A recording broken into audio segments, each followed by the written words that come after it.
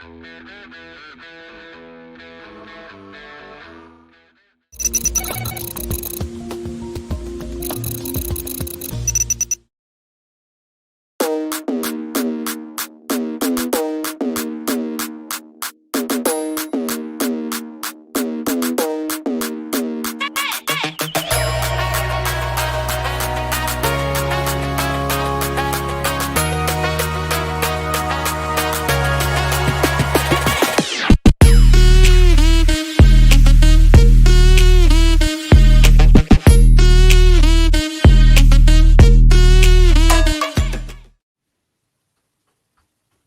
morning, everyone. A very, very warm welcome here this Saturday morning to Online Darts, and it is the final day of Q-School Live. This is where everyone knows what they are doing for the next year to 2 years, depending on what happens.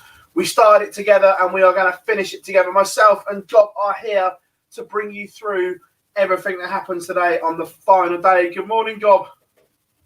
Morning, mate. Yeah, you always seem to bring me in on the last day, as if I need to start doing some dodgy maths or something. Fortunately, darts rankings do that all for us pretty much most of the time. But yeah, I always end up on these final slots. See it over the line, I guess. So we call the big guns in, isn't it? It's like, right, cup collection day, let's get the guns out. Something like that. I wouldn't say guns the way that I dress, but yeah, close enough. I'm not sure that's politically correct at the moment either with everything that's going on in the world, but yeah. Everyone knows. Everyone, welcome along in the chat room as well. You guys that have been with us for the last 7 days have absolutely smashed it out of the park. And we've got one final session of Q-School 2022 to get through together. God, the order of merit. There's some that aren't dark green yet, but we all know are already there. Virtually. I mean, it would not surprise me. I haven't looked at it indefinitely and worked out how many points are still available per person, how far everyone can get. But it would not surprise me if about 10 minutes after the UK draw, a couple more go dark green. Because the minute that somebody guys slotted into the same quarter of the draw, the same half of the draw, or the same last 16 of the draw, those amount of points that the last remaining scenario that can happen that can knock this person out disappear. Yeah.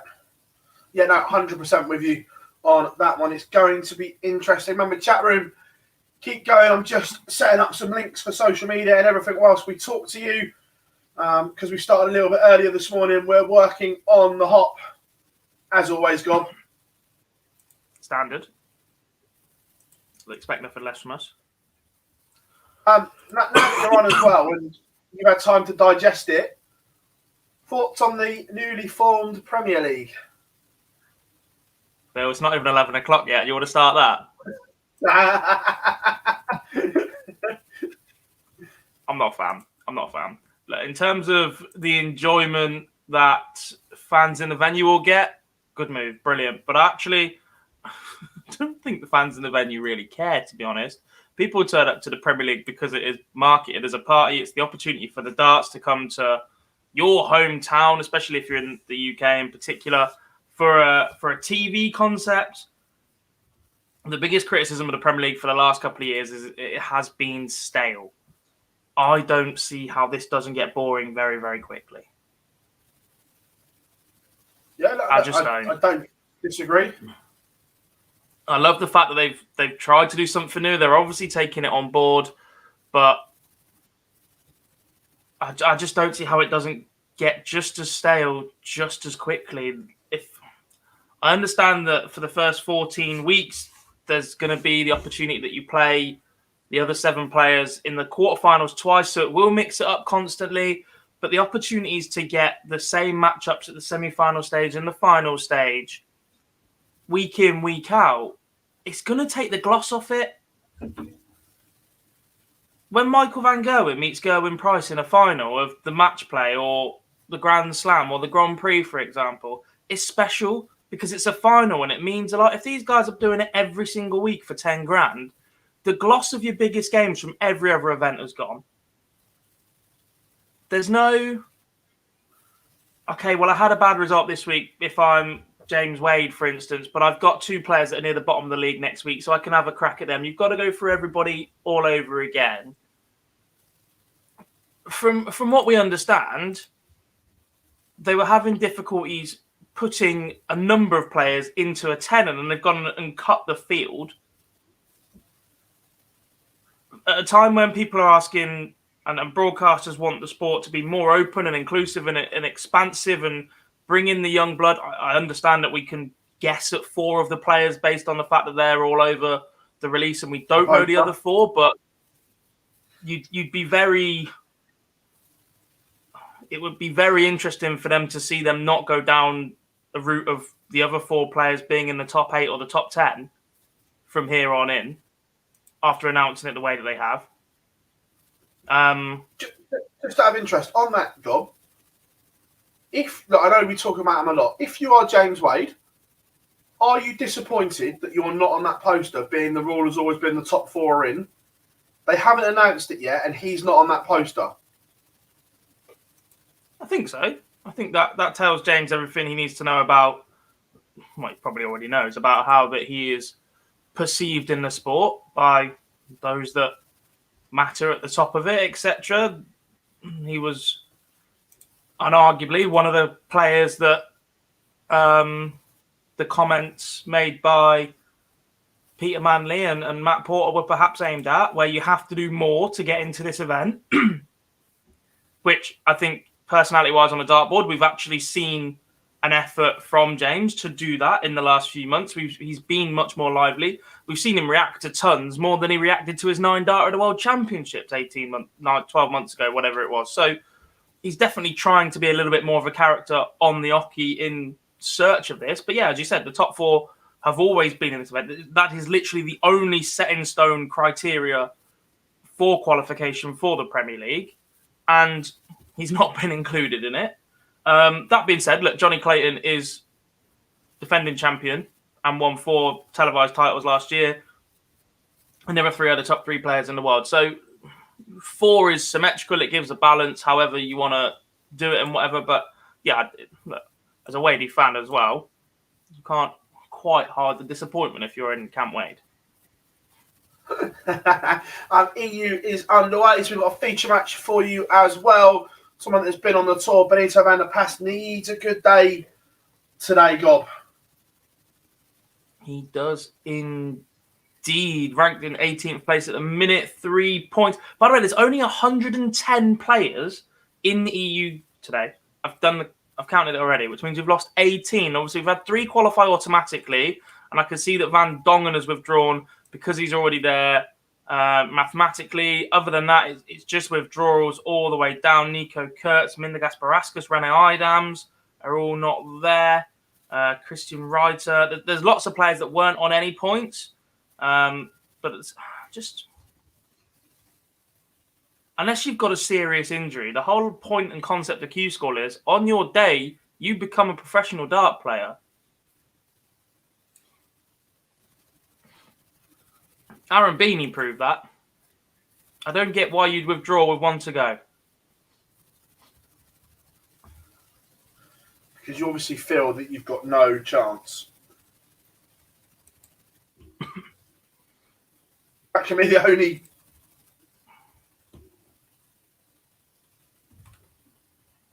Is he not there yet?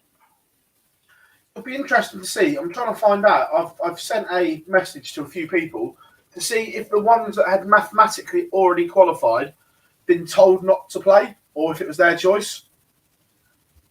Well, according Darts rankings, I got the rankings list. Van Dongen is not playing, but Dowitz and Van den Bogard are, by the looks of things. Right, okay, so that answers that question then. Let me just do a quick check. Sorry, it's Dupes, not Dowitz. I get confused with that one. Yeah, Jesus. So Dukes has stayed in, and he's got Stefan Siepman first round. And Mario van den Bogaarde plays Roy van der Grint on board number 6. Which means he'll also potentially... Oh, Karel Sedlacek, Ryan de Vrede, first round.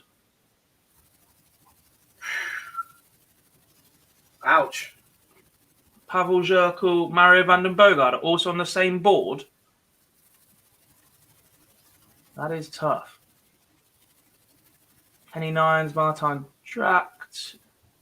Lucas Bainey has now gone orange as well on Dark Connect. Yeah, because obviously it's final day, so the presumption is that that's if one player goes into the top 11, but then goes on to win the day, which they will do because they'll get 5 points by getting that far. I think it is that works it out. They'll obviously drop out, so 12th place will be on the bubble. Yeah.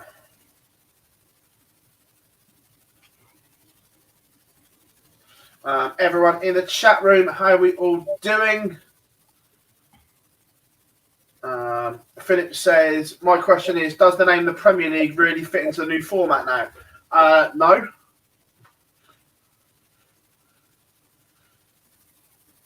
No, it doesn't, mate.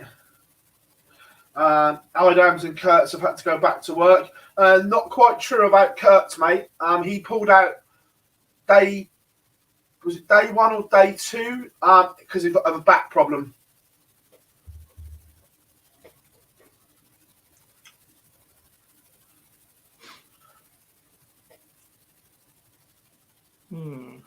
So let us know in the chat room who you think is also going to do the business today.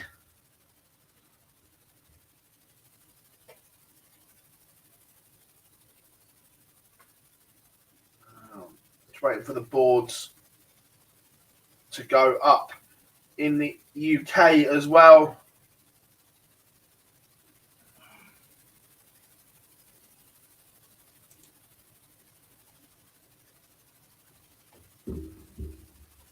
Speaking of, Phil.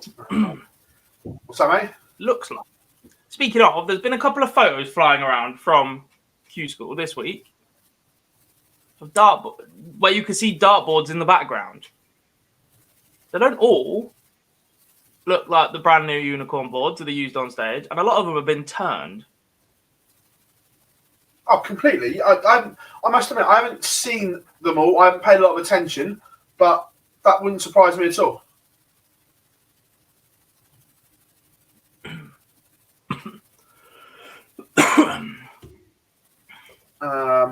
Again, chat room absolutely rocking it.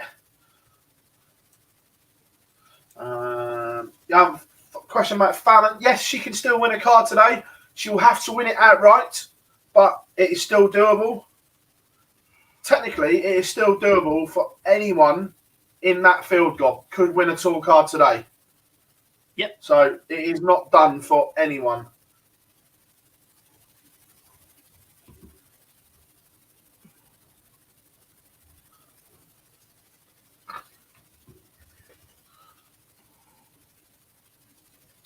Richie Burnett on 7 points, Kevin Burness on 7 points, Scott Waite on 7 points. They are the three that I think will go dark green very quickly this morning. Yeah, brilliant. In terms of leg difference, we think 6 points is enough with a good leg difference.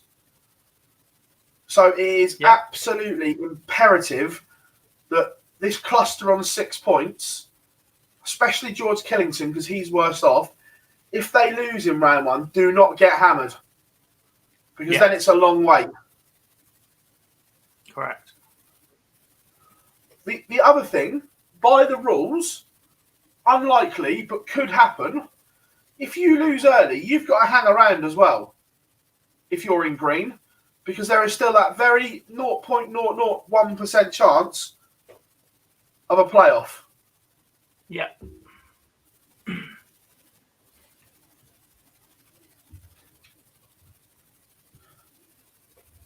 Mark says, sorry, what does outright win? So whoever wins the day on both sides of the Q-School, EU and UK, is played down to one winner. So she would have to win the day.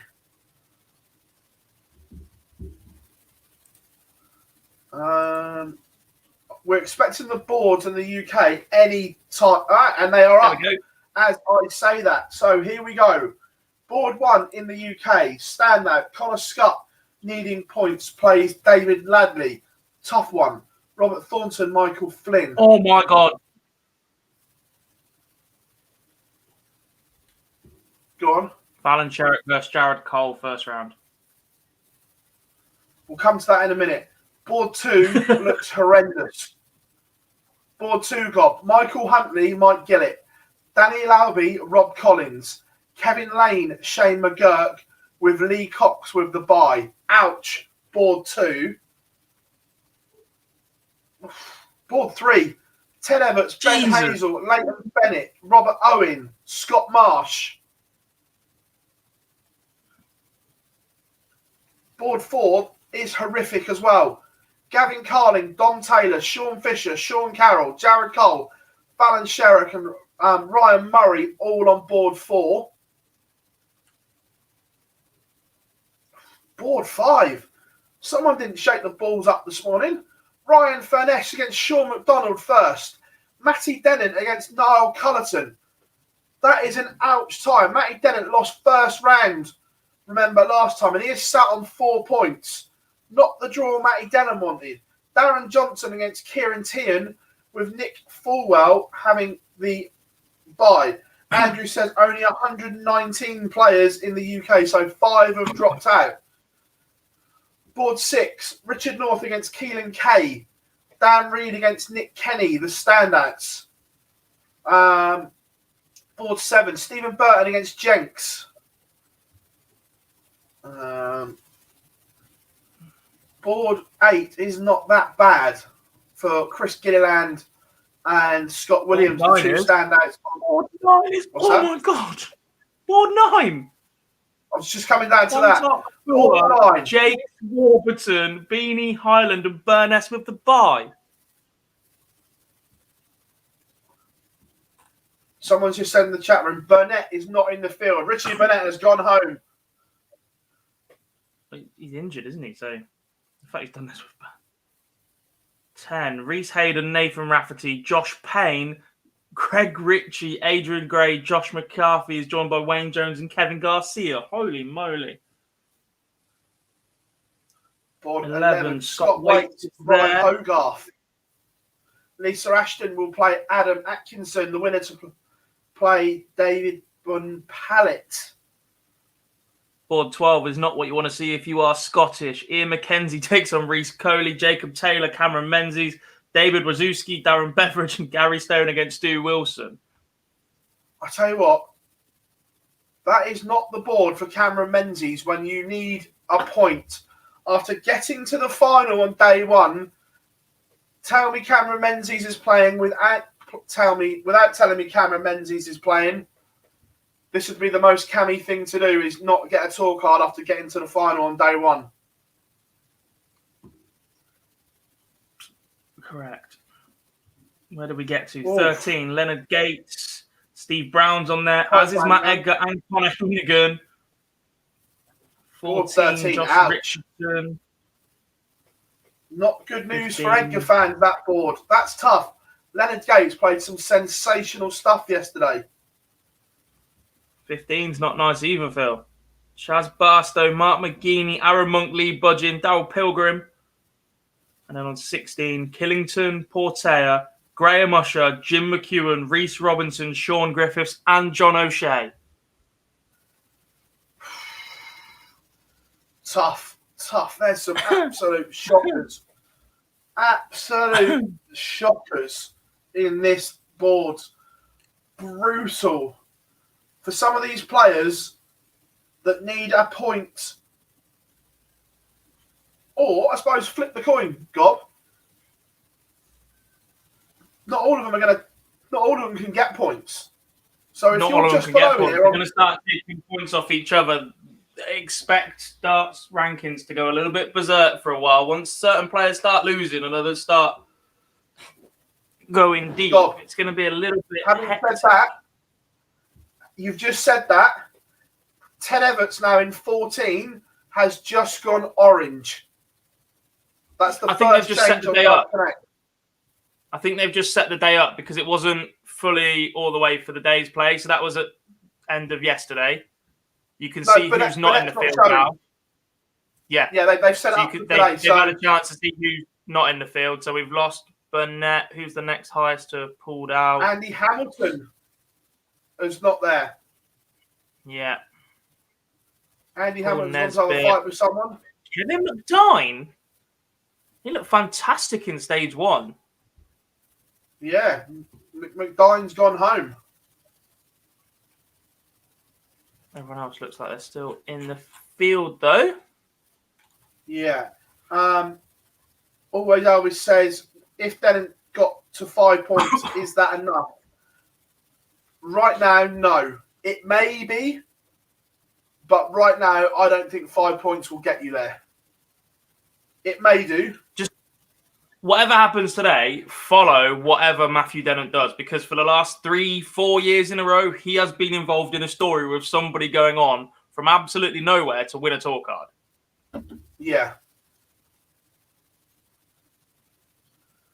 We have, I think, 2 results in EU. Arjan Konterman has opened a day of a 95 average, a 6-1 victory over Yanni Keskinakis, and Fabian Schmutzler is through. The young German that was so good on the development tour. The one weekend he managed to attend due to his age. He's 6-1 winner over Vasil Ozdemir as well. Yeah. Schmutzler down in 76th place. Doesn't have a point yet. So I'm just looking at Robert Rodriguez has won as well. He's beaten Carlo Vampire 6-2. He's not having it all his own way from what I've seen so far. Oh, he's 9th in. That's 5 points. That might... No, it's not 5 points yet. Sorry. Too early for that.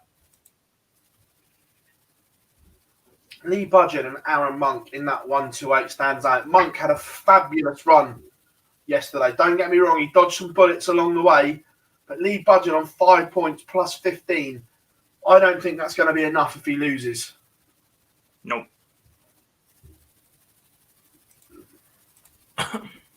UK starts at 12 o'clock.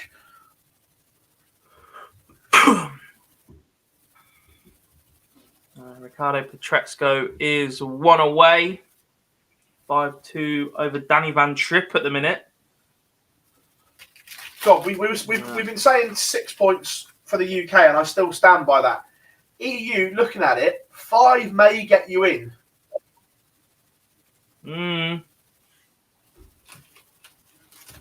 I don't know. There's an awful lot on 3 there. An awful lot on 3.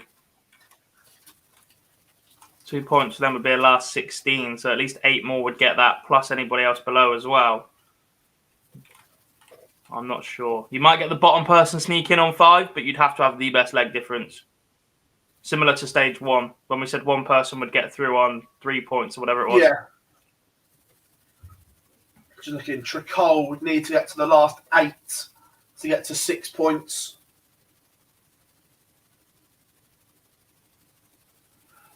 Stephen says, Aaron Monk is your boy, Phil. But if he gets a tour card, he'll be the luckiest guy to get a tour card that I can remember. I'm not disagreeing, mate. He has dodged some absolute bullets in stage 1 and stage 2. I'm not arguing that fact at all. He is on par with the Matrix. So at board 4 in Nedenhausen, Tony Elsenas is on the brink of a first round defeat to the Dane Jorgensen.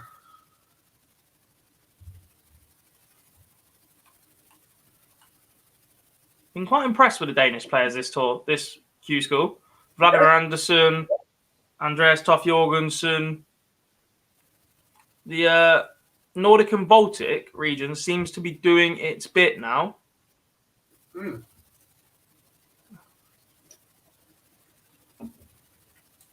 Look at Malva. 100%. As well, everyone, if you haven't told your friends, make sure everyone has subscribed as we edge closer to the 20k mark. Always Elvis says, look at Mole versus Labra. 101 average plays 99. It's 5-4 to Damien Mole on Mole's darts, but Labra has pinched them so far. 140, 140. Jamie Clark has also pulled out. He was showing on Darts Connect a minute ago. Now he is not.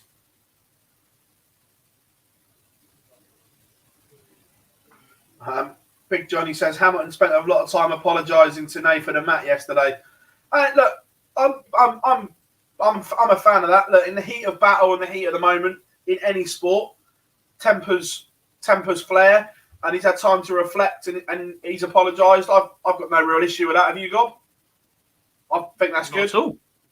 Yeah, look, sport emotion's going to get the better of you. Andy's a very nice gentleman. Worked with him a couple of times. Superb, and Q-School's tough. Q-School is tough. Emotions are high. This is people's careers on the line. So, Marcus, I 100% agree with you looking at this. So Jack Labra is averaging 101. We need a French team at the World Cup. We do. We need a French player to get on tour. Labra is averaging 104 right now, by the way, Phil. That's gone up. He 5-4 down against the darts. He chucks in an 11-dart leg to stay alive. Yeah. Forces aside of Damien Moll. There's a link to the Q-School order in the chat room, and it's pinned at the top in the pin post as well, guys. So you can see what we are looking at.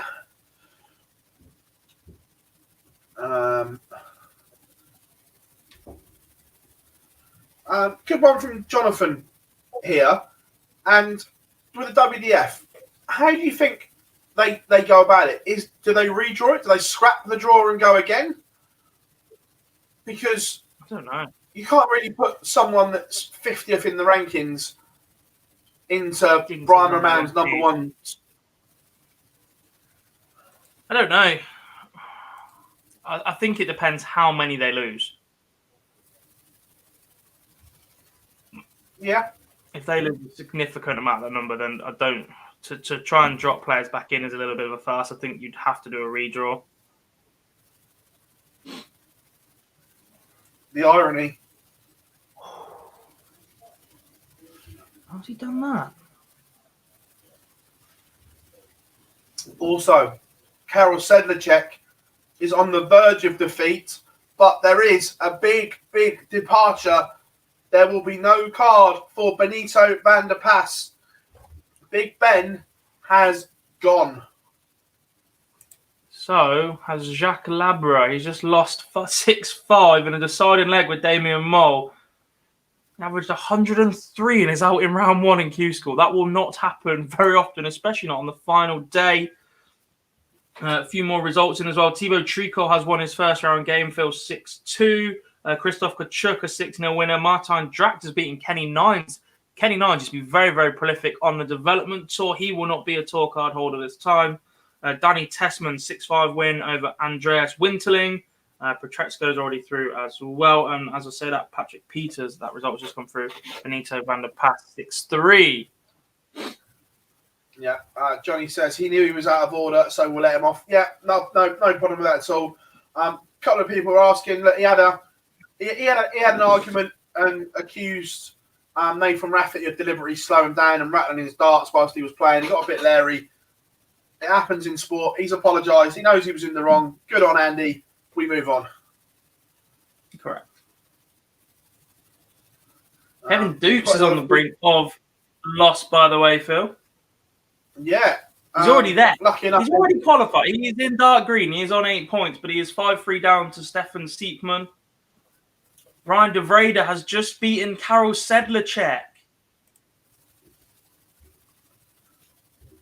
There was a time about 6 to 9 months ago where you did not think Sedlacek would even be at Q-School, and now he won't be on the tour at all next year. Yeah. As well, a couple of one guys. We're going to run the same competition today, this afternoon, in the chat room for tickets. And then this evening, I will go through all the streams, get all the names and usernames that have done it, and do the draws for them. So we're going to run the same comp again today. From about 1:30.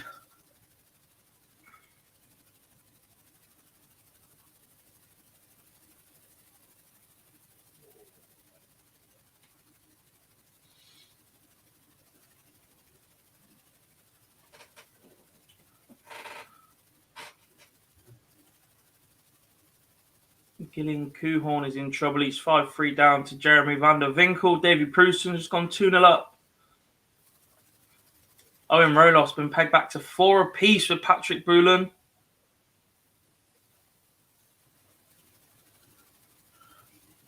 Send the check for the live league. Look, anyone that doesn't get a card is in contention.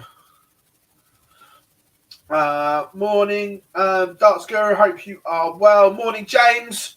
Hope you are good as well. Phil, what game have you just put on? I don't know what Dart Connect's done there, but I clicked the link to the. They are not players' names. They are not players' names. Stefan Seaman has beaten Kevin Doots. That's what's coming up when we just not liking the Wesley Placier game. Let's try another one.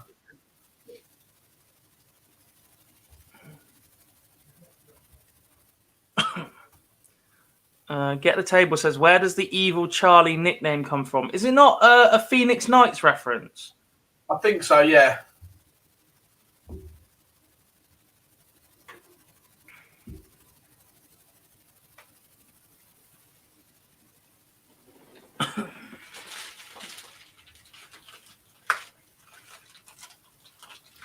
Jim says, how's Darren Beveridge doing? He needs a big day today. Indeed. He's played okay, to be fair. Just points haven't gone his way, unfortunately.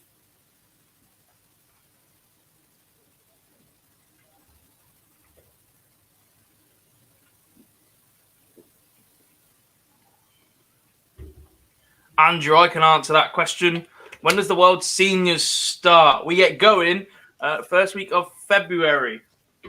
3rd to the 6th is the World Championship at the Circus Tavern. Then we've just announced an Open Series event. So the first one of those will be in March in Newbury. Then we've got qualifiers for the Masters first, then the Masters, then qualifiers for the match play, then the match play itself, then 2 more Open events. And then we're back on to the World Championship for 2023. All good for the seniors right now. Yeah. How many points does the Rebel need? Good question. He's on 1 at the minute, so a lot. He'd pretty much have to go all the way today. A final might get him in.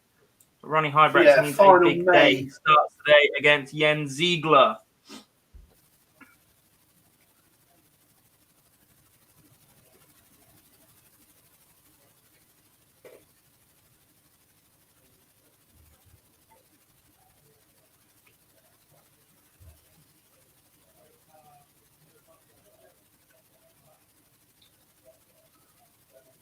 Rin says, in the EU order of merit, someone in the number 12 is yellow. What does that mean? So what it means is that person will likely get a tour card. There are 11 tour cards available via the order of merit in the EU. But because somebody winning the day will likely jump into that green and then remove from that, that yellow will move up into green once that player is removed from the list. So it's a provisional. You put the top 12 in on the basis that your winner will be in that top 12. They'll come out of that as a winner on the day, and then the 11 remaining will be your order of merit card winners. Yeah. Davy Prusen, 2-1 up, looking as if it's going to go 2 apiece. Throw is under pressure on the feature board.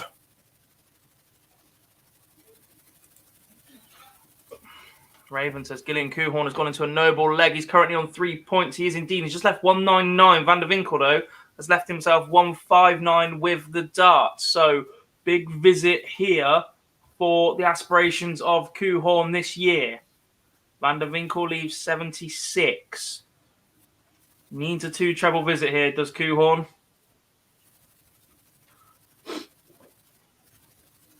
And only finds 80, leaves 119. That is an awkward finish. Will he get a go at it? Not an icon. Van der Winkel leaves double 10.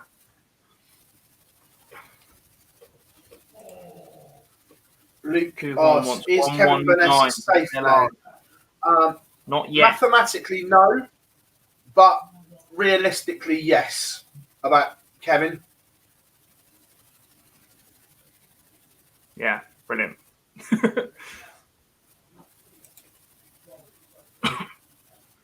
And Van der Winkel does beat Gillian Kuhorn. The Dutchman is out. He was on 3 points.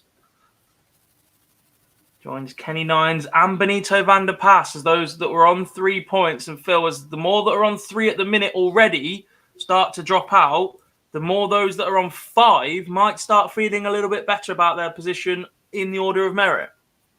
Absolutely.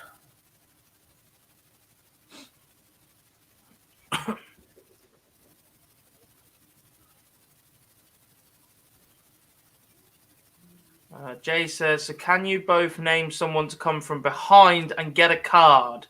Someone in absolute disarray. How far down are we going? What's the... I don't know, I presume miles out. Someone that's on 2 points or below and need to go all the way. Will we get a story like that today? Or do you think it will literally be players that have been around the top just duking it out with each other? Don't get me wrong, there are some fantastic players towards the bottom of both order of merits. I think there's a few more surprises at the bottom of the UK than perhaps there is the EU. Yeah. There's a few names that jump out that have unreal games on their day in the UK. I look at people like Darren Beveridge, Matty Edgar is more than capable of coming through the field. Chaz Barstow, another one that had such a good Q-School yesterday. Chris Gilliland, Shawnee Mack, Hopai Puhau has played some great stuff. Rafferty. There's a list of players that are on 1 to no points that have unbelievable games. Danny Lauby, absolutely. We saw Danny Baggish did it last year. So it is doable. Aaron Monk almost did it yesterday. He had no points yesterday and has put himself back into the mix on 3 points. So it's doable. And like Gob said, I think it's more likely in the UK one because I think the standard is better throughout in the UK. I think the standard at the top of the EU is very good, but I think it drops off quite quickly. Where at the UK, there's more strength in depth. Correct.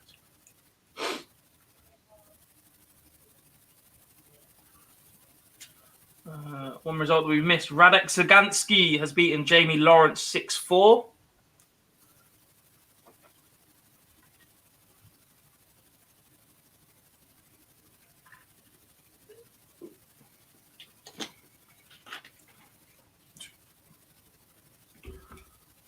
Ross did it yesterday as well, yeah. Marlon says, have you both got some players that you really want to play on the tour? Shawnee Mack, for one. I think he is absolutely fantastic. There's lots of players I'd like to see on the tour. There's probably too many to name. Another one, Connor Heenahan on 2 points is more than capable of having a run today. Yeah. Luke would love to follow and go all the way. Not just because he promised me a set of his darts, just because he's fantastic and in the chat room. Fallon has the game to go all the way. Agreed, Luke. Ryan Finesse is another one who, I'll be honest, before his live league performance, didn't know a lot about him. His A game is superb, but he seems to be struggling with that consistency level. Yeah. No, I'd go with that. Tom Taylor spent an awful lot of time at the top of the development tour rankings this year. He's down on 1 point.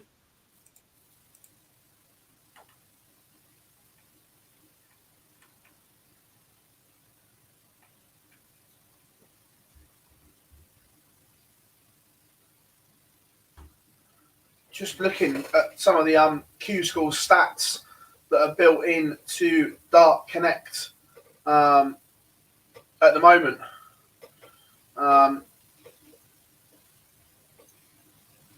Just looking at the overall, their average, their 3 dot average for the tournament. Obviously, some of these Jose Justicia is top of the 3-lot averages, but remember, he got the job done, so he's played less games, so that average is always going to be higher, the same as James Wilson is up there. Interesting. Brian Roman, his average is a lot lower than a lot of people that are only 86.28. Again, bit of wading from Roman. Got him a card though. He's been solid all year as WJF. As he pointed out to you when you gave him a little bit of tap the other day, that he's made the quarterfinal of every event he's been to. That consistency can't be beaten. He knows how to win matches of darts. Agreed. Boise is in. We did just have a result, by the way, a game that seemed to take forever from a point where it was 4 apiece at one point. Owen Roloffs has beaten Patrick Boulan 6-5. Couple more nearing victory. Michael Verberg is 5-0 up on Perry Nordmere. Davy Proustin is 4-2 up on Fabian Meyer. Everything else seems to be getting underway or is a couple of legs in. Wesley Placier, of course, 3-1 up on Thomas Hudek.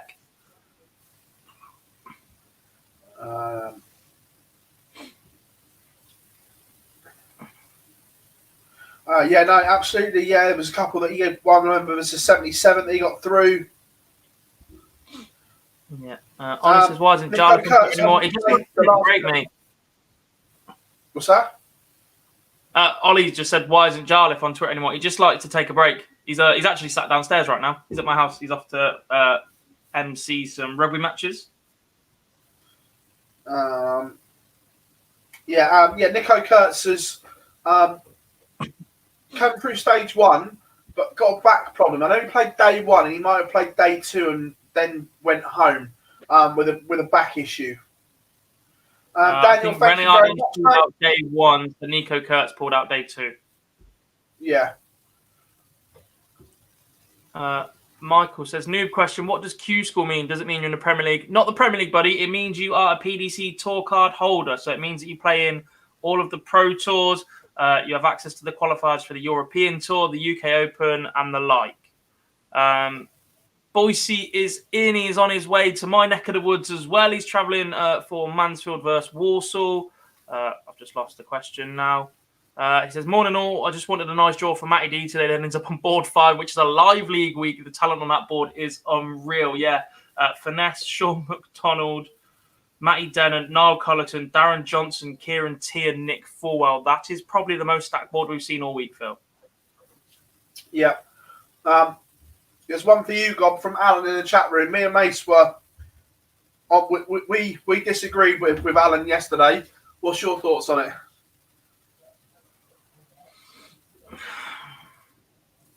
I think possibly. It depends what you define that as. If that had said legend, I'd have disagreed massively. I kind of think it's a little bit different. He's just been there for so long, been so consistent. However, for those that are a little bit more casual as a fan, you'll see Ross Montgomery once a year at the World Championships at the Lakeside in the past, but wouldn't really see him that deep in that tournament. It was not his biggest friend. So for me, not really. He's certainly a recognisable player. Is he an icon? Is he the sort of player that you're sat after the PDC World Championships going, oh, I can't wait to see Ross Montgomery play again? Possibly not.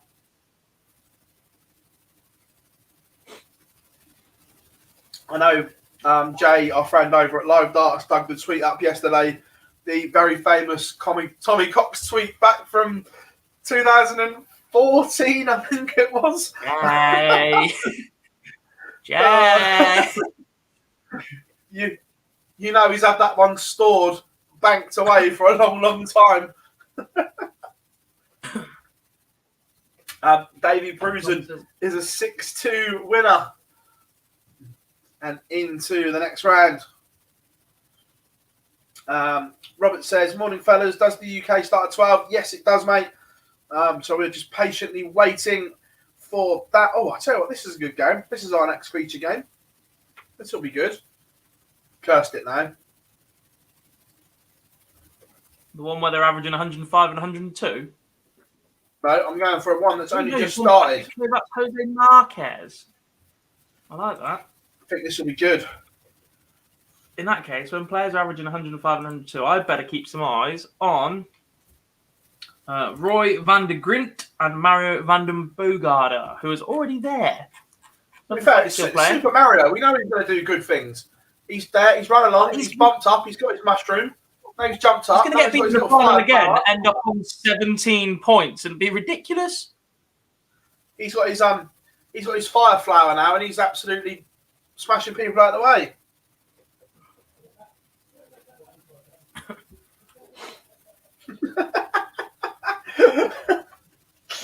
I love having Johnny in the chat room.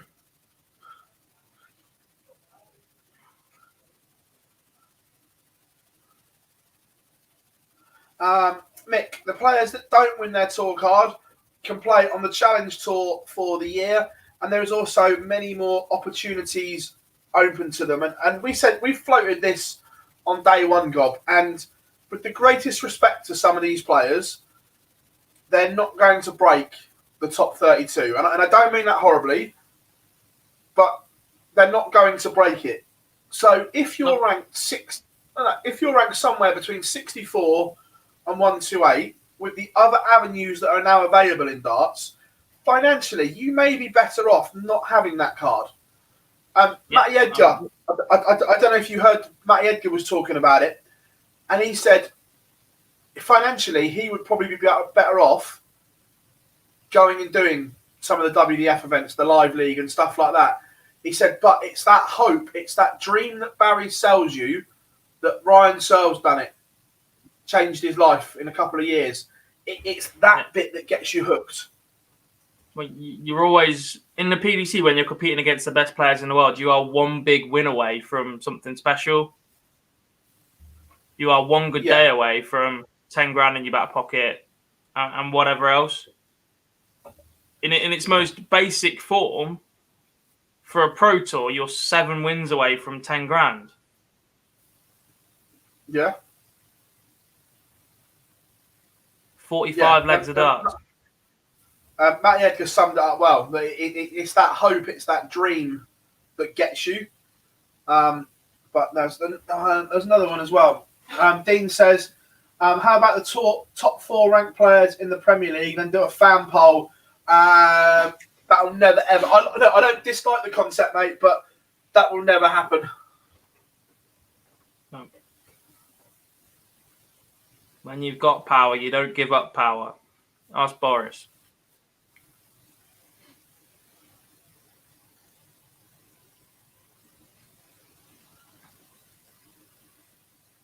Did Ross Montgomery win a major?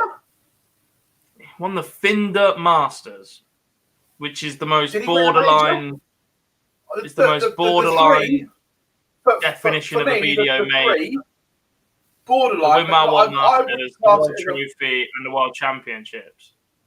Yeah, for me, there was 3 in the video: the World Trophy, the Masters, and the Worlds. The Finders was just under that for me.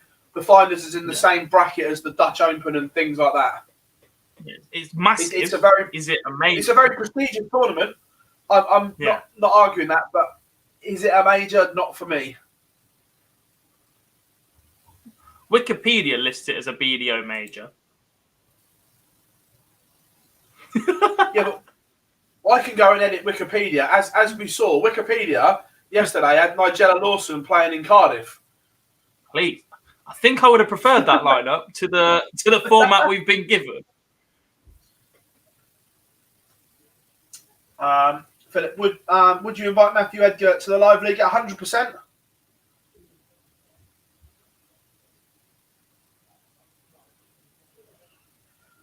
Yeah, look, guys, we're not saying the Finders isn't a prestigious tournament, but I wouldn't class it as a major.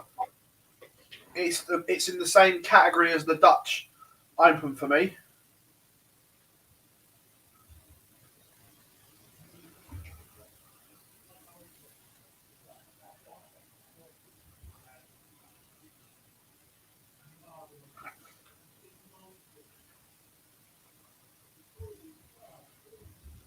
We should edit Wikipedia.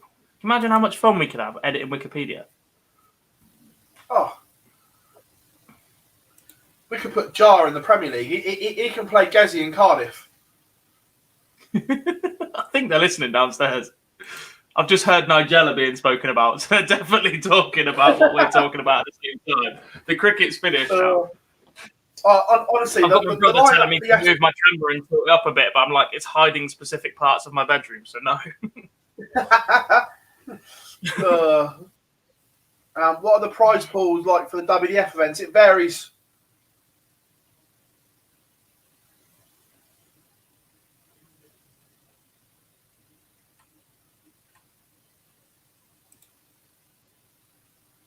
Alan, for him, I hope he does. I hope he goes. I hope any player goes on and has a good career. But just looking at the numbers, I just don't see it. But for him, I hope he does.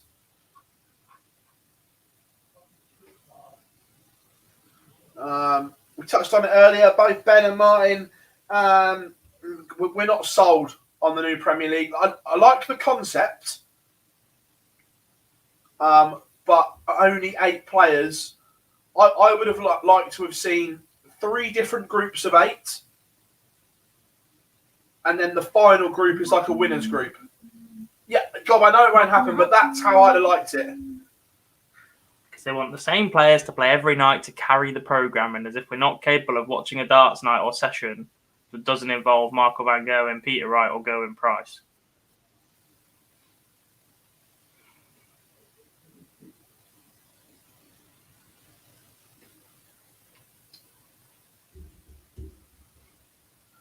And he says, if you believe you have potential and to be up there in the future, the only way you get there is by playing the top players on the Pro Tour regularly. But there's a difference between whether you believe you have potential and actually do have potential is the difference. I've got potential. I don't know what but I've got potential. In my head, I've got potential and I could be brilliant. Realistically, I'm absolutely shite. But in my head, before I step up there on a Friday night, I missed a 9-darter on dart 1. You need to get on my train, mate. Vodka Wednesdays, they're the way forwards. Vodka Friday, Jesus. Phil, what international players I'd like to see in the with the international players? It all depends on travel restrictions. Like we saw the last 2 sessions before the break at the end of last year, when people could travel freely, there was loads in. So as long as they can travel, then it's all good.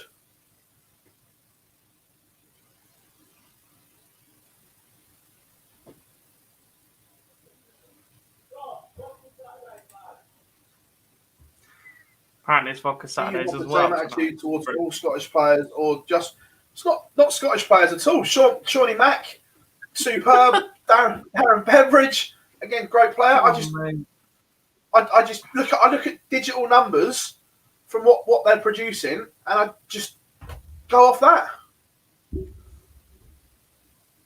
I'm also spend a lot of time on Facebook, so you know. Yeah. We have some more results in the 1-2-8. So I'm just going to call out some that we may have missed. Stefan Belmont, he's a 6-2 winner. Who else don't I recognise in there? Michael Verberg, he has won 6-1. Patrick van der Boogard, he's a 6-1 winner as well. He now moves up to... he's still on 5 points plus 17 leg difference. He's arguably 1 win away. Gian van Veen, he's a 6-2 winner over Stefan Schroeder. Stefan Hendrick, he beat Andrew Beaton 6-0.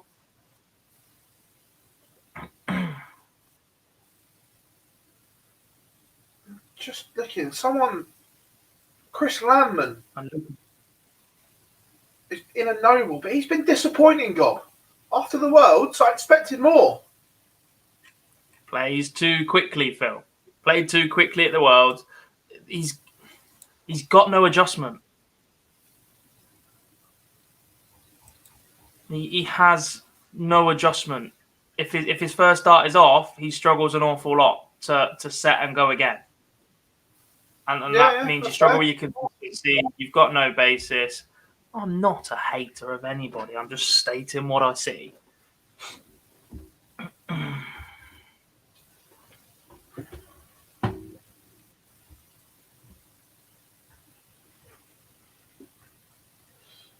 Connor says, I've been watching a lot of old school lately. I think Brissy Low jockey would compete today when you consider the advancements in equipment. Thoughts?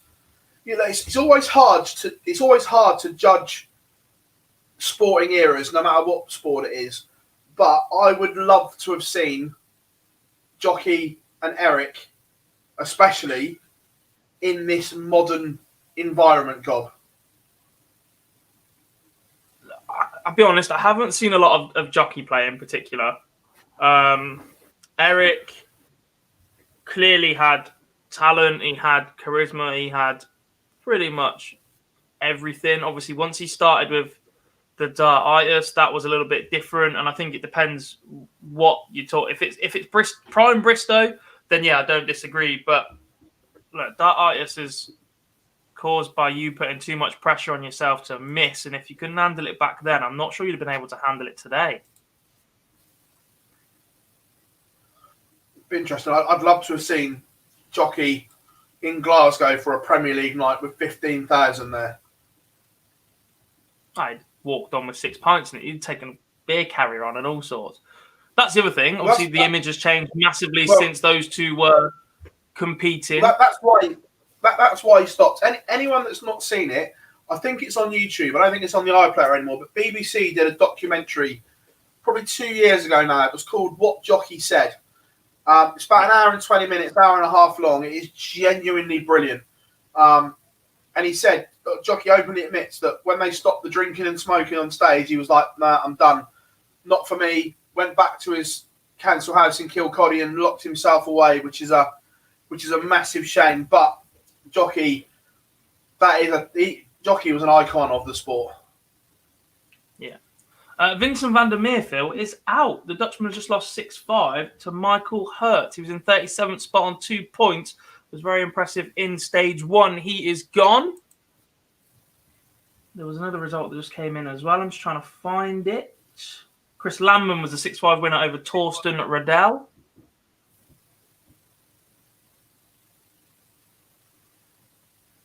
Tony Martinez, 6-1 victory over Stephen Noster as well. Wesley Placey, a 6-1 over Thomas Hudek. Yeah, Pete says Jockey well recommended. Yeah, genuinely, it's a really, really good. It might still be on the iPlayer somewhere, but it's certainly on YouTube, and it's it's very, very good. The wee man from Kilcoddy that captured the heart of the darting world. And again, this might just be naivety from my age, etc. It doesn't look like an awful lot of players back then played very quickly. I know we take the mick out of the Jockey clip when he's playing Terry Downs, I think it was. But even then, Bristow, John Lowe. I agree. I agree. There wasn't Jockey probably came along and broke the mold a little bit. Eric wasn't slow but wasn't quick. Eric was just at a normal pace. John Lowe was quite slow and methodical. But Jockey kind of broke the mold a little bit.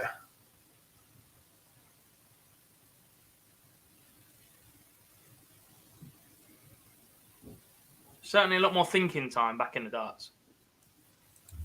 Yeah. And there was no exclusion zone then either.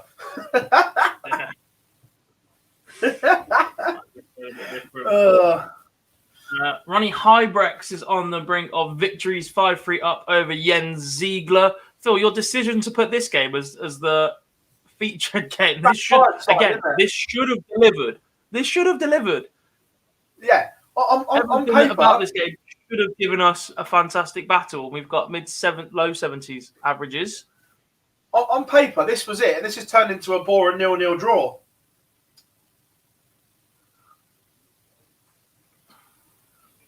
Bob Anderson was rapid. I still love the Bob Anderson finger point on the 180.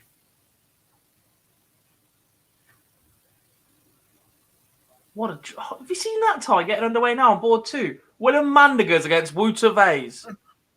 Are they BDO icons as well? Mandegers has got to be a BDO icon.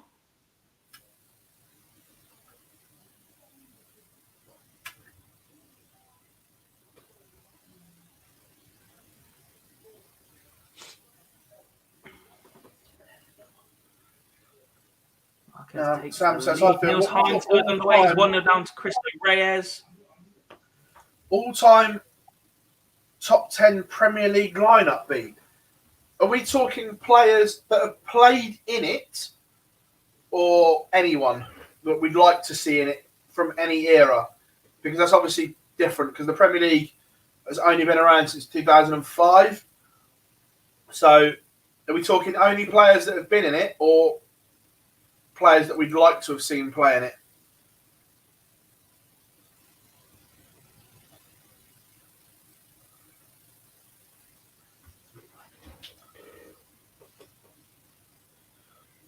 Remember, everyone, over 400 of you watching now, which is absolutely amazing, but only 61 likes. You can do better than that. Remember, drop us a thumbs up, like the video, and remember, if you haven't subscribed yet, please do so.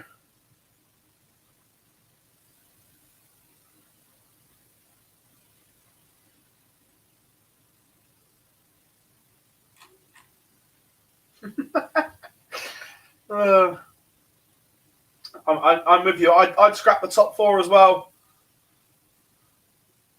Me.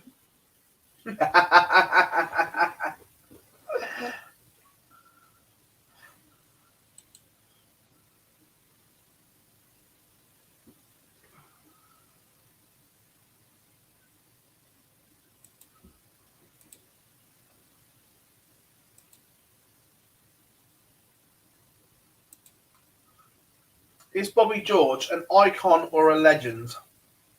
Both. He's an iconic legend. See what I've done there, Gob?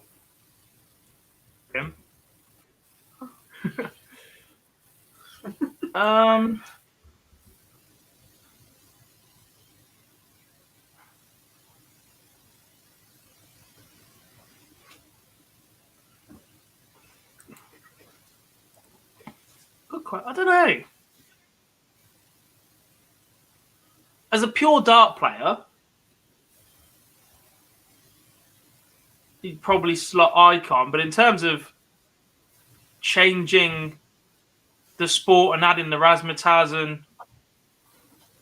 as legend is defined, being notoriously well known in your field, Bobby George has to be a legend, surely. Absolutely. And although he never won the world title, back then, the 2 news of the world titles, in my opinion, are up there on par with the world title. One, because of the players that were in it. There was no splits or anything like that. They were all there. And to win that was just unreal, the way he did it as well.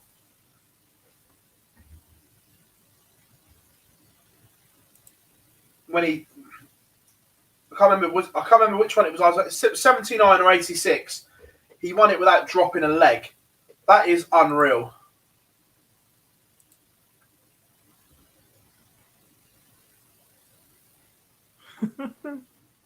Apparently, I'm taking the mix, saying Mandegers is a BDO icon.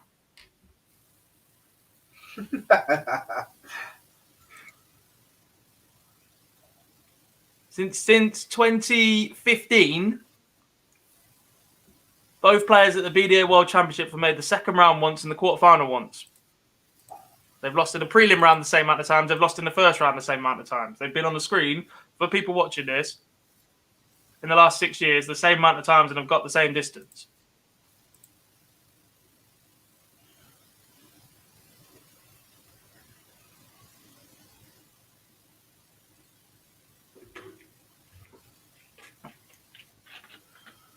James says, how many dart players in the history have made more money in darts than Bobby?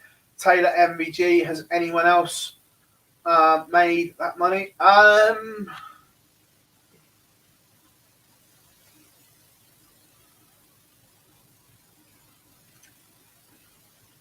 Probably not. Oh, we are underway in the UK. This feature game is going to have to go. Probably for the best.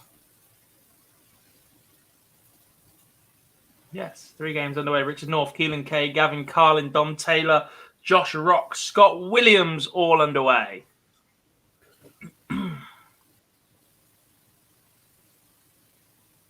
And a few more all go live as well.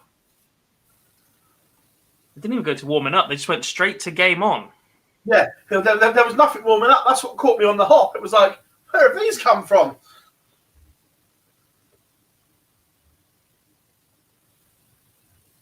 So, we are underway. Plenty going on. Some big, big ties. This is where it gets interesting now. This is where we have to keep an eye on darts rankings as well on both sides of Q-School, everyone. Strap yourselves on because this is it. No turning back now. It is all or nothing for Q-School 2022. In the next few hours, you are either leaving with that golden ticket or you are going home for another year, Gob. For another week, and then you're back for the challenge tour.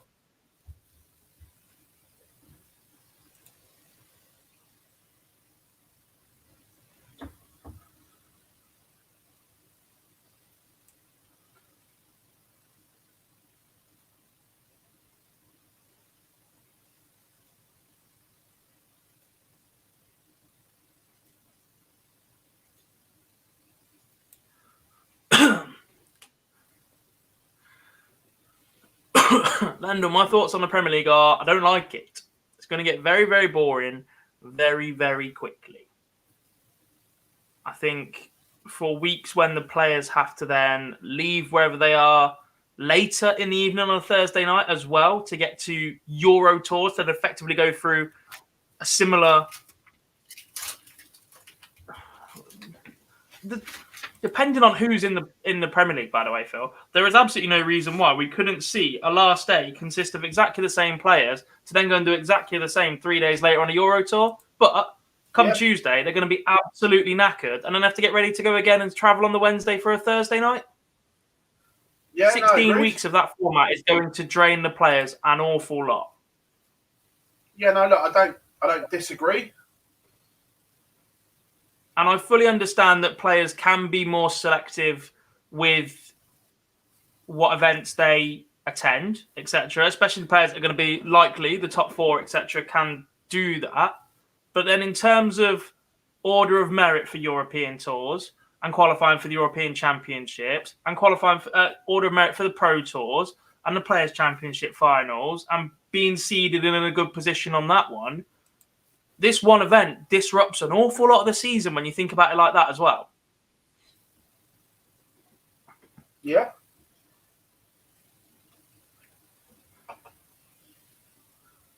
But big game warming up in the EU, by the way, and it's just gone live. Yella Klassen against Jesus Nogueira is live.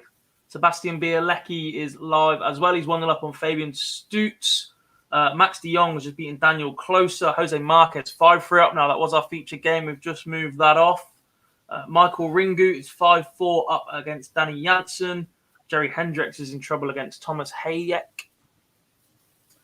Right, be interested to see here. There's a couple of questions on this. First of all, I don't think players will skip Euro Tours. They'll skip Pro Tours. The prize money on offer for the Euro Tour is too much to skip. They'll skip Pro Tours. But also, I know we've got a lot of our German friends in the chat room. Euro Tour 1 scheduled for the end of February in Riesa. And then one a few weeks later in Hildesheim. Do we think they will happen? And also, I know we've got a few from Belgium in the chat room as well. Euro Tour 3 is happening in Belgium at the end of March. Realistically, do we think these will happen? Because if there are no crowds, the Euro Tour will not happen behind closed doors. So it's interesting to see if you can fill us in on what you think is going down. Obviously, because we don't live in these countries, do you think Euro Tours 1, 2, and 3 will happen in their scheduled spots with what's going on? Gary will skip the Euro Tour, yeah. 100%. Philip says the first European Tour events will happen. A few more conversations about the Premier League as well. Best players each week. Why would you not want Price, Wright, MVG, Clayton, Anderson playing each other every Thursday? Sounds class to me. Because the final, those matches are going to get boring. Because if you get the same final 10 out of 16 weeks and then they meet each other in a match play final, etc., it starts to feel a little bit downgraded when you get to them in the big matches because you see it so often. Snooker is very much in the same position right now where the calendar had a massive explosion about 15, 20 years ago. And actually trying to sell the big rivalries now is incredibly difficult unless it is the World Championship.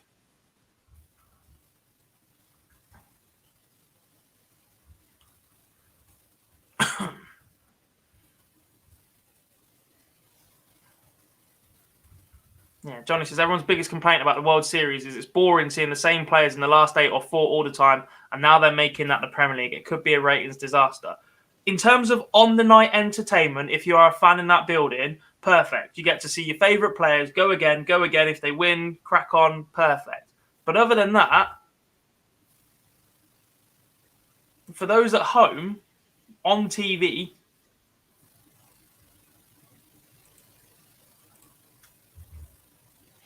I'm not convinced. Yeah. Again, look, I've seen the wild card option. 7 players and 1 wild card each week pushed around. But there is an issue with that in that if a player as a wild card wins 1 week, are you seriously then going to tell them, by the way, you can't now play for another 14, 15 weeks? Do they get a spot the year after? And what happens after the 16 weeks when you get to the playoff week? Who do you put in then? What happens if 3 players all win?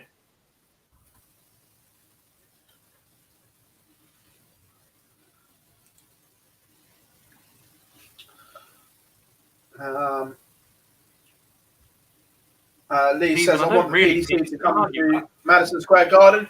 Mate, at the moment, it's all scheduled to be there. I've got my flights booked. I will be coming to the Big Apple. As well. So just out of interest, okay, I know people have been talking about Rotterdam as well. For all you guys, obviously, that are living in Holland at the moment as well, is there any sign of lockdown ending in Holland?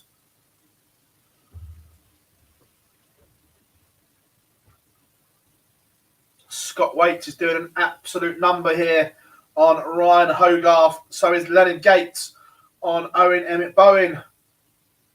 Morning, Andy.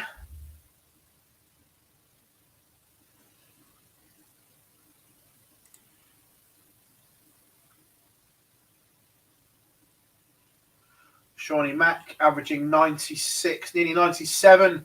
Tune that up on Ryan Finesse. Keelan Kay 2-1 up on Richard North, and Reese Hayden is in front against Nathan Rafferty 2-1 as we speak.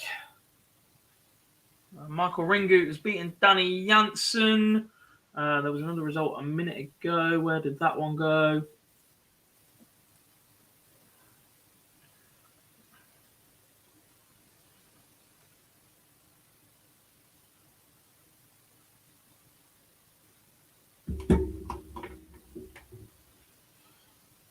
Afternoon, Mark. Billy says, I love the new format, depends on the players. Yeah, look, the format, I don't mind. But it's just the same 8 is the issue for me. Yeah, they're slowly coming out of lockdown, but there is no sport with public yet. Nothing until the end of January with public. Cool, guys. It's just interesting to know where you guys are in relation to us here in, well, especially England. We're I want to word this right. In a lot of people's eyes, the pandemic is done in England now. The virus is still there. I'm not arguing that, but everyone in England is just saying we live with it and we go back to normal. Have I worded that right, Gob? I think so. Yeah, I'm not saying that COVID's done. It's gone. But in terms of the restrictions, certainly here in England, everyone that I know is just like we just crack on and live with this virus. Hi Matt, how are you doing? There was one as well. Where is it? Can't remember. It's KR3000 says, Phil, do you pay for your own flights, ECT, when there's international travel? Yeah, I'm self-employed technically, so I can put them through as a business expense. So although, yes, I have to pay for them, they are tax deductible.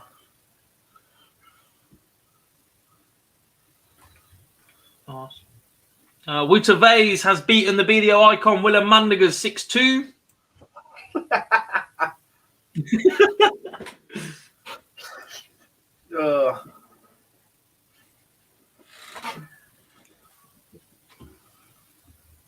Hope I poo how 3-1 up on Chris Quantock. That's big. Don't Quantock get is me wrong. in 15th place, 4 points. Philip says, I prefer how you guys in the UK have dealt with the virus.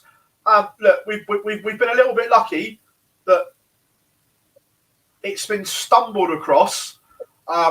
If Boris hadn't been a naughty boy and done so many things wrong, I'm not sure he'd have opened us up so quick. But the fact that he's trying to keep people on side, he's just gone, get on with it. Yes, very, very much so.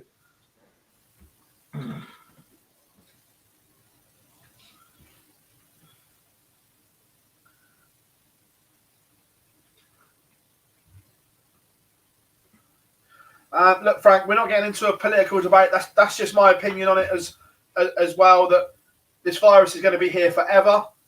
Then you're not going to get rid of it, and you can't keep millions of people all around the world locked up indefinitely. Correct. A couple more. Stephen, quick more on snooker. Look, snooker shootout's interesting. I think as a one-off, I think it's entertaining. My friends have been there at the Watford Coliseum. I tried to get down there the other year. Hopefully I'll get down to see it at least once. It's just a little bit more razzmatazz to the sport. In terms of snooker as well, where they are at the minute, look, I think they've got a decent balance of old boys propping it up. You've got your Higgins, your Williams, your O'Sullivan. You've got Judd Trump, Mark Selby, Jack Lazowski to an extent in the middle. You've got your Asian reach. I am a little bit concerned about young, next off the line players in terms of Q-School development tour and that sort of thing. Snooker doesn't seem to have that, and it's going to rely on the Asian market an awful lot to produce the next generation. I think that's where snooker is, because if snooker was in a position to be producing the next stars already, then the likes of Hendry wouldn't be getting gifted a tour card. If there's enough good up-and-coming youngsters to drop straight on that tour, then you don't give Stephen Hendry a wild card. You say these guys will be the future. First winner in the UK Q-School today. Josh Rock beat Scott Williams 6-1. Also, as well, Gob, Cristo Reyes, still alive. Why? Don't get me wrong, he's behind, but he's still alive. He's not done yet. It may be the end of the road coming up, but The boys to men reference. We do have some 64 games underway. The Tree Cold is about to get underway. Snooker's a real interesting one, Gob, because people always say no one is bigger than the sport, which 99% of the time is right. However, Ronnie is. Snooker is the exception. Ronnie O'Sullivan is bigger than snooker. Yeah. Oh, massively. Yeah, I don't. There are characters left in the sport. Yeah, There are characters left, and the sport will survive once he's gone. But the draw of Ronnie O'Sullivan compared to anything else is ridiculous. Oh, and it pains me to say that because I'm football and everything like that. That no one's bigger than the club, and that's the way it should be. But snooker is very much the exception. Couldn't agree more. Thank you. And even Joe trying to make comments now about playing in a tie and changing the image and that, you just get shot down. Yeah. DW, thank you very much for your donation. Massively appreciate it. Thank you for the support.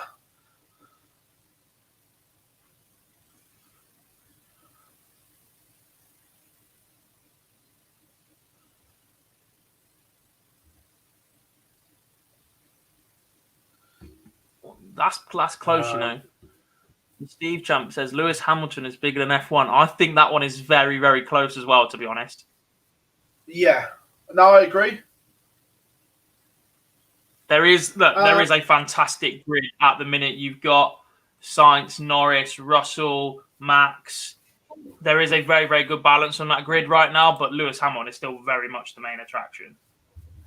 Yeah. Martin, no. Germany hasn't been cancelled yet. We were just chatting about, do we think the Euro Tours will go ahead in Germany? As it stands right now, they're on.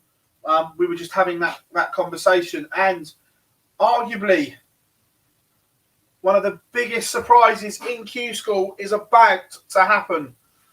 Chaz Barstow is on the verge of defeat. He is 5-2 down against Chris Hurds, the man that was brilliant at Q-School last year, brilliant on the tour. It's not going to happen for Barstow. Also, Leonard Gates' good run is continuing. He is a 6-2 winner. Can the American get a card and join the revolution that seems to be happening? He's in a good place right now. Phil, it'll be interesting if we could catch up with the CDC guys next week, I think. Because seeing one or two Americans have success is brilliant, and it shows that their tour is working.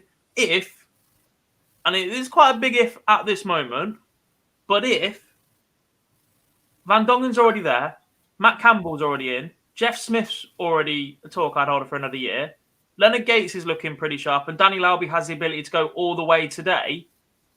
If they lose those 5 in one hit, who's the next? Who carries that? Who makes that CDC marketable for next year? For the players coming onto that tour, fantastic. They've got a real chance of being the next guy to do it. But in terms of making that product marketable to go on PDC TV and the like, who's left in the CDC? Who is the next big American to carry that side, if you like? Who's the next big star? Because you need a big star. You need a poster boy.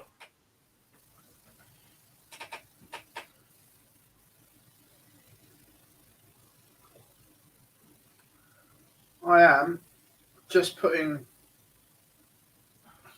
Danny Baggish as well, yeah. Baggish's got another year on tour. That's an awful lot. Look, don't get me wrong, having those guys involved will be fantastic. And the more of them involved, the better the image. And actually, if they all get on and travel together, then superb. Matt Campbell is on the tour because he won the development tour, the challenge tour, Order of Merit.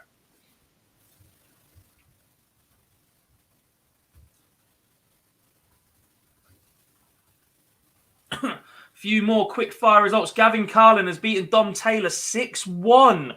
Taylor was top of the UK development tour after the first weekend this year. He falls at Q-School. Ryan Finesse is out. He's just averaged 97, but Shawnee Mack has beaten him 6-1 with a 97 average of his own. Stephen Burton, a 6-4 victory over Andy Jenkins. Josh Rock has beaten Scott Williams 6-1. We brought you that one earlier.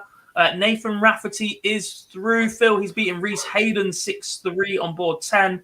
Leonard Gates with a 6-2 victory over Owen Emmett Bowden. And George Killington, he is on 6 points already. He is on the plus 13 leg difference.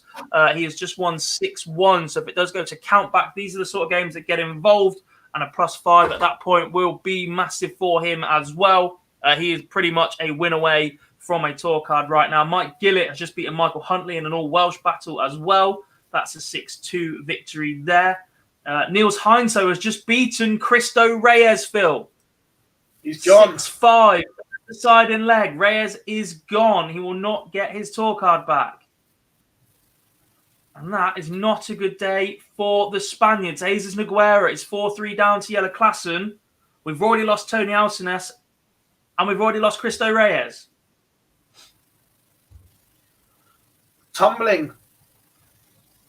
Jose Marquez Sebastian beat Patrick Kovac 6-4.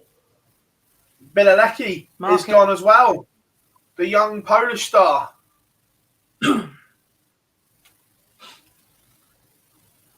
They are tumbling all around at the moment. Scott Waits. Ryan Hogarth is out. Scott Waits has just won. That pretty much will put in there, won't it? He's already on 7 points, 6-3, so that's a +3 if anything's count back. Connor Scott beats Dave Ladley. Christian Kist beats Michael Ostrode. How is Trico averaging 103 and losing 3-1? A very, very good question, Ollie.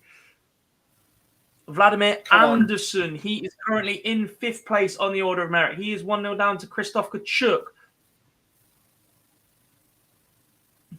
Trico gets a leg back. Pero Lubic, 3-1 down to Arjan Konteman. Konteman started the day brightly as well, if I remember correctly. He had a 95 average in a 5-1 victory over Yanni Keskinakis. Now 3-1 up on Pero Lubic. Nogueira leveled up at 4 apiece for Yellowfield. Ted Evitts beats Ben Hazel. Yeah, Matt Ward in the chat room as well. He says, up the RAF, and Barstow surprised me. Amazing player last year. Yeah, it's what you said, mate, when you joined us the other day, that is it right to judge someone's career over 4 days at Q-School when everyone can have a mare? Absolutely. Again, chat room Mr. on Key, fire. good to see you, sir. Hopefully see you in Newbury.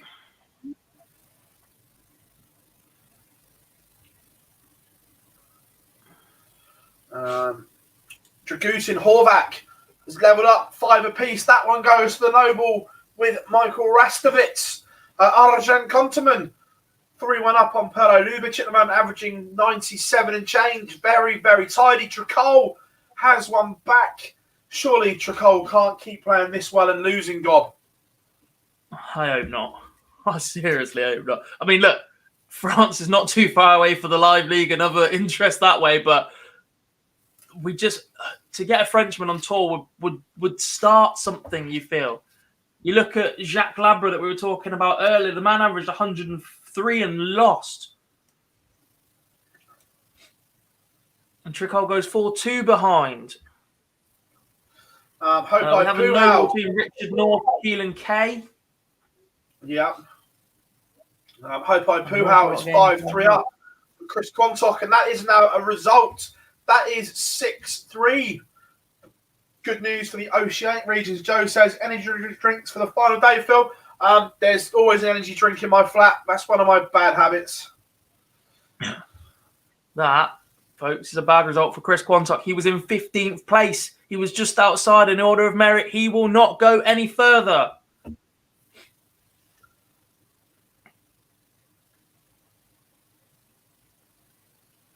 I'm sorry if it's already been asked. What's up with Rowby's links tonight? Actually,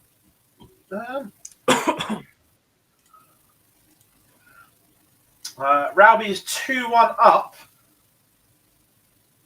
but I'm not sure. I think Darts Connects in the in Nedenhausen's having a bit of a mare, Gob. Yeah, that ball's just not working. Yeah, I tried to put that one up earlier with Wesley Place here, but it's just having none of it. Yeah, I think that might be the same one that Super Chin launched into the bush. They just went and retrieved it. It's not working properly. Possibly. Jelle Klassen is 5-4 up now on Jesus Nogueira. He is 1 away. We have a noble leg between Ian McKenzie and Reece Coley.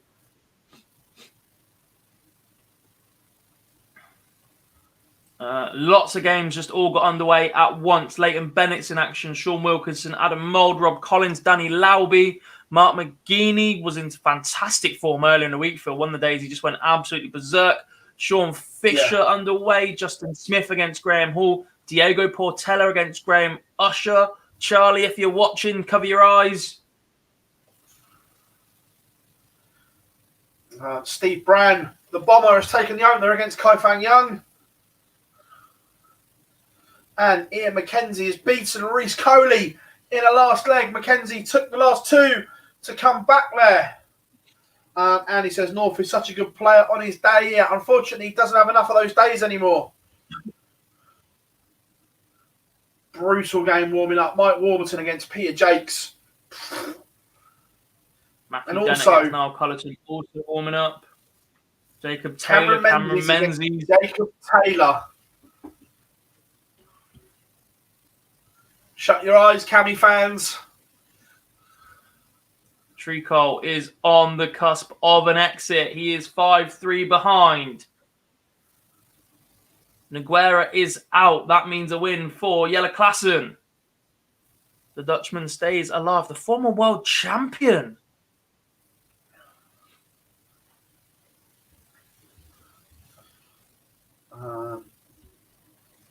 Ricardo Petresco, 3-2 up on Sebastian Steyer.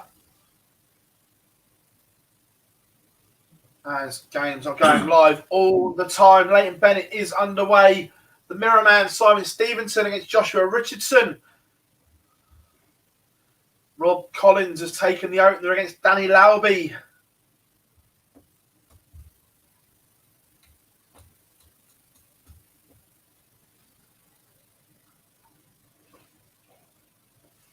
When you're up against it, leaving 24 after 12 is not a bad leg for Tricol.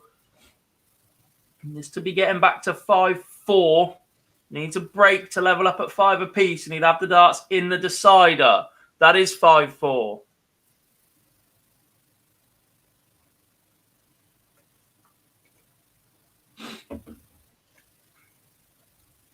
Danny Lauby finds himself behind to a 15-dart leg. Tricol against the darts finds a maximum fill. Come on, Timo. And he has stolen the darts. He's 23 points ahead before he even takes his second visit. Finds an 81, puts himself a ton ahead.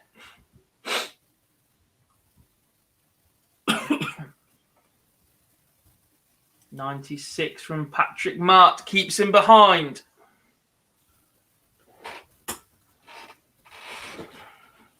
$83 from Tricol leaves a finish 157. A 2 treble visit from Mart pressures a ton, leaves 148.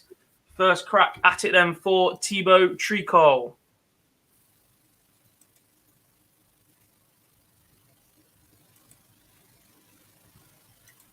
$87 leaves 70. And 140 from Matt from the 148 leaves double 4. Tricol has to take 70 or the Frenchman will not get a tour card. And he gets 54. He leaves 16. Thibaut Tricol is about to end his campaign, and he does. The Frenchman is gone. Once again, so close yet so far for Thibaut Tricol. We will not have a French tour card holder for 2022. Got it on that one.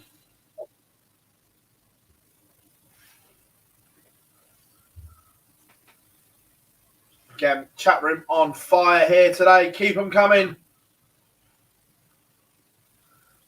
Rob Collins, 2 to the good on Danny Lauby. Justin Smith has leveled it up with Graham Hall, 1 apiece. Diogo Portela is averaging a ton. He is 2-0 up on an out of sorts. Graham Usher only averaging 74. Kaifang Young has leveled it up against the bomber, Steve Brown. Warburton and Jakes are underway. Mansell and Day have just got underway as well.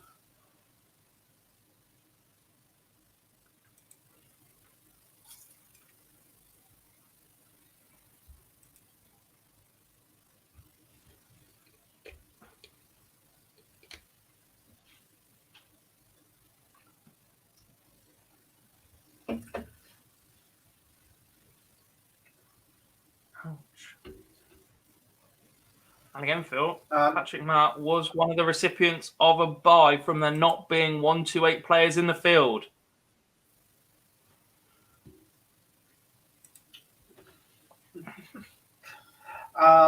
Jimmy says, I've just subscribed because you boys do a great job. Thank you very much, mate. It is our pleasure to have you on board. Why is Keane Barry not at Q-School? No, he only got his card last year, mate. First year on tour was last year.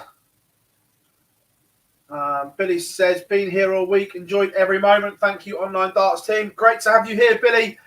Thank you very much for me and all the team.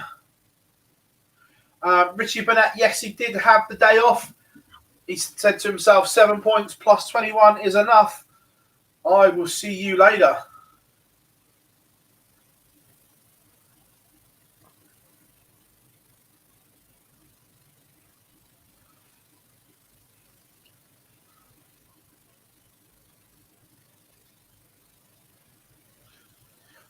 Laura is in. Kids are in bits. Nervous silence.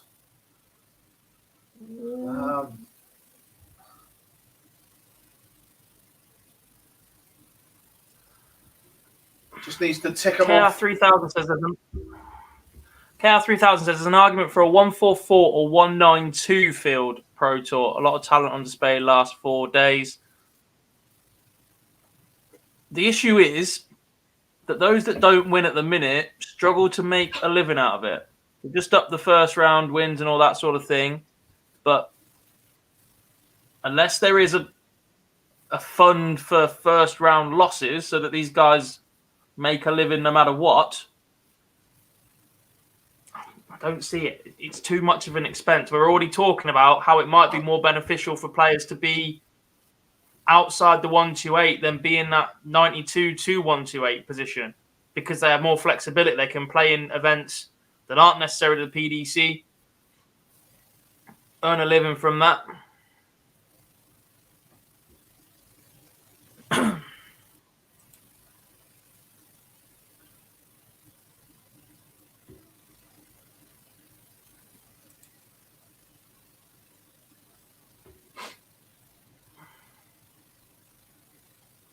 Sam says, does the amount of places available on tour change each year due to who loses their card?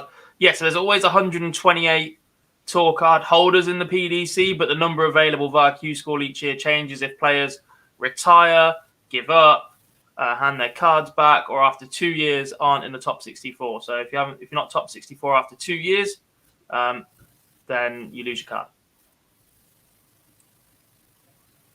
Roby John Rodriguez has just beaten Kevin Blom 6-2 of 104 average. And that puts a point on the board for Little John. He puts him on 5 points and a plus 20 leg difference. He jumps from 10th on the order of merit to 6th.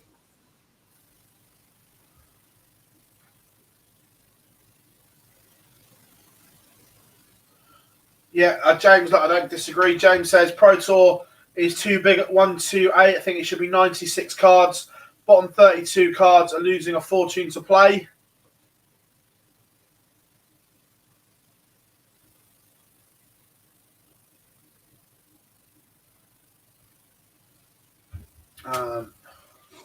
Diogo Portela, 3-1 up now on Graham Usher. Danny Lalby, 3-2 behind. He's got a leg back against Rob Collins. Leighton Bennett, 3-1 to the good on Carl Beattie. Cameron Menzies has taken the opener. It's nervy. Not a great average. Best thing you can say to Cammy is don't think about the situation. Just play. Well, he is 1-0 up, but he's averaging 71, so I think he might be doing a bit of thinking, Phil. I agree. I'm going to open this one up as well because been better this leg. Unless Jacob Taylor can take out an absolute roof raiser, and he can't. So Menzies coming back to break the throw early doors, 46. Good scoring leg, 60, 140, 140, 115, and he's gone round the houses. Hasn't hit a double, so Taylor is now looking at 104 for an unlikely hold, and this would be a pinch. Menzies has completely outscored him here. Oh, Jacob Taylor, I think, has missed one dart at double 12 to level us up. Cameron Menzies, last dart in hand. Is that a big opportunity there? We know, God, as we've played, if someone hits a dart double first or second dart, it's not as bad. But when they miss with the first two, you're stood behind thinking you've got a little bit of hope here. And that last dart comes in like an absolute body blow. Correct.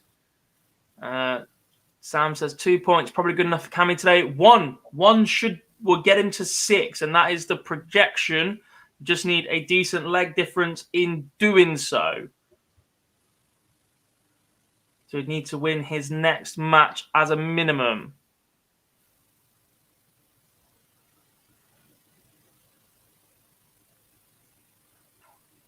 Noel Collerton is back level with Matthew Dennett. Steve Brown's now 3-2 up on Kai Fan Lung.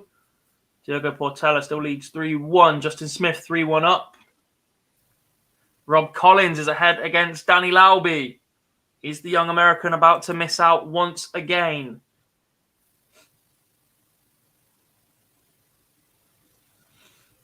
Cameron Menzies. Joshua Richardson, former WDF BDO World Youth Champion, 3-1 up on Simon Stevenson, the Mirror Man.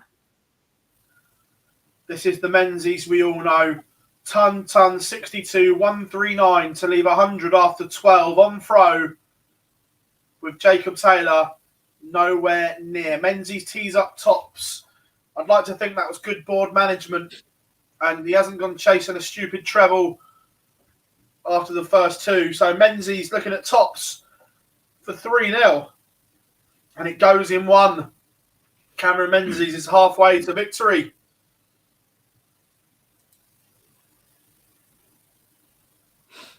Some big scores at the moment. Arjan Konteman, after a solid start, finds himself 5-4 behind to Pero Lubitsch. Ricardo Petretsko currently in 12th position. 5-3 up on Sebastian Steyer. That would put him on to 5 points. Francois Schweyen and Franz Roch, they're 5 apiece. Christoph Kachuk 5-2 up on Vladimir Andersson, the Dane, currently in 5th place. He's on 6 points. That might just be enough to get him there. But if he loses this leg, he'll be on +9 as a leg difference. It will take a hit. Francois Schweyen has beaten Franz Roch. I keep saying that different every single time. I apologise. It's all right. This is Radek better from Taylor. 4-1 up on Chris Landman. That would put him to 5 points.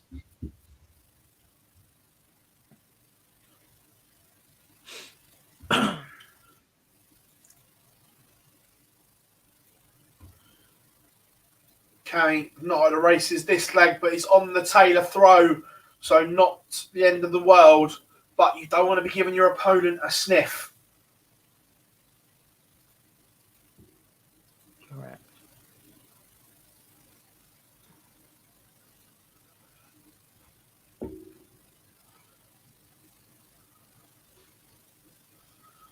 So where are we? Menzies, 140, maybe a little bit late. 2 seconds, Gob's got to take this call. Oh, brilliant. Leave me on my Todd.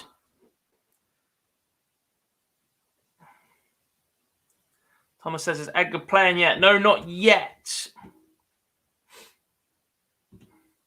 Norville says, think Mickey Mansell needs a win today, or is his leg difference good enough bar a 6-0 loss? He is on 6 points plus 18 leg difference. 6-0 loss to put him on a +12. We still think 6 points might get you there, although that is starting to bunch up an awful lot. Calls Zagansky as Shagansky. My apologies. Warby now 2 apiece. Fabian Schmutzler, 4-0 up. The young German took the second weekend of the EU development tour by storm. Vladimir Andersson gets one back against Christoph Kachuk, but he is still 5-3 behind. Tom Helt is 3-2 up on Andreas Toft Jorgensen. And Shagansky is 5-2 to the good against Chris Landman. In the UK, Danny Lauby is back to 4 apiece against Rob Collins.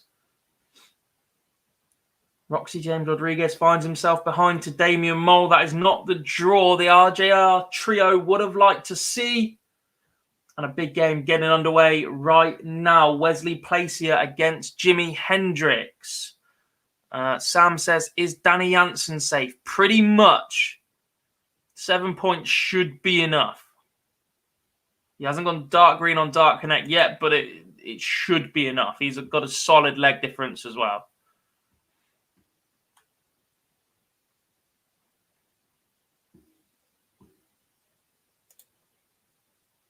Let's have a quick look. Ed Evitts. He beat Ben Hazel 6-2 to start. He's got Joshua Birksfield in the last 64 coming up in 2 games' time, I believe. Ryan De Vrede, 4-2 up. Ricardo Petrexco now 1 away. He is in that 12th spot on the order of merit right now. Matthew Dennant takes a 4-3 lead over Niall Cullerton. Cameron Menzies 4-1 up now on Jacob Taylor.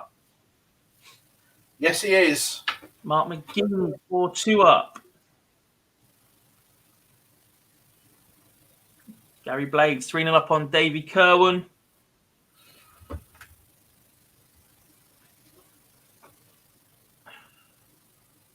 And Schmutzler, Veinig, Seatman, Petrexco all have to go deep to get in. Not necessarily Petrexco. And Veinig just behind him. They only need 2 points. They need a last 16. Deep enough, I guess. Yeah. There's a lot of players that were on 3 points to start the day, though, Phil, that aren't there anymore. No, we lost agreed. an awful big bunch at once. We lost Denny Old at Calta.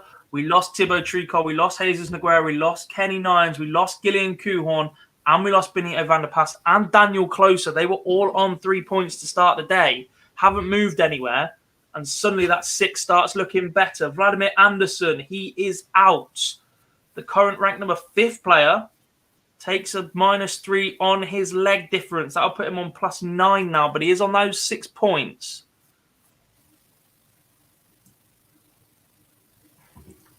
Adrian says, why has Jared Cole gone yellow? It's the same on the EU tour. So what is likely to happen is that when somebody wins the day overall, they will move.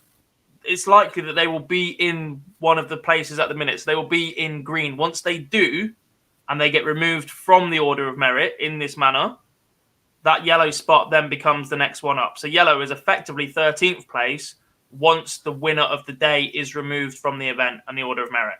Yeah. Lauby has spun this one around against Rob Collins. He's now 5-4 in front, but it's only on throw. Collins is going to get first stab at this one. And Gob, there's movement. The dark green button has gone. Danny Jansen is now officially in dark green. Yes, which is a good sign if the players are aiming Danny for Lauby. 7 points. Danny Lauby has just taken out 102 for a comeback victory over Rob Collins. A big result for the young American. Lives on. Josh Payne beats Wayne Jones 6-1. And Ricardo Petrexco gets over the line against Sebastian Steyer. That puts the German onto 5 points. That is starting to bunch up rather nicely. Unless you're one of the players involved. Menzies is 170 points. He's a big fish away from victory.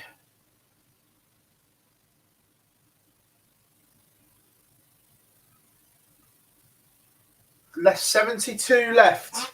Look, he's in a fabulous situation here.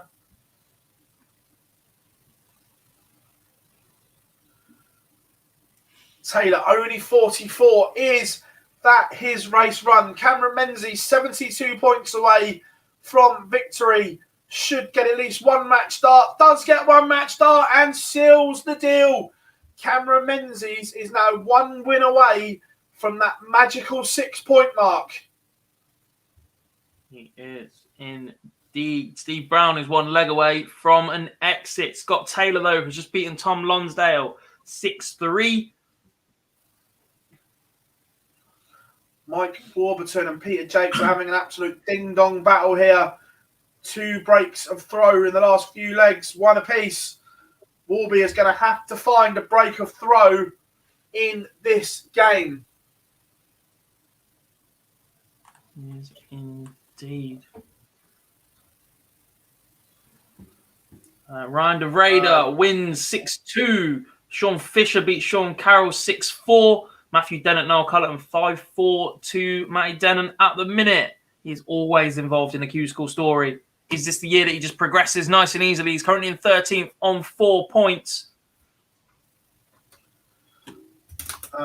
Jack says lots of 1780 average today so far. Early doors, but must be, there's going to be a lot of fatigue out there now. Some of these have been playing, this is their 7th day on the banks for the ones that had to come through stage 1. So there will be fatigue for sure.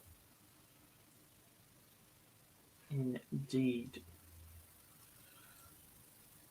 Andreas Harrison, 5-1 up on Patrick Peters. Stefan Seatman is locked in to a noble leg with Barry Zander. Lucas Veinig, currently 13th spot, 5-4 up on Martijn Dracht. Steve Brown's got a leg back, but he needs 2 more on the spin. And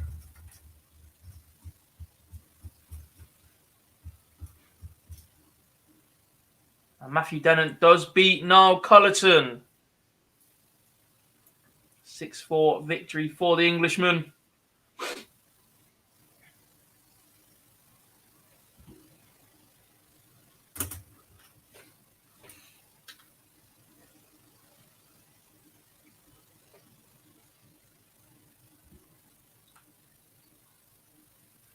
Fallon Sherrock versus Jared Cole is warming up.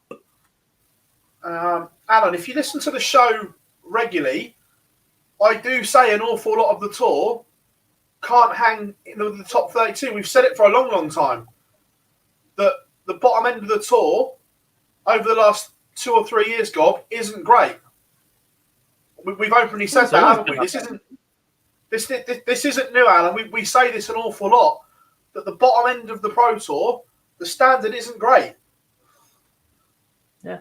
Do you know, I think it's always been. I think this darts is getting more and more competitive. I think it's just they play each other so much more frequently that the opportunities to beat the big guys exist more often.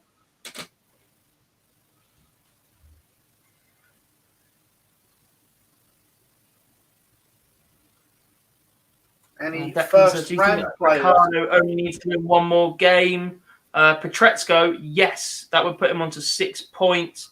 Better leg difference, but I believe I've just seen he plays Stewart next, who is currently in 14th place on 4 points as well. Bang, bang, bang results. Tom Help beats Andreas Toff Jorgensen. Danny Tessman beats Gisbert Van Malsen. And Andreas Harrison, the Swede, beats Patrick Peters 6-1. So, question was asked, are there any first-round players looking good for a tour card? Right, so as it stands, I've got the UK one up. People that had to play in round 1 that have either got a tour card or are looking good so far. Ross Montgomery played, and he has a card. Jamie Clark has a card. Then we've got Richie. So we've got 2 that have cards. Then 1, 2, 3, 4, 5, 6, 7, 8. 9, and then 9 out of the rest all played in stage 1. So yeah, there are a few looking good in the UK. Yes. Stefan Seatman has just won a noble leg. He wins 6-5. Kai Fan Lung has just beaten Steve Brown 6-4. That answers that one for you, Daniel. Robert Thornton is warming up, as is Jim McEwen against Reece Robinson. I did see Jim on Facebook, actually, debating whether or not to play the final day because he was so far behind. Yep. Big moments here. Mike Warburton has just missed 3 darts to level up at 4 apiece. Peter Jakes looking at 60. to break and go within one, and does break. This could be Mike Warburton's day and Q-School run. Needs to win 3 on the spin to beat Peter Jakes.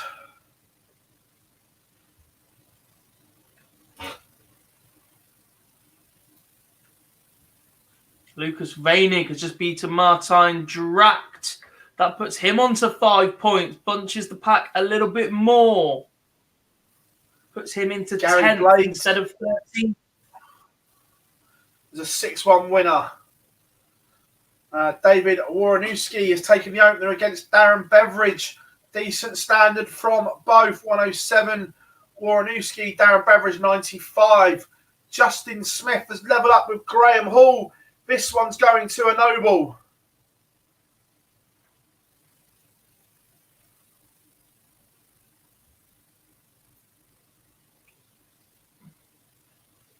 Radek Shagansky and Fabian Stewart have just got underway.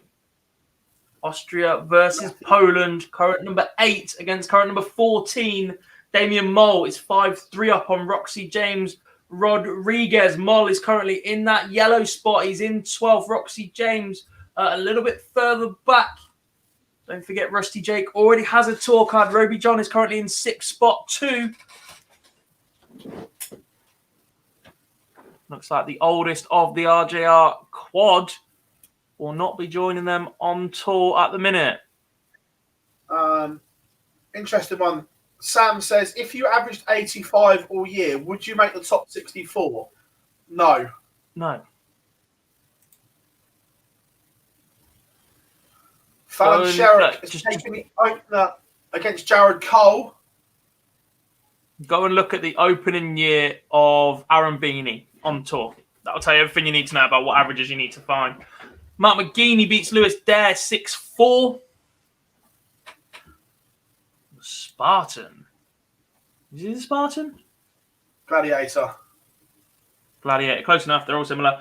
Johan Engstrom has beaten Jeremy van der Winkel 6-1. The Swede progresses. That's 2 wins for Sweden in the last couple of minutes. Mike Warburton has a break opportunity. Mike Warburton isn't done yet, boys. He is just broken back. Needs to hold, but he will need to find another break off throw. Also, Justin Smith, 79 points away from a last leg win over Graham Hall, but Hall finds a 140 to leave 41. Piles the pressure on this 79. Smith should get at least 1 dart. He may get 2. But Dart Connect, the suspense kills you. Don't like it when it waits this long. Won't you load? Here's Mr. Match Darts. Justin Smith has missed 1 match start at tops. Graham Hall coming back for 41 to win it. And this would be a break of throw. Will it be Heartbreak for Smith? Oh my.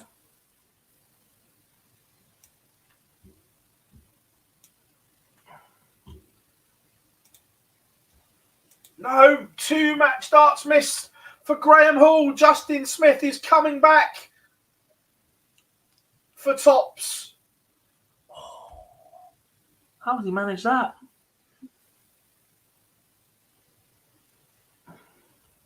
Roxy James is gone. Damien Moore was on 65, left himself on 10, gave Rodriguez a shot at 52, and he only scored 13. He left 39. So Roxy James is gone. We will not get all 3 RJRs that are eligible on tour this year. Roby John is in a good position at the minute, though, to join Rusty. Fallon Sherrock, Phil, 2 to the good against Jared Cole. Justin Smith is through. Last dart in hand. Mike Warburton has fluffed his lines here. He was throwing to make it 5 apiece. And the first 9 darts to the board without a treble. Stick a fork in him. I think he's done. Andrew, superb in our chat room as always. He says you need to average around 91.5 to make the top 64 of the Pro Tour. Jakes has only scored 27. Warby needs to take out 140 to send us to a noble. Doable, yes. But on what we've seen, unlikely. Only a ton to leave tops. So Peter Jakes will get 2-match darts. All Mike Warburton can do is watch, hope, and pray that Jakes misses. But he doesn't. Mike Warburton's Q-School is Romeo done.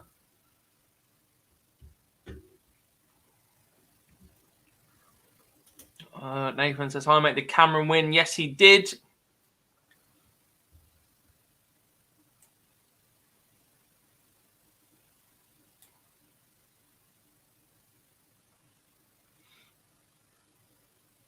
Alan, half the field were in the live league. Half the field were in the bloody live league. I was going to say, half the field have played in the live league, Alan. So that if that means half the field are getting favourable coverage. Imagine being able to talk about players more because we sponsor an event that means we actually get to see these guys play rather than BDO opens results on darts for Windows. Yeah, when we have all the stats relevant to the live league so we can actually call what they've done, what numbers they're hitting. Jimi Hendrix beats Wesley Placier 6-1. Jared Cole gets a leg back. What a stinker of a game that is. Jelle Klassen against Ronnie Heartbreak in the last 64. Lucas Weinig is warming up once again, as is Dragutin Horvat, Tony Martinez as well. I think he is the last Spaniard standing. They've had a terrible day so far.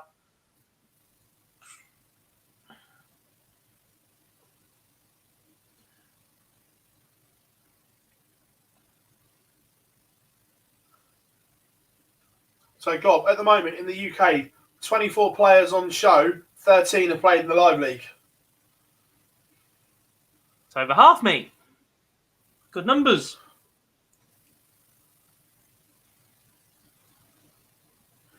Marcus, Darts Connect's not been great this morning. Yeah, it just took me a while to get the Sherrock game to load. I guess that's because of how many people are watching. They did have this issue first year round when the servers just could not handle it. Yeah. Nathan needs to get to a final to get to 6 points. Robert Thornton is 2-1 up. Jim McEwen 1-0 up. Darren Beveridge has one back.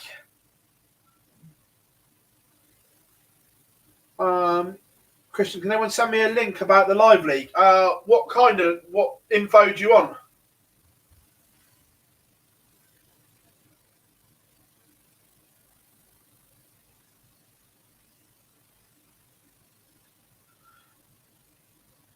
To be fair, Alan, if you just keep chatting general shit, I am going to mute you in a minute.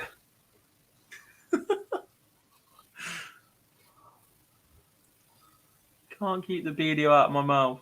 Where do you think these players come from? Yeah.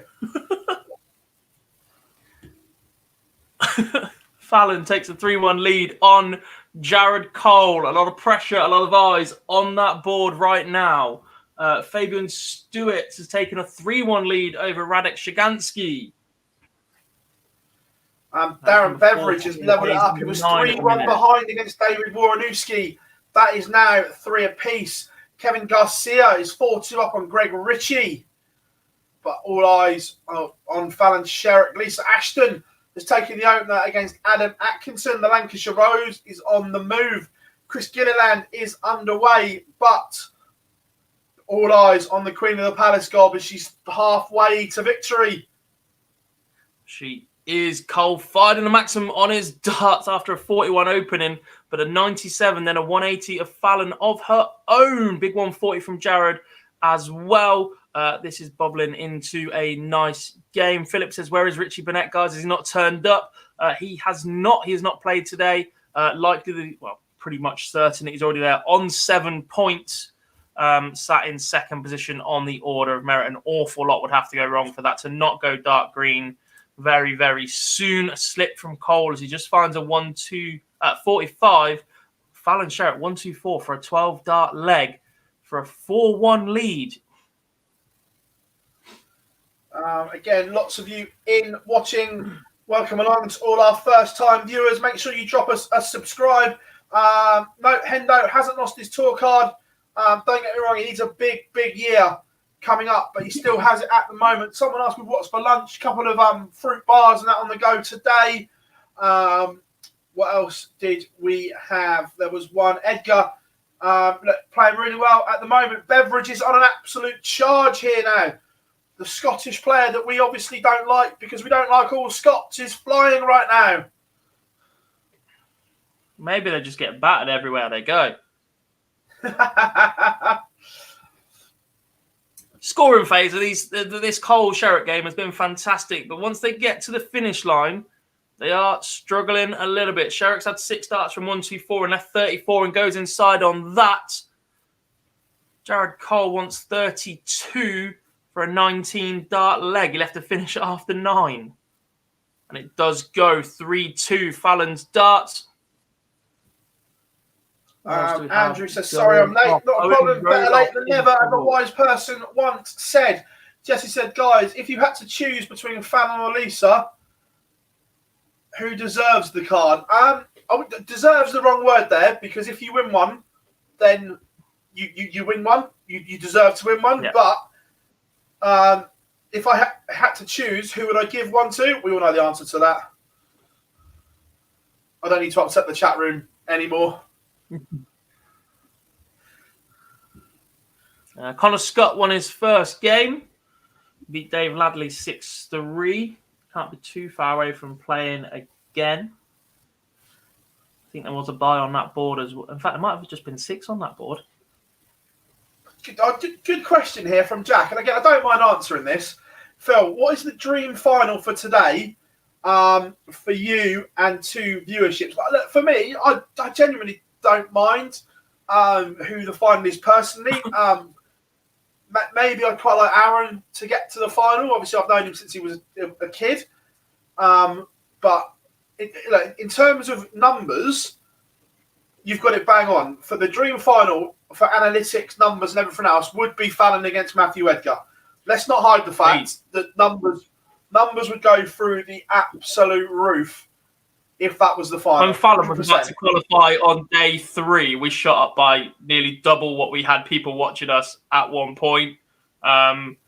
Edgar, similar. The darts ref, big following as well. Look, guys, that with big followings mean that lots more of you are here to see how they get on.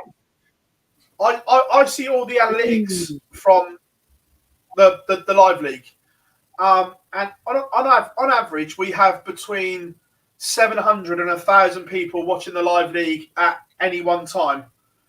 When Fallon plays, it shoots up to between 17 and 2,000 people watching. That's the kind of effect, whether you like her or not. That is entirely people's prerogatives, but that's the kind of influence that she has on numbers. Does. But trouble for Fallon Sherrock. She led this match 3-1. It's now 3 apiece. She's fired in a 140 to leave tops, and Jared Cole responds with a 110 checkout to level us up at 3 apiece. It's now a best of 5, and Jared has the darts. Alan says, should the PDC give a tour card to for the women's series? Long term, I think that will happen. I genuinely do. But I'd also like to see them give it for long term, the Asian Tour, DPA, and everything like that. I'd like to see all affiliated tours. The winner gets a tour card. Correct.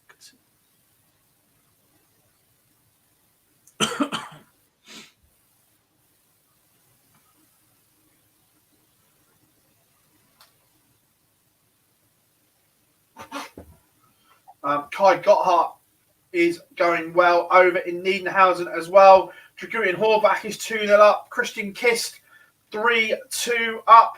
People asking about Jelle Klassen. He won his first round game. Just leveled up at 1 apiece with Ronnie Hybrex. Averages not great first leg, lots of missed starts at double. Radek Sagansky was behind against Fabian Stewarts. He's now 4-3 up. That would put Sagansky on 6 points. Stewarts is currently in 14th spot on 4 points. That will virtually put him out. This is a massive, massive match this early on. Fallon wants the Devils finish for a 4-3 lead, Phil. Kai Gotthard 5-0 up against Stefan Hendrick. Jeroen Miok is 5-2 up against Owen Roloff, the youngster, struggling once again. Fallon does go 4-3 up. She is broken once again. She's 2 legs away. Also, Darren Beveridge trails Woronowski has 1-2 on the spin, but Beveridge has 68 to send us to a noble, but we'll need to find another break of throw. Darren Beveridge does level up. We have a shootout between Wazza and Ice Cold, 501 points is the difference. Bob says, afternoon, gents. Should be here for the duration. Any major news? In the EU, yeah, there was some early exits for all of the top guys. To be fair, Jules Van Tongen had the day off. The rest of the top 3 all went. Yeah, I've just seen a tweet from Philip Wolf. Might be still in the chat room, actually. Great observation as well. He said 14 players started their day on 3 points in Nedenhausen. Only 3 of them are still in the event, and we're still in the last 64. That is Hendricks, Stutz, and Kai Gotthard. Stutz is 4-3 behind. Gotthard looking like he's going to progress. Fallon Sherrock has just left 110. She has all the time in the world. With Cole back on 275. What a response this would be. Cole took it out 2 legs ago to level up at 3 apiece. Right, Gob. I am going to come in here. Interesting one. Darren Beveridge. 1-2-7 in game to win it and break the throw. Woronowski on 106, but he's not going to get a go. It is the Paul Hinks. It is 1-2-7 in game for ice cold Darren Beveridge. It is game for Fallon Sherrock. She's 5-3 up. And she is 1 away. It's an absolute stinker of a board. It's an absolute stinker of a draw, but you do have to start somewhere. Jared Cole with the darts in leg 9 starts with a 180. Michael Verberg has just beaten Michael Ringer 6-5. Nathan Gervin is handing out a toweling here. He is 5-1 up on Martin Thomas, and he's left the champagne shot to win it 6-1, averaging 99. Very impressive stuff here from Nathan Gervin. However, an absolute horrendous setup. Matthew Edgar is a winner, 6-3 over Liam Meek. Big result for Edgar. He's not had the best week so far. Gervin, 97 for the match. Thomas on the Devils finish. And he is going to get a go. Will he be in charge of this leg? Will it be double 12 or double 8? I don't know, but it goes in 2, so I'm going to say it.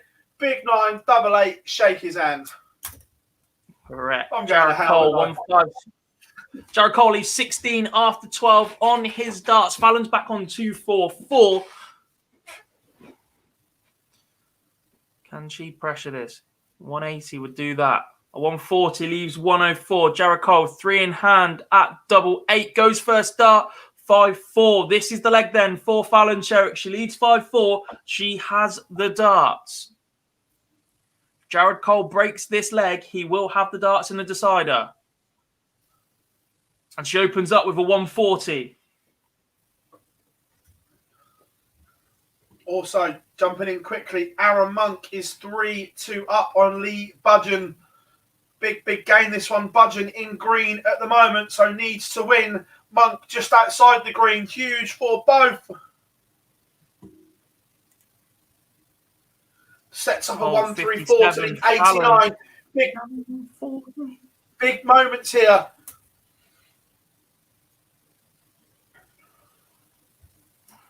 but we're going to stay with Gob as Fallon Sherrock looks to serve this out. She does indeed. 140 for her, 57 for Jared Cole, 140 again for Fallon, 140 for Jared Cole. Sherrock finds a 57, a 140 from Jared Cole, and after 9 darts each, scores are level, 164 remaining each. Fallon will get first crack at it. Nathan Gervin has just won 6-2, as is Christian Kist, but Fallon Sherrock 164, 96, leaves 68. Jared Cole has already taken out a 110 to level us up at 3 apiece. That was the last time we were level. Can he do the same for 5 apiece? No, he cannot. 49 leaves 115. Sherrock should get a minimum dart for the match here, if not 2. Which way will she go? She'll go treble 20 first. She leaves 24. Jared Cole wants 115. This would be an absolute heartbreaker.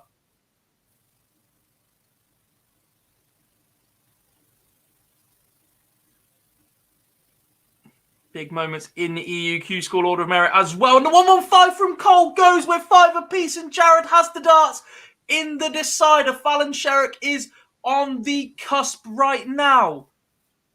Also, big moments in the Aaron Monk game. He's missed 2 opportunities to break the throw. It is 3 apiece in that one.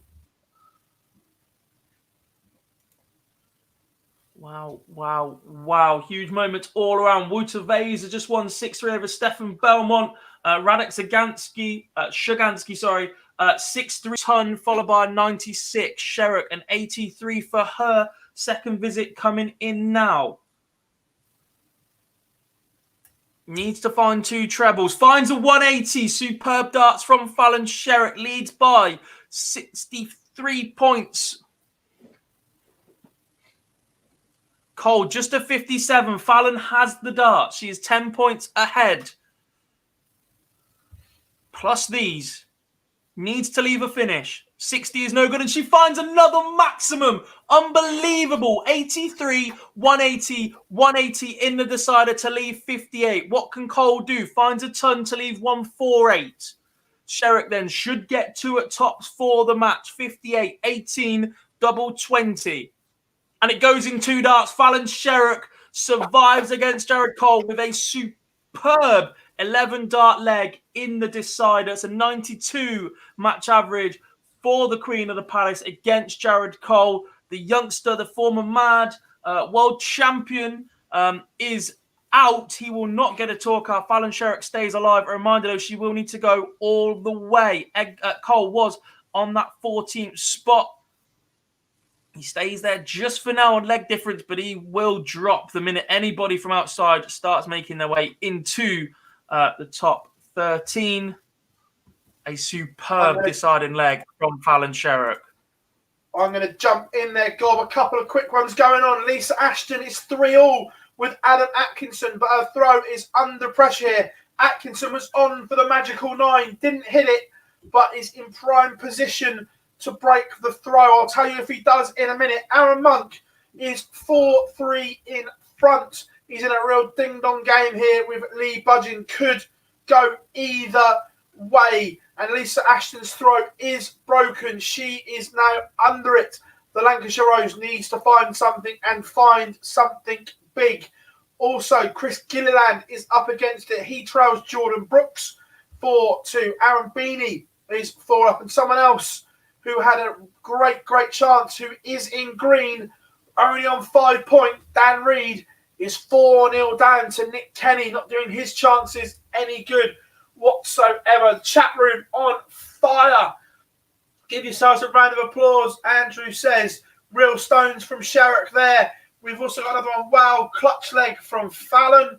Absolutely. This is what we said. When her back's up against the wall, she knows how to produce. Indeed, Phil. And I think we are starting to edge towards that EU Q-School. Pretty much, it's getting close to being done. There might be the odd place you are fighting it out for, but a lot of these players look like they're on the cusp of 6 points indeed. Lucas Feinig, 3-2 up. Patrick van der Bogaard, he is 5-4 behind, forgive me, against Niels Heinz. So a loss here would see him remain on 5 points. Dragonton Horvat is 5-1 up. Ronnie Hybrex 5-2 up against Jelle Klassen, the former champion of the world. Looks like he is in a world of trouble. Will be playing on the Challenge Tour next year as it stands. Shiganski has moved up to 5th place, 6 points, plus 19 on the leg difference. Vladimir Anderson finds himself in 6th. He's also on 6 points, but he's on plus 9. Plenty of better leg differences coming from below, Phil, especially if these guys on 5 points move on to 6. Vladimir Anderson could start seeing himself drop an awful lot very, very quickly and might be the man that finds himself on that bubble towards the end of the day. Some big, big games warming up. Pero Lubitsch against Davy Prouston, Christian Kist, Kai Gotthard against Stefan Sietman, Christoph Kachuk, Ricardo Petretsko. He's just warming up. He's on 5 points plus 15. And Jose Marquez against Francois Schweyen. Big moments here incoming. Aaron Monk's setup has not been good. Lee Budgeon looking at 1-2-1 to break the Aaron Monk throw. Doesn't go. So Monk coming looking at 60 to go within 1 of the match. This is putting 5-4 up. Budgeon on 64 if this doesn't go. And it doesn't. Aaron Monk has missed 2 darts. Big, big opportunity coming on here. Lee Budgeon can break. He would then throw for the match. Aaron Monk has had multiple opportunities and he is punished. Lee Budgeon is in front. How? I don't know. Monk has missed so many opportunities in this game. Is it going to bite him in the backside? It's going to have to win 2 on the spin.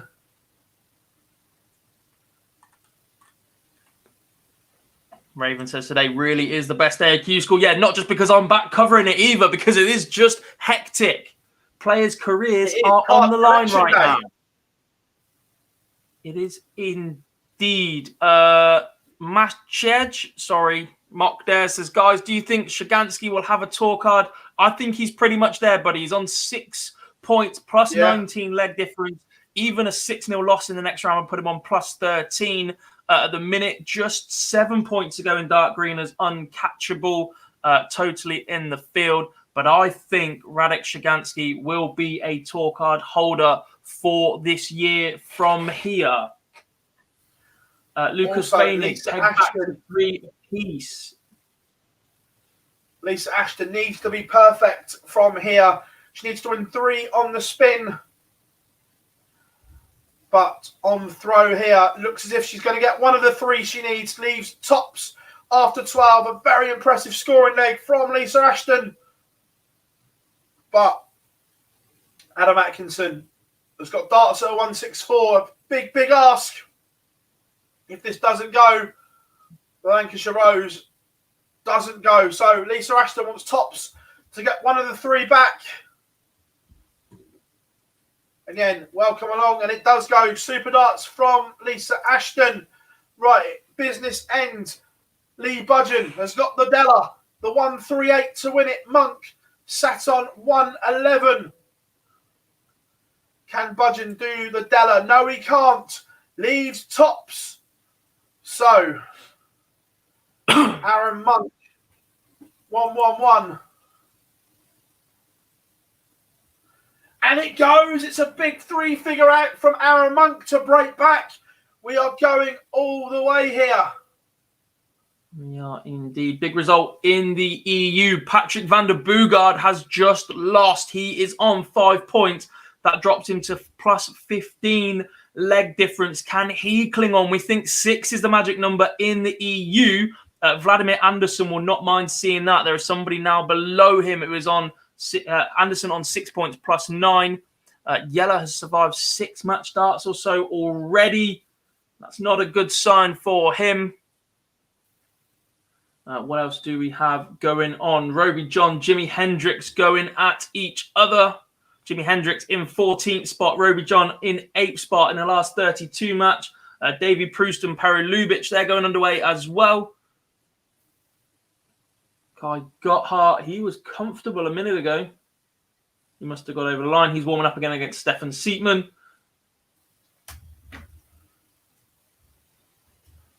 That Monk game is massive, by the way. Phil, reminder that Lee Budgeon is on 5 points. Leonard Gates, Conor Hennigan locked in at 2 apiece. Gates averaging 106 and change. Conor Hennigan just 87, but they are level at 2 each. Huge. Aaron Monk, 213. And only a 48 to leave a bogey number. He's done a Johnny Clayton. Is this the turning point? Budgeon can attack the Monk throw now. Big moments here. Dan Reed lost and he's on 5 points. He's the first to lose on 5 points in the UK as well. Lisa Ashton goes to 5 apiece. I was going to say, she needed to win 3 on the spin. Aaron Monk has completely pressed the self-destruct button here. On throw, started with visits of 135, 82 and 71. Looked in a great position, but then scores of 48 and 40 have completely mucked it up. Budgeon hasn't punished to the maximum though. But they're both on 3 figure outs to win it. This is huge in the order of merit, this game. I'm not sure what he's missed the ball. Aaron Monk has missed the ball. And he's gone ball 25-25 to leave 25. And Budgeon has missed the dart at tops for the match as well. They both missed a match dart in this final leg. Monk looking at the Devils' finish. Is he in charge? No, is the answer. Aaron Monk has missed more match starts. Huge moments for Lee Budgeon here. He is on 5 points on the order of merit. This would end Monk's Q-School and put Budgeon in a fabulous position. And he's missed as well. The pressure has got to them both. But, God, we're going to go straight to Lisa if Monk hits. Monk looking at 8. They've both missed multiple match starts in this deciding leg.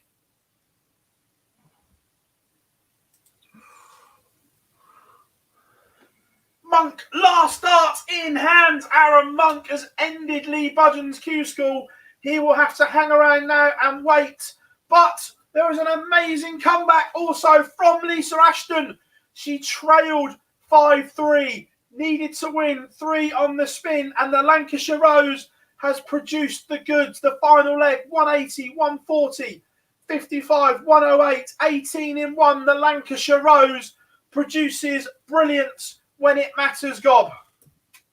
She does indeed. Massive result for her. I'm going to jump over to the EU. The lowest ranked player on the order of merit right now, still involved, is Jelle Klassen, but he will need Ronnie Hybrex to miss yet more match darts. He missed a bucket load in the last leg. Klassen leaves 96 after 18 darts. Hybrex has already bust 16 once. He's got 3 more in hand at 8 to get over the line. Klassen will be coming back for 96 to send us to a noble if this doesn't go. Ronnie is not very quick. We do have an update on the order of merit as well. Some more UK players have gone dark green. Hybrex goes inside. Klassen wants 96 to stay alive. 56 leaves tops. How many more darts can Ronnie Hybrex miss at this? 3 more in hand at 4. If they don't go, Klassen stays alive once more. And it does go. Jelle Klassen is out. Ronnie Hybrex beats him 6-4. The Cobra will not make an instant return to the Pro Tour. On the UK order of merit, Phil, we do have 4 players in dark green now. Jamie Clark, Richie Burnett, Kevin Burness, and Scott Waits are all secure. They have 7 points or better. So that is the target for the players right now to guarantee. We do think some will get in on 6. Possibly even 1 on 5 with a very good leg difference, depending on how the rest of the results play out. But 7 is an absolute guarantee right now because not enough players in the field can reach 7 all at once. Also, going back, Jim McEwen, 5-4 in front. Stu Wilson has taken a 4-1 lead on Gary Stone. Also, Nick Fulwell is 3 up on Shawnee Mack. Nick Fulwell averaging 102. Ted Everts, the world youth champion, is 5-1 up as we speak. Robert Rickwood is up 5-1 on Darren Penhorn as well. Josh McCarthy, Adrian Gray level at 2 apiece. The St. Alan Tavern is behind 5-4 to Michael Barnard. Leonard Gates trails Connor Heenahan 4-3. Gates averaging 101 right now, but trails. I'm going to keep an eye on this one as Gates has the Heenahan throw under some pressure here. This would level it up. People asking who Cammy has next. Hold on and we will tell you.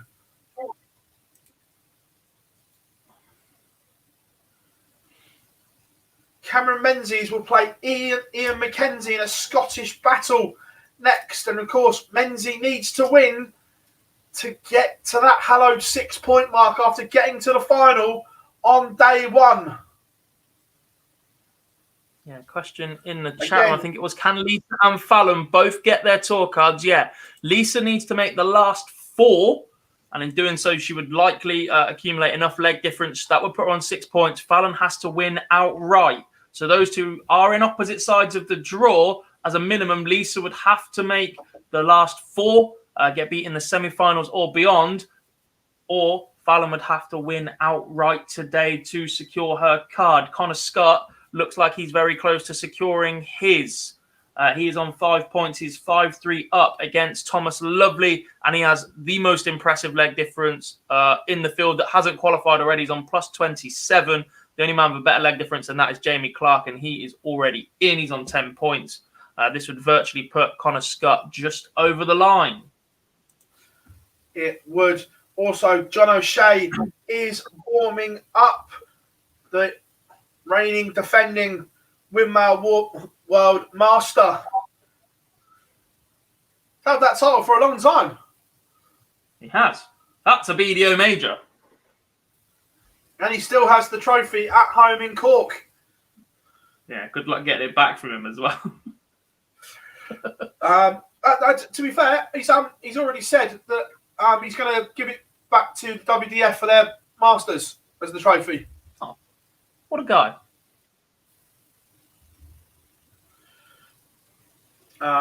Absolutely amazing numbers. Superb. Nearly approaching 800 people watching us here. Thank you very much. If you are new to the channel and joining us for the very first time, thank you very, very much. Ted Everts, the World Youth Champion, is a 6-1 winner. Mike Gillett defeats Lee Cox 6-2. The Welsh International, now based in Hampshire, doing the job. Nick Fulwell averaging still over the ton. Shawnee Mack has it all to do there. Hopai Puhal and Kevin Burness underway. Matt Clark and Sam Kankit underway. As I was saying, so many of you watching it is great. If you haven't yet, drop us a like. Only 150 likes compared to nearly 800 watching. You do the sums and you know what you've got to do. And of course, please make sure you subscribe to Online Darts as we etch closer to that magical 20k bracket. It's all going on here at Q-School Live today. Gates looking at 50. Takes out 50. This is the moment. Connor Heenahan is now throwing for the match. Also, George Killington is one win away from securing that tour card as well, Gob. Yeah, that would put him on to 7. Him, John O'Shea, both on 6. A win in the 64 would put them on to 7, and they would go dark green on the darts rankings order of merit. Trouble for a couple of players. Leonard Gates still averaging 100, just took out that 50, Phil, but he is still 5-4 behind to Connor Hennigan. Yep. He's 11 points better off in the averages as Leonard Gates, but he finds himself needing to win 2 more legs on the spin. Shawnee Mack has just taken his first leg against Nick Fulwell. He's 4-1 down to Fulwell, who is averaging 104 right now. Connor Scott, Phil, 5-3 up, has just been pegged back to 5 apiece. Big moments there. Josh McCarthy, Adrian Gray, 3 apiece. I've got my eye on Heenahan against Leonard Gates. And Heenahan on throw. Is that a mistake? His third visit to the board is only 41. this could be the opportunity that Gates needs. But the look on Gob's face, what has gone on, Gob? Lucas Weinig is out. He has just lost 6-5 to Ruma Moiman. That is a big upset. Weinig was in 11th place on 5 points plus 14 leg difference. That will put him and Patrick Mart both level, but Mart is still in. Weinig, the German, on the cusp, in trouble right now. He is. Gates is down to a finish first. Aidan says, what happened to the competition you were running yesterday? We are going to run exactly the same competition in a minute, mate. And then at the end of play today, I will go through both streams, get all the names, and we will sort out the draw, who wins. It's just a bit of a nightmare trying to do a draw whilst we're live. So we've got tickets to give away today, which we will do start shortly. And oh my, Leonard Gates has just taken out a Shanghai 120 to break Conor Henehan, and we are going all the way in this one. As I was saying, we're going to launch the competition shortly, and then at the end of play, we will get all the usernames sorted to get the pairs of tickets sorted, mate. Don't worry, we are on it. This is absolutely insane. And then Leonard Gates starts with a 140. Connor Scott is over the line. He was pushed all the way by Thomas Lovely. It is an 18-dart leg to get over the line, but Connor Scott puts himself on 6 points. There was a lot of pressure on Connor Scott coming into Q-School. For such a young man, he was so impressive in the Live League early this year that all of a sudden there was a lot of attention, a lot of people predicting the young man to go and pick up a tour card. That win makes it very, very likely that he has just done so. That puts him on to that magical 6 points. One more would guarantee it on 7, but 6 should pretty much put him there with the leg difference he is on. He's on plus 28 leg difference right now. That's a superb showing from Connor Scott, who has very likely just secured his tour card. Gary Stone is out. He's just lost 6-2. Warming up once again, Phil. Cameron Menzies. He is 1 win away from that magical 6 point. And bad news for John O'Shea fans. 14-dart leg has lost the opener. Right, closing moments here. Leonard Gates. Well, what a setup that is. 1-3-4 to leave 28 after 12. Conor Henehan not on a finish. That is outstanding from Leonard Gates. And Henehan can't put enough pressure on. So Gates to seal it. Does in 1 dart. Leonard Gates is beating Conor Henehan in a fabulous comeback. Match average of 102. That is brilliant from the American. It is. Both of them survive. Although Danny Lauby now finds himself behind once again. Scott Waits already qualified. 2-0 behind to Dave Pallett. Averaging 76 right now. Honestly, chat room on fire. Jonathan, you've missed an absolute Leonard belter Gates of a has just morning. gone back to 5 each. Or is that just Dark Connect messing around? No, it always does that. It jumps for some reason.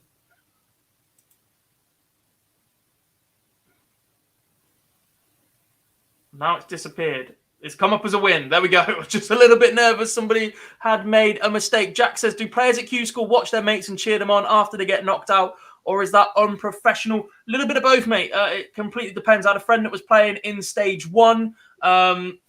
Never met a lot of them, but he knows Colin Osborne pretty well. He was sat with the likes of Andy Jenkins, Richie Burnett, etc. They were all watching and cheering each other on at times. So, yeah, you get the odd bit. Depends who you travel with. If you travel alone, then not really. If you travel with a group or get on with a few people. Depends when players are on next as well. A lot of players will be on the practice board, maybe at the bar, the toilet, taking a fresh air break, etc. Big result in the EU. Michael Verberg has just beaten Patrick Mart 6-1. Patrick Mart was in 12th place. -5 on his leg difference puts him still above Dirk Telnikers, but just.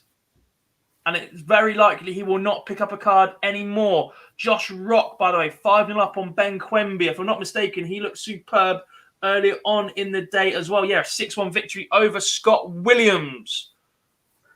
Bad news for John O'Shea fans. He is 2-0 down to Sean Griffiths. as we speak. We'll keep an eye on that one. Sean McDonald has 2 back against Nick Fulwell. The Nick Fulwell average has dropped by a few points now, 96, where he was well over the ton mark a minute ago. David Pallett is 3-0 up, and McDonald has pulled another one back. Is there a comeback brewing? I tell you what, the servers on Dart Connect are taking an absolute pounding today. Games are taking forever to load. They are big moments in the EU as well, by the way, Phil. Roby John Rodriguez is taking on Jimi Hendrix. Roby John, 8th position, 5 points plus 20. Jimi Hendrix, 14th position, 4 points plus 18. Hendrix leads 5-4. A loss here for Roby John would potentially mean the Austrian does not pick up his card. That was virtually unthinkable given his form coming into Q-School. There is not a single list I have seen of people looking at who they were predicting to pick up tour cards ahead of Q-School starting that did not include Roby John Rodriguez. He is a leg away from departing or having to cling on very, very hard. And I cannot tell you what's going on because that is the board that is messed up. Also, Redak Sedansky has gone dark green in the EU Order of Merit. An unassailable leg difference, which is good news for the likes of Damien Mole and Roby John Rodriguez, should they win the matches they're involved in right now, because a win for them would put them on the same amount of points, but a better leg difference. They already have a better leg difference. So any style of win for them would put them through. Vladimir Anderson on 6 points, but he is 10 legs worse off than Shagansky, who has just been confirmed in. Halpai Pua finds himself 3-1 down to Kevin Burness. John O'Shea is looking to get a leg on the board. He's got 60 points. It would only be a hold of throw, but it would give the Joker a foothold in this game. If this doesn't go, it's irrelevant. As Griffiths is sat on a tiny little 2-darter, but John O'Shea has his first leg on the board, and it is imperative, Gob, for O'Shea. If he loses, it's only by a small margin because of that plus 18 leg difference. It is indeed, but it's very, very tight there. You've got Mickey Mansell, who is on plus 15. So as long as he doesn't lose by 3 or more, he'll stay above Mansell, and that'll be at least 1 buffer in that position.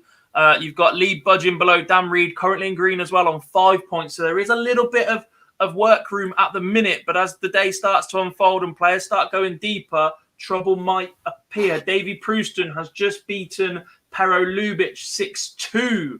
It's a big win for the Dutchman. The Croatian falls. Christian Kist is 5-1 up. Can the lipstick make a massive charge on the final day? Another former world champion in the field. Shawnee Mack 5-3 behind. Now Nick Fulwell just picked up a leg to stop the rot. We have a noble leg between Max de Jong and Christian Schmidt. And a big moment, Phil. Roby John Rodriguez has lost to Jimi Hendrix. He stays on 5 points and will now have to cross his fingers, his toes, as much as he possibly can to survive. He stays on 5 points plus 18 leg difference. That is 3 legs better off than Patrick van der Boegaard, but he will have to hope that enough of the field do not make it to 6 points or better. Ouch. John O'Shea has moved through the gears here. He's looking to break back and in a fabulous position. He's left the Della after 9. Oh, and he's gone inside on the Della. Look, I get people want to take out these big finishes, Gob.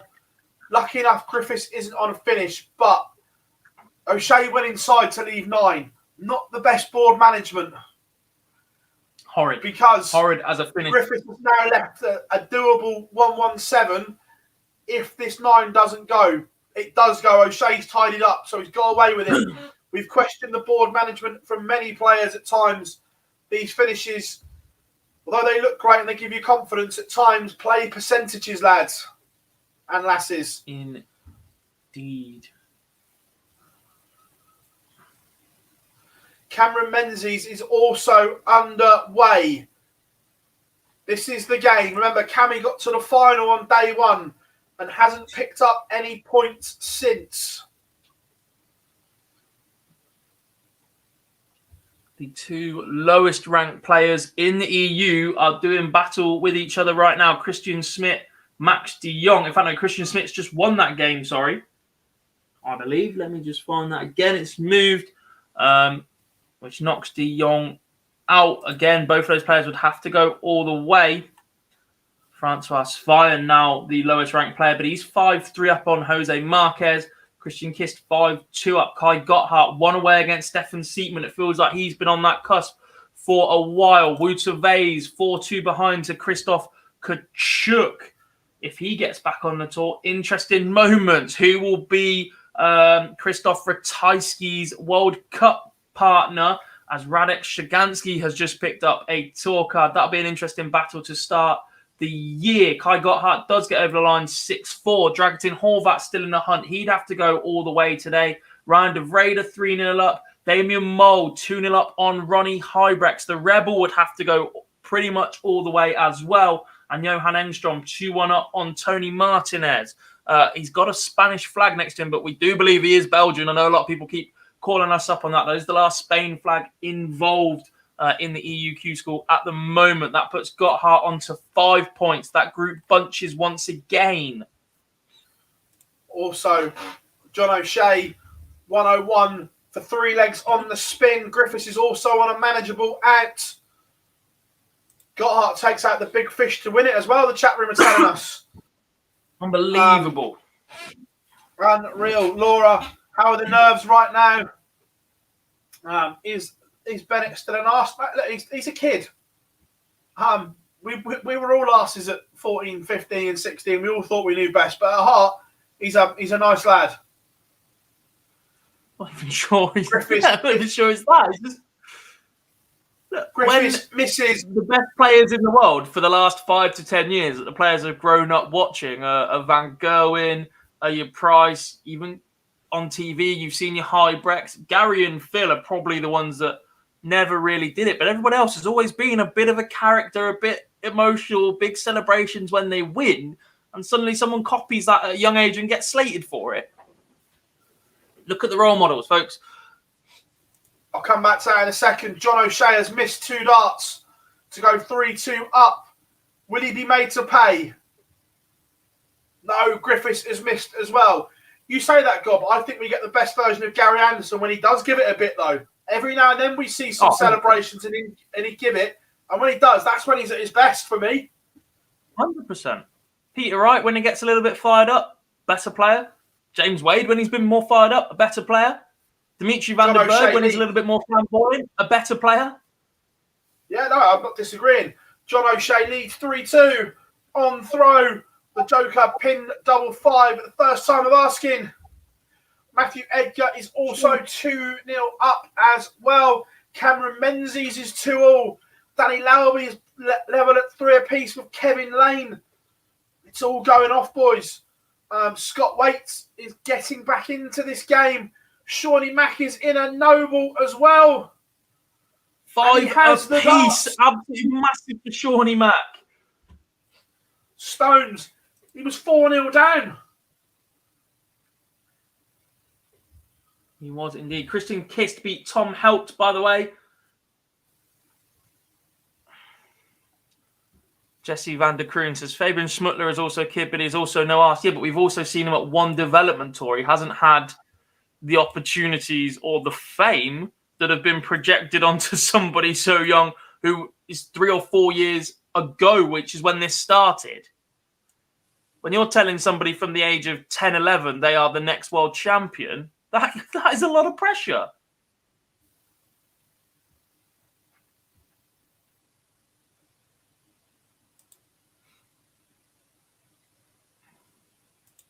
Scott Waits does already have a card, Ian, yet he has gone dark green. We have 4 on the order of merit that are guaranteed so far in the UK Q-School, 5 in the EU, which means there are only 6 order of merit spots and the day overall spot to play for in the EU. 7 more cards to be given out. Shawnee Mack and Nick Fulwell. This is going to the wire here. Sean's counting needs to be good. 262. Gob, as we all know, is not a nice setup number. I despise it. Your maths has to be And good. and it leaves it an awful lot at the minute. Leaves the big fish. James Wade leaves that an awful lot because he can't count 199. No. Or 140.99. No. Leaves the 302 as well. Big response from Nick Four. 140 leaves 104. Sean McDonald wants 170 for the match. He was miles behind against Nick Fulwell early on. He's done unbelievable to battle back to get into this match. 98 leaves 72. Will he get a chance at it?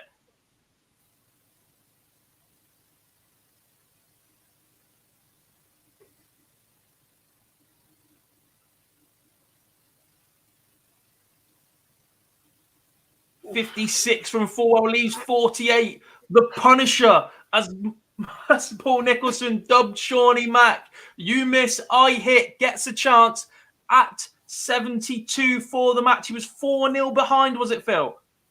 It was 4-0 to Nick Fulwell. And Shawnee Mack has missed the dart to win it. 56 scored, leaves 16. 3 in hand at 48 for Nick Fulwell to wrap this match up. Elsewhere, Francois Schwein has just beaten Jose Marquez. And Nick Fulwell does get over the line against Sean McDonald, big friend of the channel. Shawnee Mack, unfortunately, will not be picking up his tour card after a superb year away from the PDC. Also, left himself a lot of work to do on the final day. Other news, John O'Shea has broken the Sean Griffiths throw.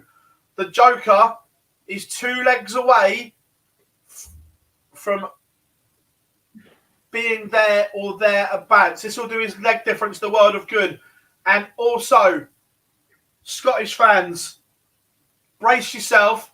Cameron Menzies is 2 legs away from that 6-point mark. He is. He's 4-0 up against Ian McKenzie. Not a lot coming back at him. Matt Edgar has just gone 3-1 up on Kai Fan Lung. Robert Thornton finds himself 3-1 behind. Danny Lauby 4 apiece with Kevin Lane now as well. Ronnie Hybrex has fought back into the match against Damian Moll. He was 2-0 behind. It's now 3-2. Johnny Martinez takes the lead against Johan Engstrom. We've got a level game between Ricardo Petrexco. He's currently 11th spot. And Gian Van Veen. Ryan de Vrede looks solid once again. 5-1 up on Daniel Vogt. How far away is he on the order of merit? Still a way to go for Ryan. Only on 2 points at the minute. Fabian Schmutzler, Phil, 5-2 up on Niels Heinz. So started the day, I believe, on 0 points. But the youngster is on the charge. Did start the day on 0 points. Would need to win outright today. Do not put it past the 16-year-old to do so. John O'Shea on the point. 5-2. And this will do that plus 18 leg difference. The world of good. Also, Cameron Menzies is 1 away from a bagel. 5-0 to the good. Mackenzie is throwing here and he's put in a good leg as well. So you wouldn't expect Menzies to win it at this time of asking, but will be coming next. Laura says, careful, Phil, trying to keep the excitement. Kids grounded. Their dad's doing great right now. Great leg from Mackenzie. Gets one back, but this is it. Cameron Menzies for a 6-1 win and plus 5 on his leg difference would take him to 6 and plus 23. That would take some overturning, Gob. It would indeed. Also, big moments just in the chat room. Not seen it. Danny Lauby, bust 61. And Kevin Lane is going to get darts at 82 to break the Lauby throw and go within 1. Lauby has bossed this leg scoring-wise, but mucked it up at the end. And the 82 does go. Big moments here for Danny Lauby fans and CDC fans. Lauby was in complete control of that leg and has somehow managed to lose it. Christoph Kachuk has won against Wouter Vase 6-4 The big pole stays alive. That puts him onto 3 points. A few more creeping up to that 3-point mark now that will put them in striking distance with a couple more wins, Phil, from the 32. Got to be targeting that last 4 spots. Damien Mole, 4-2 up on Ronnie Hybrex. Ryan de Vrede, 5-2 up on Daniel Vogt. The 2 Swedish players still involved are underway as well. Johan Engstrom, 3 apiece with Tony Martinez. Andreas Harrison just getting underway against Christian Schmidt, who I believe is right near the bottom of the order of merit. If he has any points, it is just the 1. It is indeed. In fact, both the Swedes only have 1 point as well. Schmutzler beats Heinzo 6-2. And another 16-year-old Phil is also winning at the moment. He's 4-3 up on Scott Marsh, Leighton Bennett. Griffiths holds. John O'Shea now throwing for the match. And I reckon that is enough. I'm going to say it now. I'm going to call it. I may go early. I may live to regret it, but I'm going to do it anyway. Yeah. Welcome to PDC Darts, Cameron Menzies. I think 6 and plus 23 will get him a card.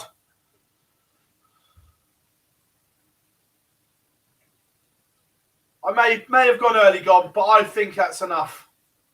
Possibly. Oh, look, Scott's on 6 and plus 28 as well. I think we can sort of put both of them there. To lose out from there would be ridiculous. They'd have to lose 6-0 and be massively unlucky there and whatever. Right, big moments here as well. Kevin Lane wants a ton to beat Danny Lauby. Danny Lauby is sat on 96.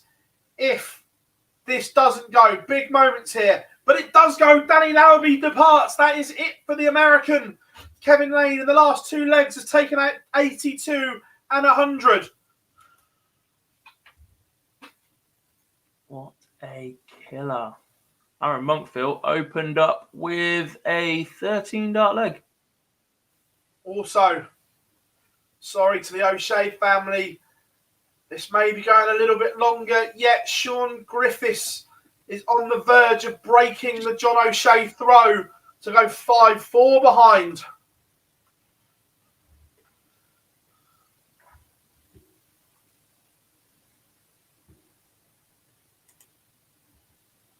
If Aaron Monk gets his card got, this will be one of the greatest escapes ever, considering stage 1 and stage 2 combined. We'll start calling him the Teflon Man. Would, but you know, he'd run into at some point if it keeps going this way. A man who absolutely loves the final day. He told us live on day number 1, Phil. Matt Edgar is in the similar part of the draw to Aaron Monk. Yeah. Still a long way to go for that matchup to come, but Edgar is 4-2 up on Kai Fan Lung. Dave Pallett is back to 5 apiece with Scott Waits. Reminder, Scott Waits is already there on 7 points. Not sure if he knows that, but he is already there. Warming up, Matthew Dennett, Darren Johnson, Darren Beveridge as well against Stu Wilson. I'm going to jump in. O'Shea may get a match start. We should get 1 match start from 74. Griffiths couldn't finish. O'Shea, 74 to win it. Should get 1. May get 2. Doesn't get any. Pig's ear.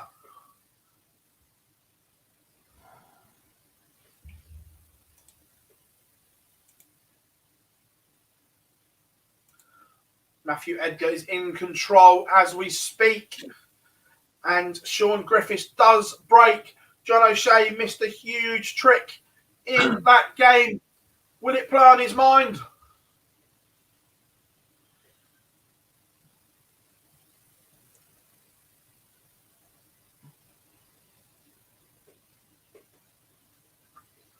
Wow. Trouble here, by the way, for Ricardo Petrezco. Left 56 after 12. Van Veen wants double 2 for a 22, 23 or 24 dart leg. Nathan Rafferty, Phil, has the early edge over Josh Payne. He leads 3-1. Kieran says, how is Fallon doing? She beat Jared Cole in the 1-2-8. She'll play it again very, very shortly. Van Veen misses more darts to force Pietreczko into a decider. He's bust 4 twice. Pietreczko wants double 4. Chat room says, a call card. Nathan says, has Cammy got a card? Not mathematically, but we think he's just about over the line. Mathematically he can be caught, but it'll take some doing at the moment. 8 players would need to overtake him. Over the line, Phil. Ricardo Pietreczko beats Gian Van Veen 6-4, and that pretty much puts him there. I'm just going to wait for that one to update on Darts Connect, Darts rankings, sorry, but that'll put him on 6 points and a plus 17 leg difference. That'll put him just below Radek Shigansky, but above Vladimir Anderson. Josh Richardson has just fallen 6-5. Matt Edgar over the line, Phil, 6-2. 106.3 average for Matty Edgar. The man loves a final day. Do not put it past Edgar to come with a last day surge. A few tense games going on in the EU as well, Phil. De Vrede 5, Daniel Vogt 4, Damien Mole a win over Ronnie Hybrex would see him pretty much would see him get to 6 points, secure his card.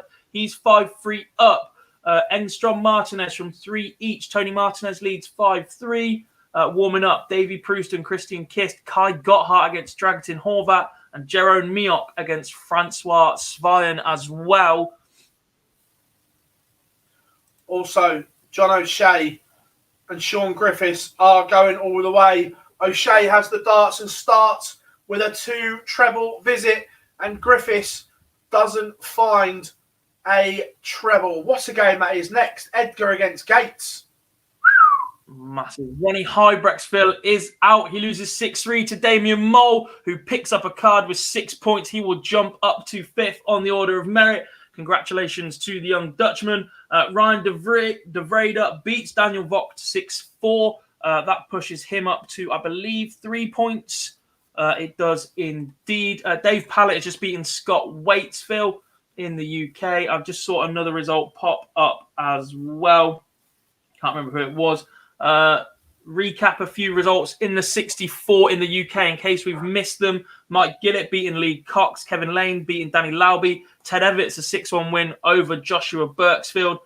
Nick Fulwell from 4-0 up, beating Shawnee Mack 6-5. Steve Burton 6-2 win over Mark Layton. Josh Rock 6-0 win over Ben Quemby. Josh Rock today, Phil, played 13 legs, won 12. Superb from the Northern Irishman. Dave Pallett result against Scott Waits confirmed 6-5. Cameron Menzies 6-1 winner over Ian McKenzie. Leonard Gates beating Connor Hennigan. Matthew Edgar a winner over Kai Fan Lung. Jason Hogg beating Joshua Richardson, the former BDO World Youth Champion. And Daryl Pilgrim a 6-1 winner over Chris Hurds. How is that noble looking? I'm jumping in. John O'Shea should get another match start here, Gob. 89 points for the Joker. Scored well in this last leg, and he's missed again. I think he's missed another 2. He's hit the 57, and then he's missed 1 at 8. Oh, sorry, 1 at 16's come inside, and 1 at 8. So more match starts go begging for John O'Shea. Sean Griffiths, 108 for daylight robbery. And that doesn't go either, and I think he's missed a match start as well. So O'Shea is coming back for 8-8, 16 for the Joker. 3 darts in hand. No score. It's all gone wrong. 5 match starts for John O'Shea in this deciding leg, Gob. Big moments. Jumping very, very quickly. We have 7 in dark green in the EU order of merit. Those wins for Pietreczko and Damien Mole, putting them there. 4 spots available now on the order of merit and the overall day winner. EU is getting very, very tight and nervy right now. Still plenty to play for in the UK. We're a little bit behind the EU. Obviously, they start a little bit earlier. But as we start getting into the 32, I think we will start seeing a few more dark green. Back to you. John O'Shea is out. Sean Griffiths dodged multiple match starts across a few legs there. John O'Shea will be kicking himself. And of course, it will be now a nervous wait for the Joker Gob. Going to have to stick around and find out. 6 points plus 17. Will that be enough? Keeps him above Mickey Mansell. It keeps him above Lee Budgeon. It keeps him above Dan Reed, who are all still in the green at the moment. Ted Evett still in the hunt. Nick Fulwell as well. Matthew Dedden still in. There's plenty of players outside that top 16, though. But to get to that 6 points, they're going to have to go deep. They're going to have to find last fours, last twos. It's not impossible, but it will be a nervous wait. And have to stick around, remember, in case it goes to a playoff. Yeah. Playoff unlikely, but could happen. So they're going to have to stick around. The Joker is out, but he's still in a good position because of the ones below him. Indeed. We have lost Johan Engstrom in the EU Q-School. Tony Martinez beats him 6-4. Also, Connor Scott is now in dark green. Connor Scott will not be going to Lakeside because he has a PDC Tour card.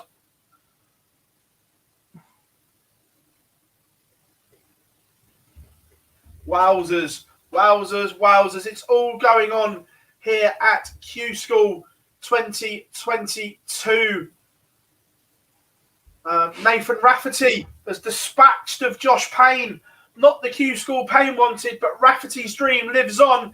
It is a 6-1 win. And also, he couldn't, could he? He's going to put me through the ringer today. Aaron Monk is 4-1 up on Mark McGeaney. Yesterday, we saw averages from McGeaney we haven't seen in a long, long time. But this game has reverted to type. And it is the McGeaney we've seen on the Pro Tour of late, only averaging 76. Leighton Bennett is out, Phil. Interesting. Lost Lisa Ashton 5 to Scott Marsh. Lisa Ashton is underway against Sean Wilkinson.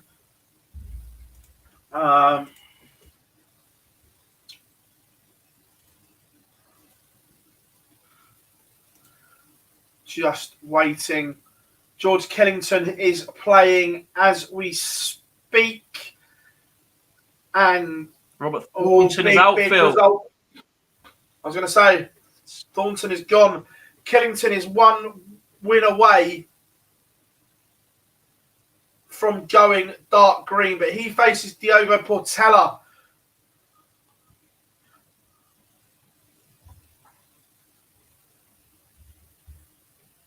You're what? Sorry, Dan?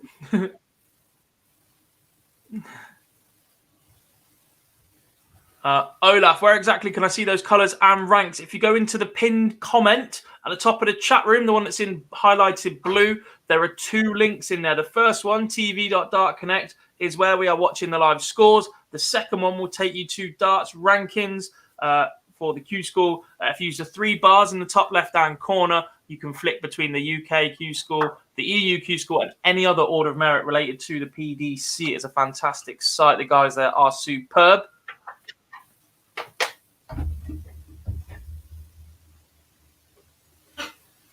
Can we have a quick 30 seconds, Phil? Do you want a quick 30 seconds, Gob? I need the bathroom. Because Gob needs the bathroom, folks, we are going to take a quick ad break. I promise it will only be quick. Make sure you go and get your kettle on, and we'll see you on the other side of the ads.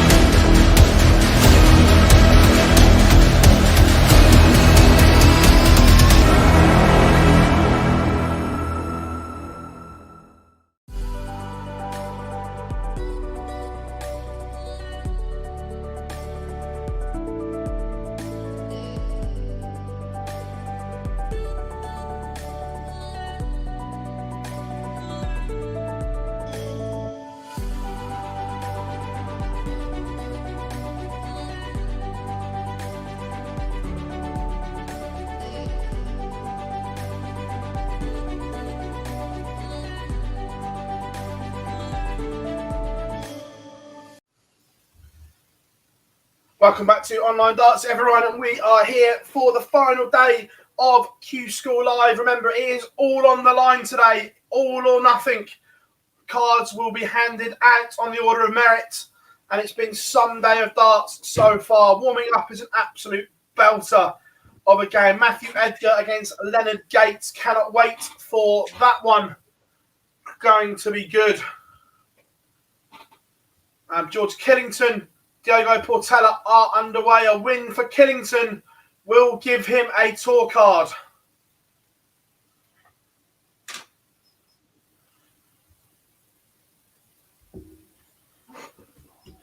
Like I say, we are back in the groove. Darren Beveridge was 2-0 down to Stu Wilson, back level at 2 apiece. It's not a great game. Looking at the averages, Lisa Ashton averaging 95. Sean Wilkinson averaging a ton, 1 apiece. Good game. Tell you what, Phil.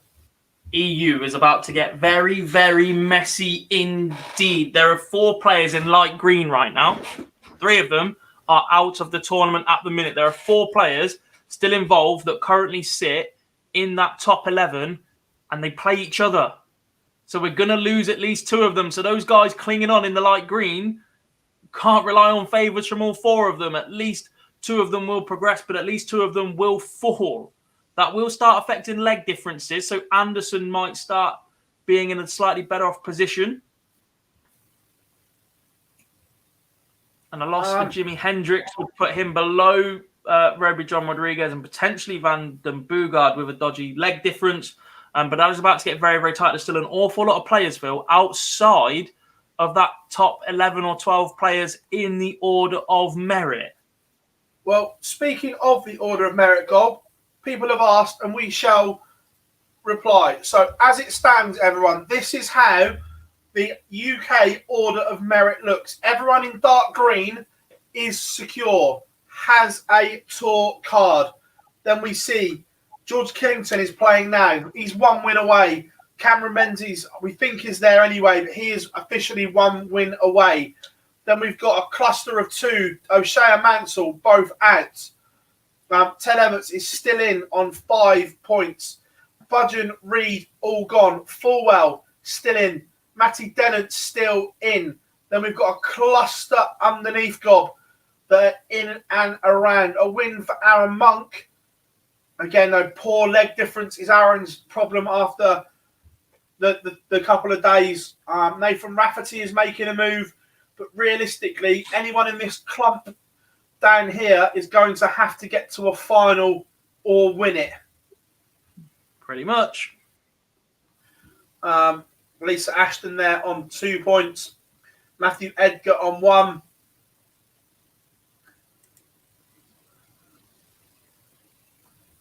And then we'll go to the EU. And this is what Gob was talking about. The top 7 all locked in. Cannot be caught. They cannot. But then Petrexio does take on Shigansky, and Hendricks takes on Mole next. So at least 2 of them are going to fall.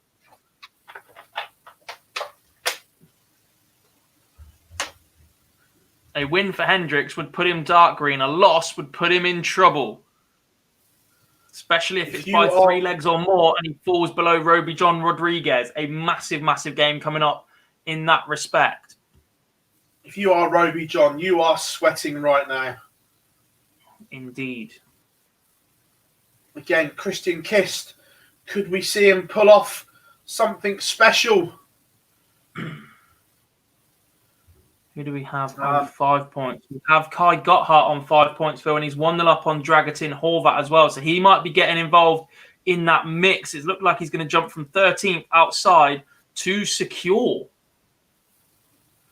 With Aaron Monk is making an absolute pig's ear of this game with Mark McGeaney. He was up and cruising at 3-0. It's now 4-all, and he kicks off with only 42. And this isn't because Mark McGeaney's level has gone up, by the way. This has been because Aaron's average has dropped like the Titanic.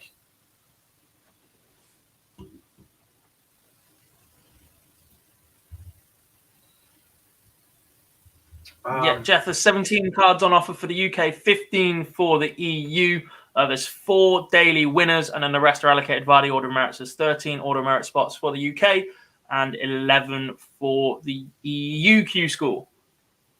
Gotthard doubles his lead on Dragutin Horvat. Fabian Schmutzler is underway. Radek Shiganski goes 1-0 up on Ricardo Petretsko.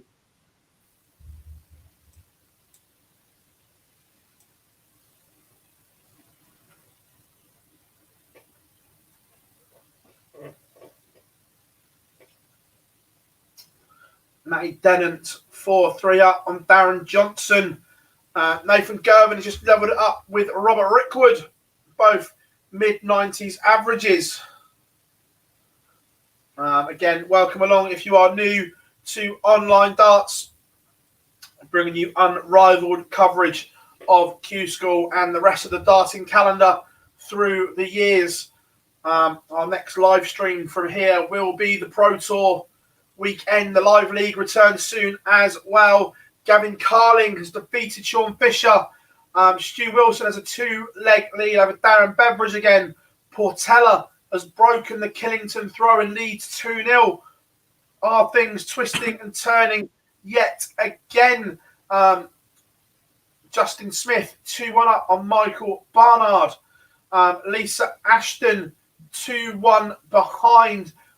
I'm sorry, my fault. She's 3-2 up. The front page of Dart Connect is a bit slow today. I think the servers are taking a battering. She's 3-2 in front. My bad on the game up there.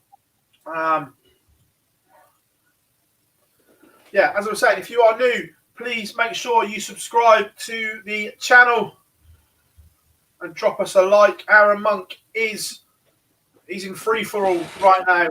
42, 95, 60, 85, 44. Finds a 137 to leave 38, but it might be irrelevant if McGeaney can take out 65.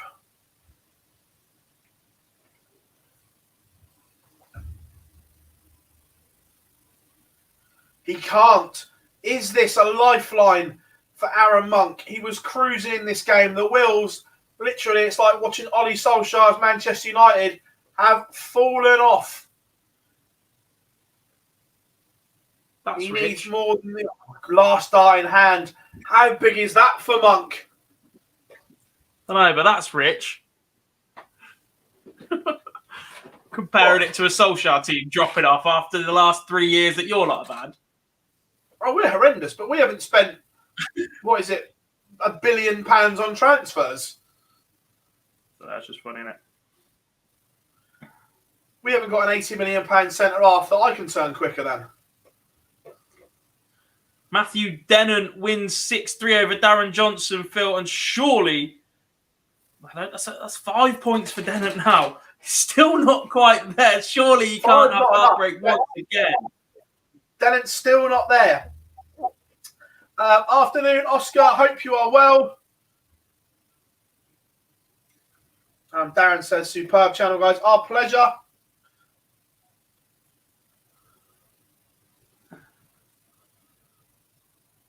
Have going on. Andreas Harrison has just taken a 5-2 lead over Christian Smith. I believe those two are the two lowest ranked players left in the EU Q-School. Jeroen Miok is 2-0 up over Francois Fayen.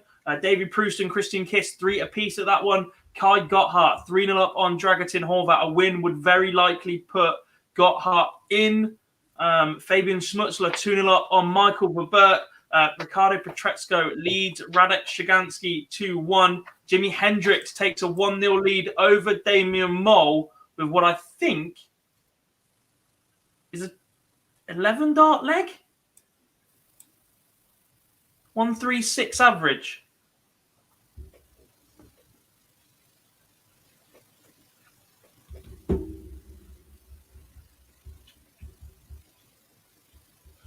It is an 11 dart leg to open, and Christoph Kachuk against Ruma Moyman are just getting underway as well.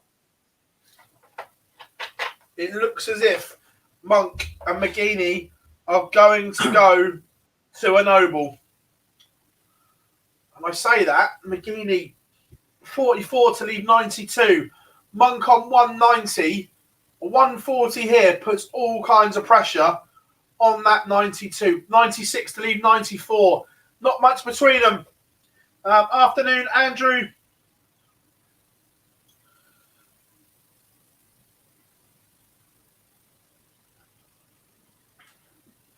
Lewis Fine. Why have Edgar and Gates been warming up for ages? Warming up is a little bit of a myth. What that really means is the marker on the board has tapped on the match and left it on the screen where they bull off. It's just automatic, whatever. It just means that somebody's pressed one button too many. The players might not even be at the board right now. They might be having a bathroom break, going to get a drink. They might be outside for a minute. The players get 5 to 10 minutes between matches, especially if they've just been on. But yeah, warming up is a little bit of a myth. It just means that somebody's pressed the button. So it means we're closer to a match than a game not showing warming up, but it doesn't necessarily mean the players are at the board having 9 or more practice darts each. McGeaney pins 55 to level us up at 3-all. God, I'm not going to tell you the player who this has come from, but it said he was told by PDC official that he shouldn't play today, so everyone's got a chance. Well, that's nonsense. Don't shoot the messenger.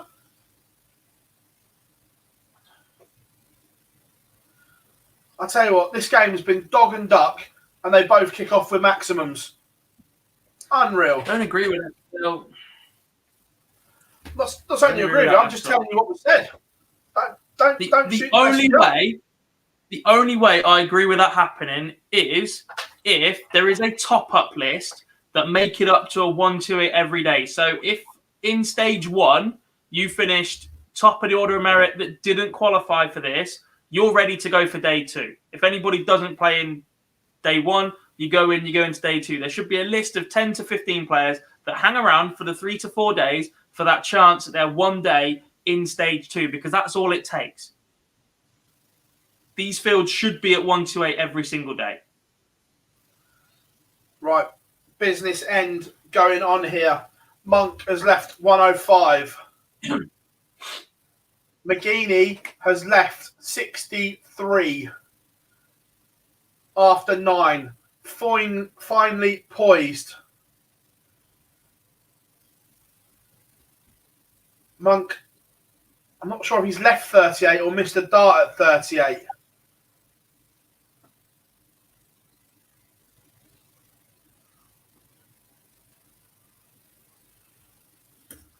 McGeaney, 63 to win it.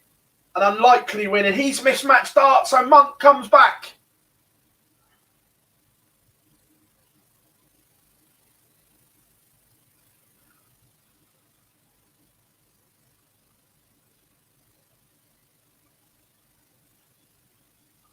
And Aaron Monk wins it last dart in hand. Not again. Okay, Phil, big games are underway. Matt Edgar, Leonard Gates has just started, as has Fallon Sherrock and Nathan Treadgold. Connor Scott is 1-0 up on Scott Taylor. A win for Connor is irrelevant because he's already there. Completely forgot about that part. Diego Portela, 3-1 up on George Killington. Killington is one of the players that is on 6 with a good leg difference, but is not there yet. Justin Smith, 4-2 up on Michael Barnard, but shocker of a game. Lisa Ashton, Phil, 5-3 behind to Sean Wilkinson. Is her reign as the only female tour card holder at risk? Dara says, hi lads, how far does Edgar and Sherrock need to go in the tournament to get a tour card? Is it possible for both to get one? I think they both started the day on 0, so I don't think they can both get one. The only way they could both get one, I'm just checking first before I make this. Is if the last spot gets in on 5 points with a massive leg difference. They are in opposite halves, aren't they? I don't know. Yes. So it would need to be the only way possible they could both win a card is that would have to be the final, and the loser could potentially sneak in with leg difference. But then now we're talking. They'd have to go like 6-0, 6-0, 6-0 to get to the final. They need some huge victories along the way. But mathematically, yes, it could be done.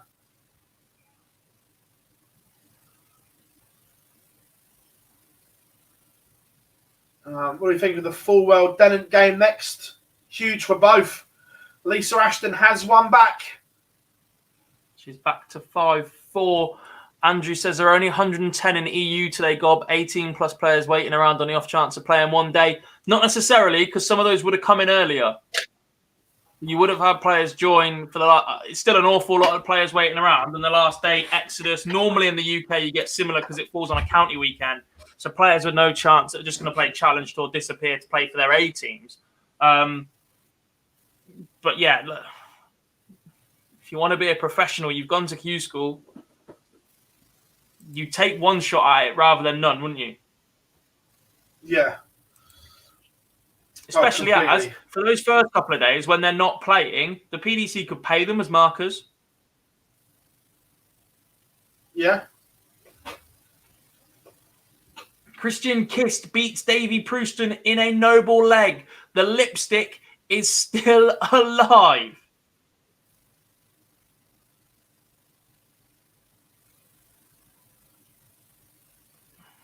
Where is he now? Let's have a look. Matthew Edgar, averaging 107, is potentially about to go 2-0 up and break the Leonard Gates throw, and does break the Leonard Gates throw.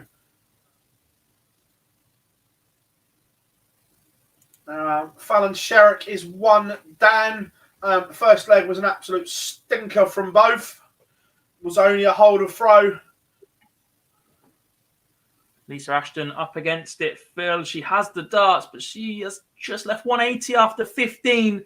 Has only found 2 trebles all leg. Wilkinson has left 112 after 12 darts. 112? 112 after 12 darts. Has got 6 at it as well. Lancashire Rose back at 180. Needs a 140. A straight 140 here. Puts the pressure on Wilkinson. Would leave her tops to force a decider. Needs at least a ton. Anything else not good enough. A 160 to leave double 10. She found the 2 trebles. Stayed high to avoid busting. Fires in the tops to leave double 10. Sean Wilkinson needs 56 though to knock the Lancashire Rose out. And she's got darts at it. It's not gone. Vladimir Anderson has just gone dark green in the EU. Ashton pins it back to 5 apiece, though, Phil. She stays alive. 6 points and a +9 leg difference is now good enough to get you in. There are just 3 spots in light green on the EU order of merit. There we go. In the UK, right now, Matthew Edgar broke the Leonard Gates throw, but it looks as if Gates is going to break straight back. What a leg from the American. Absolutely superb from him. 11 dart leg to break back, and he's averaging 106. It was an 11 dart leg for Leonard Gates. Also, Fallon Sherrock is making an absolute pig's ear of this game. She has had multiple darts in the first 2 legs. She is 2-0 down, and she could easily be 2-0 up. Multiple darts. It's a stinker of a game, this one. Lisa Ashton, all that work to get back into this match, finds herself 122 points behind. Wilkinson's gone 140, 93, 134 on throw in the decider to leave 134. Fires in a 118 to leave double 8. Ashton back on 256. Needs a 180 just for a slim chance of staying alive. And only 55 to leave 201. At least 6 darts at double 8 for Sean Wilkinson. And I fear this is the end of Lisa Ashton as a PDC tour card holder for now.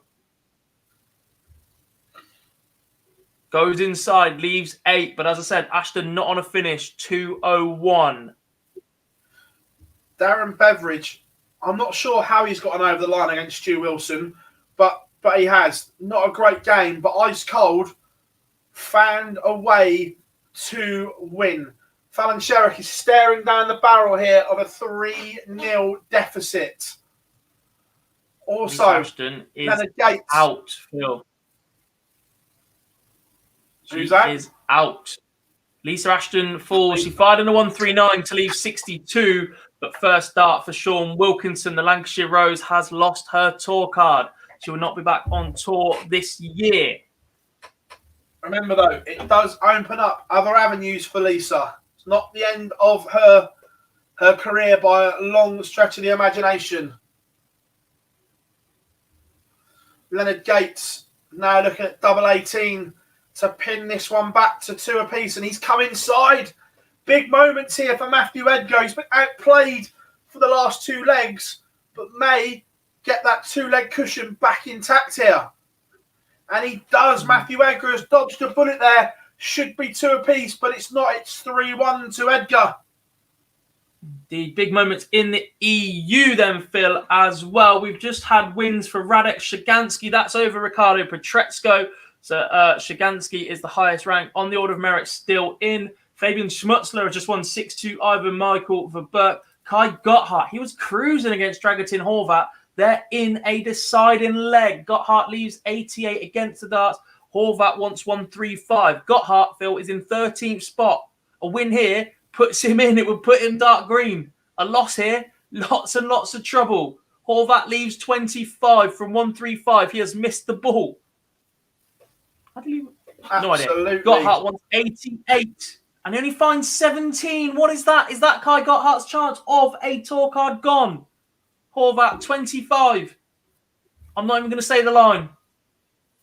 But it goes in 2 darts. Kai Gotthard, 13th on the order of merit, falls at the one game that would have likely put him as a tour card holder. Dragutin Horvat breaks his heart.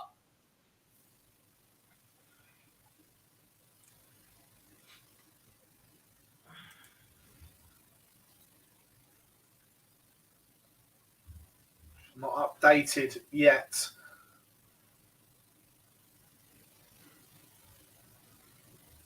The one I'm looking at, Gob, in this is Christoph Kachuk.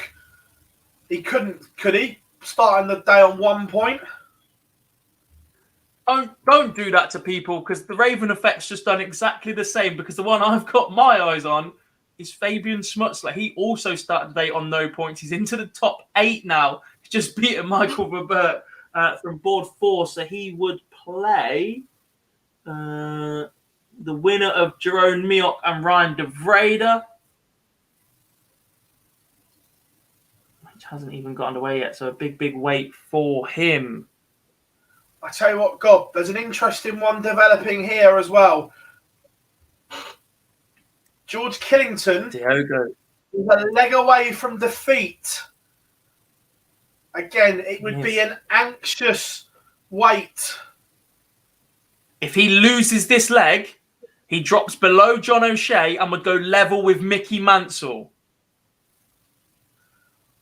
Also, Jared Cole will not be getting a tour card. Not necessarily. And I say that. I don't know what the next splitter is. I'm just double checking here to make sure. No, he hasn't kicked off. He's only on 4 points. He's only on 4 points. No. But if Nick Fulwell defeats Matty Dennant 5-0, Jared Cole would then go back into that amber spot because of the leg difference. No, he wouldn't, because Matt Dennant's on 5 points. Cole's on 4. He's done. Is my Darts Connect not updated? Sorry, it's my bad. Sorry, that's my bad. I hadn't updated Darts Connect on mine. I still had as 4. My bad.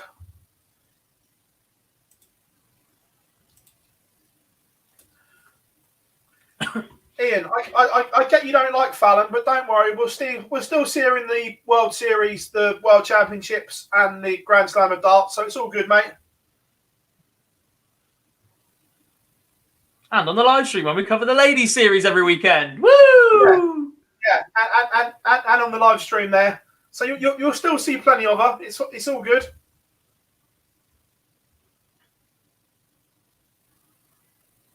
She's in a lot of trouble though, averaging below 70. Treadgold's averaging 77 right now. Yes, and he's on a 9. Yeah, nowhere near it. Nowhere near. Fallon, look, I'm not disguising the fact Fallon is having an absolute stinker here. Without being disrespectful, that 27 screams, never done it before, got very, very nervous about what you're about to do. Yeah. As someone that's been back-to-back a few times, done exactly the same. That's exactly what that 27 was. Yeah. Brock says, do we think Dan Reed has done enough? No. I wouldn't like to call it yet. I don't. No. We're not saying he can't get in, but there is an awful lot of players on 2 and 3 points right now that can still... last 4 they'd need, though. There's not a lot of those available. I think he's hanging on. He's indeed. Damien Mole, Jimi Hendrix hanging on. A win here. Hendrix is 5-4 up. If he wins this leg, he moves into the dark green. There will only be 2 spots via the order of merit left to play for.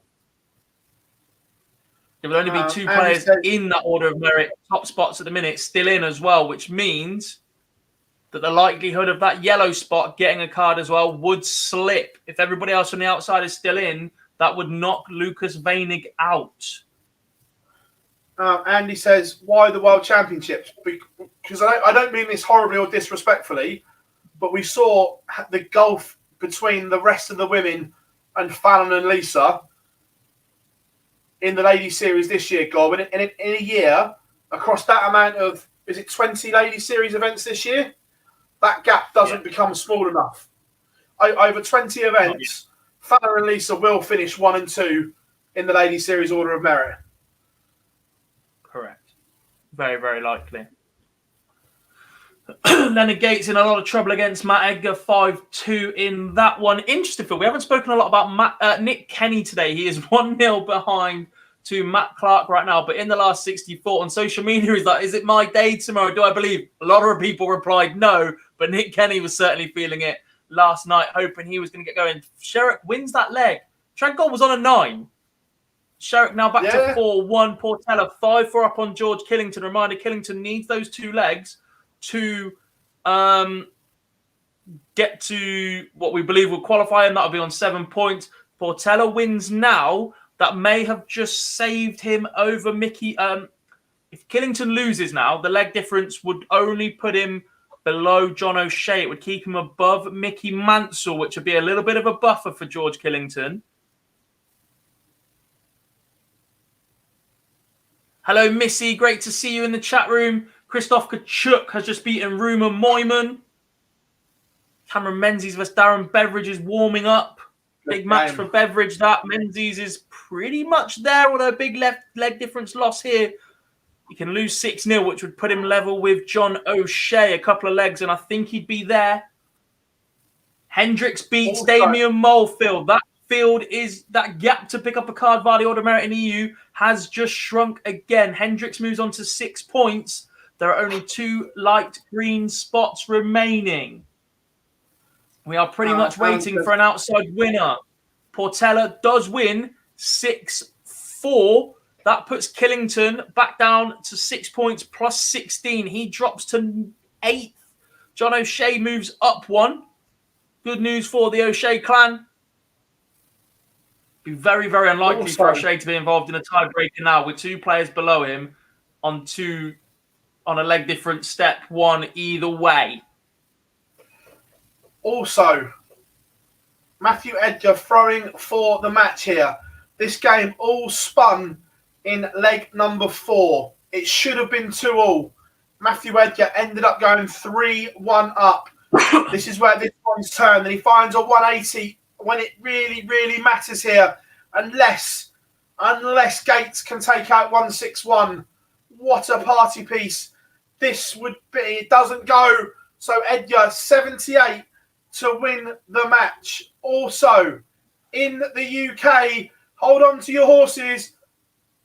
Laura, you can come out from behind the sofa. John O'Shea has gone dark green. The Joker will be on tour for the next 2 years in the PDC. It's all done. Killington dropping below with the leg difference meant that he has enough buffers below him that he just cannot be caught. Menzies goes dark green as well. He was already there, I think.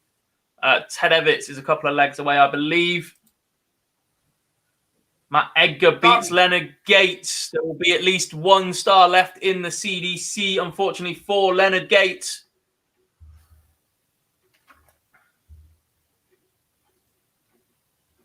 And also, officially, Cameron Menzies is on tour. It's been a long, long wait for the madman from Scotland, the box of frogs, but he's there. Indeed.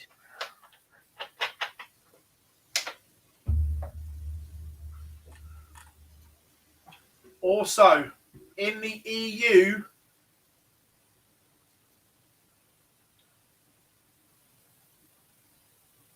big, big moments.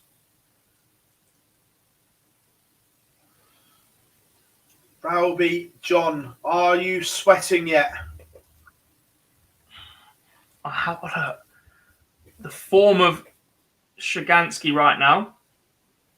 He's in the bottom half of the draw with Jimi Hendrix, so only one of those can stay in beyond the last 4.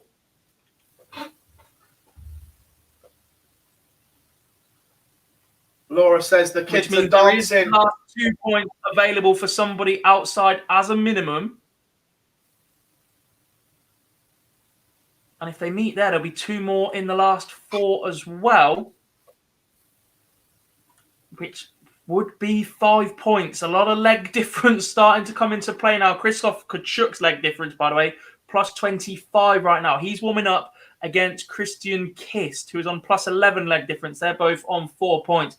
Jerome Miok and Ryan De Vrede, they are on 3 points each. The winner of this one will obviously move up to 4 points. That is the last 16 game. That'll put them, one of them, into the last 8. The winner of that one will take on Fabian Schmutzler as well. And Tony Martinez is 3-1 up on Andreas Harrison. Where is he? Harrison's all the way down on 2 points, Phil. He's miles back. It doesn't look like he's going to add to that at 4-1 behind. Also, is Super Ted making his move? Because he has just served a bagel on Scott Marsh. Done his leg difference. The world of good. Ted Evitts has got his card back at the first time of asking.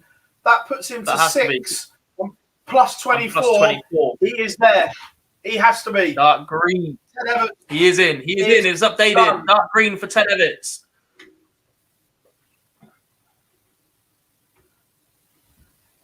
Request from Matt Ward, Burton and Raff, please. Stephen Burton is 1-1 with Justin Smith. Nathan Rafferty warming up against Josh McCarthy in the last 32. Rafferty still on 2 points.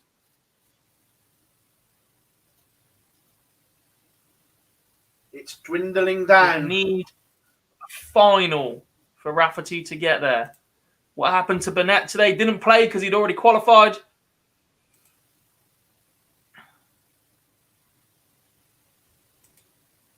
Fallon's still fighting, Phil. She's 5-3 behind. Needs to start finding the scoring, though.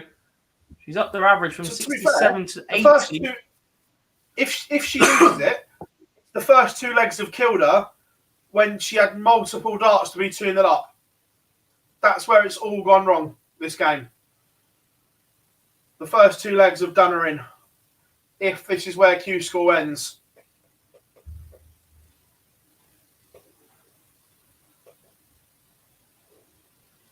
Johan says, Dennett and Fulwell, the winner gets a card, right?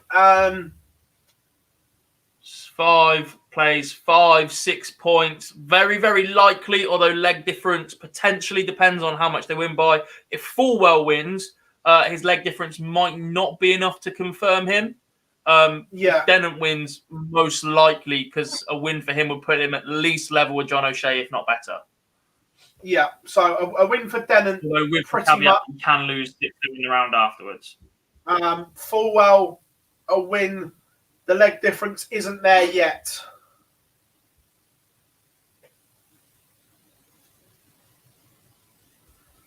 But the writing looks on the wall for Fallon Sherrock. Only a visit of 57. Is that her Q-School done?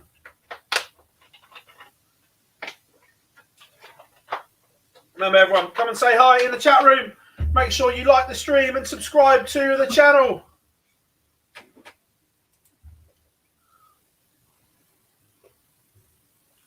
(1-1-2) for the match for Nathan Treadgold.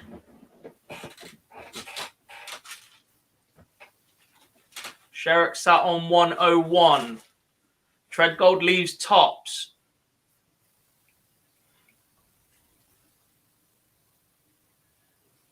(101) for Fallon Sherrock to save her quest for a tour card. 45 scored, leaves 56. 3 in hand for Treadgold to beat Fallon Sherrock.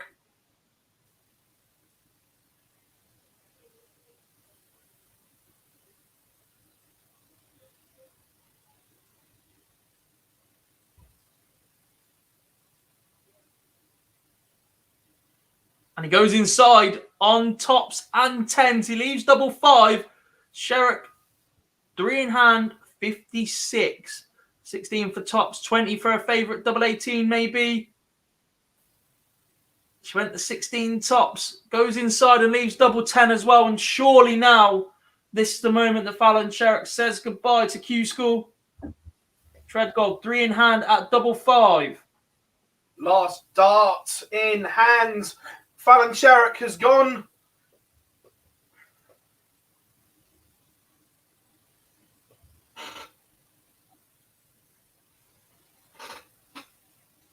Ouch.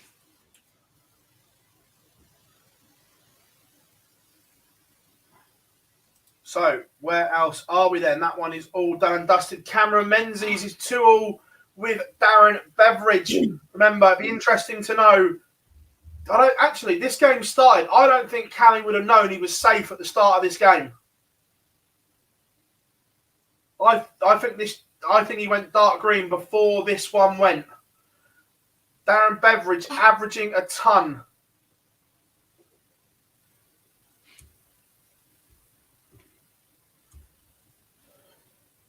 Robert Rickwood is also making a move. Aaron Monk back in action. Let's see if he's got the Teflon suit on again.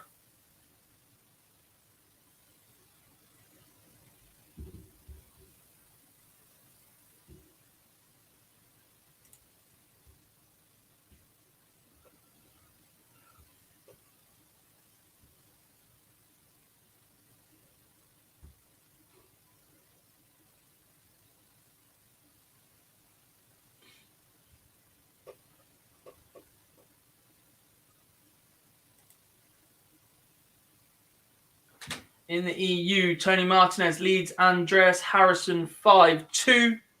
Ryan De Vrede and Jerome Mioch have just got underway. They're both last 16 games. It's a little bit flat in the EU right now. We're waiting on both of those before we can start all 4 last 8 games at the same time, it looks like. Yeah. Krzysztof Kachuk and Christian Kist are waiting to get underway, as is Radek Shagansky and Dragutin Horvat. Aaron Monk is having an absolute mare against Danny Pilgrim, only averaging 69. Finds himself 2 down and getting towelled.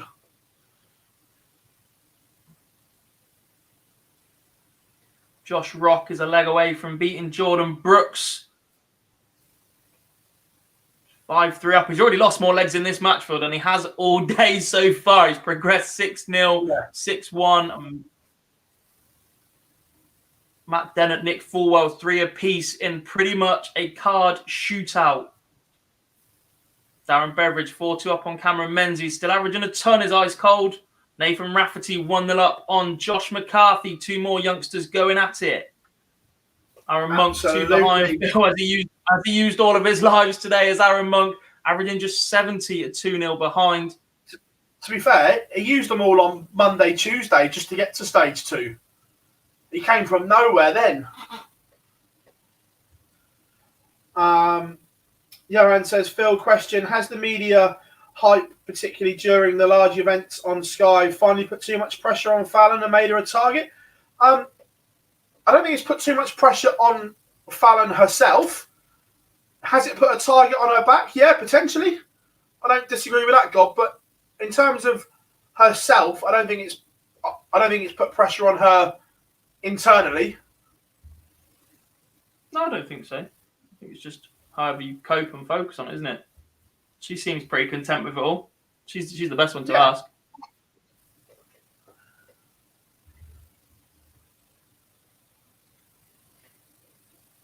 Monk goes 3-0 behind.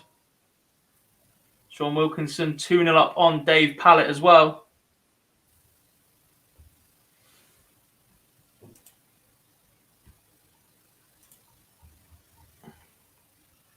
Again, chat room on absolute fire.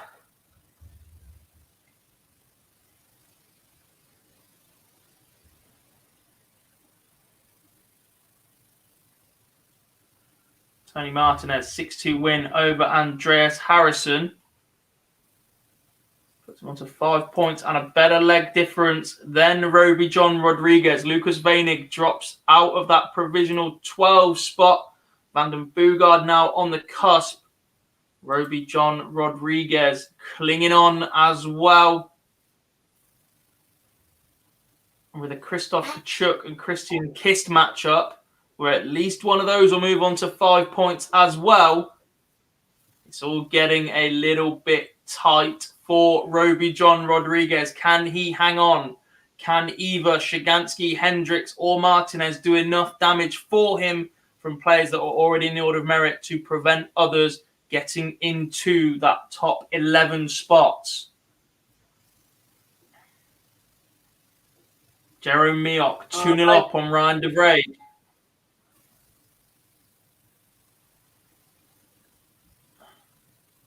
Chaz has had an absolute shocker.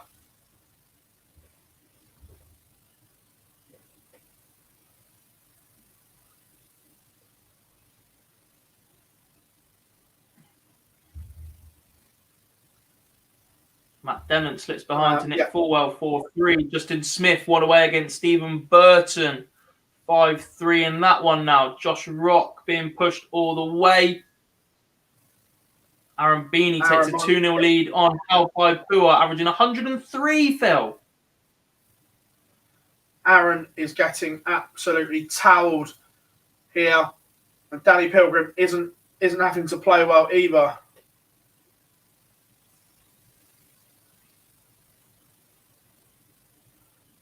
Look, Fallon and Lisa, they're both fabulous players, and we've always said this from day one.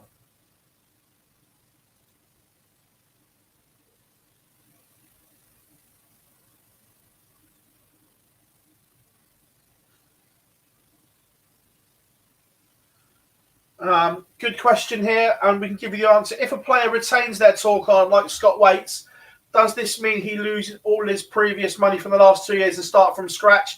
Yeah, absolutely. They start from nil points when you've just won your tour card. Indeed. Justin Smith beats Stephen Burton, Phil. Burton's another that's always had the ability but doesn't quite make it once again. Yeah. Nathan Rafferty 3-0 up on Josh McCarthy. Oh, you are joking. The Premier League have called the Spurs game off. That is an absolute joke. Yeah, let's hear the Arsenal fans have a go at us now. Come on, boys.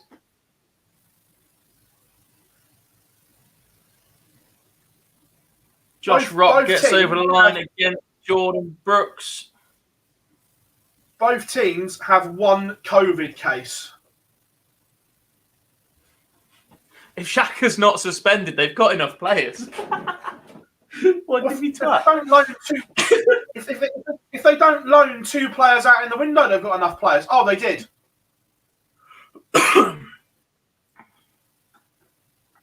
Christian Kiss takes the first leg against Krzysztof Kachuk.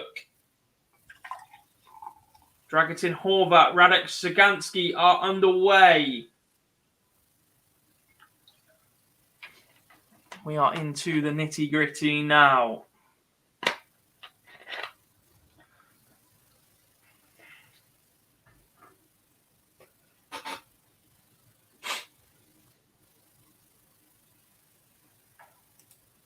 Always Elvis is Tony Martinez in. He's still in the competition, but he is in light green right now. He's on 5 points plus 22 leg difference. One more win would put him in. A loss with a heavy leg difference right now, 4 or more, would put him below Roby John Rodriguez. He'd be on the cusp. I'm not sure that was there. Was Killington dark green before, Phil? Or is that just gone dark green? No, he's just gone. George Killington goes dark green. He is there as well. I think that was a Darren Beveridge result over Cameron Menzies.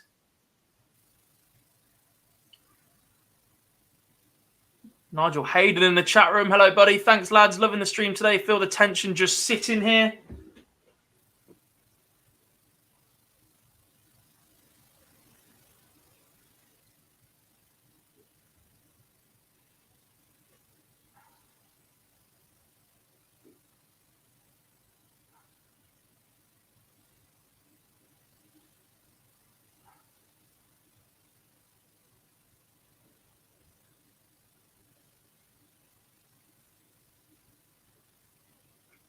I'll be with you all in a second. I'm just ranting at the moment. Oh, stay off Twitter. It's not good for anybody.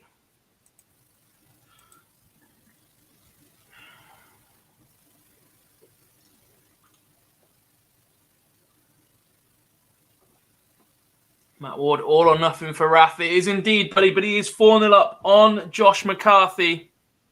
He would need to go all the way. 5 points would not be enough. We think one might sneak in, but there is currently 3 players on 5 points.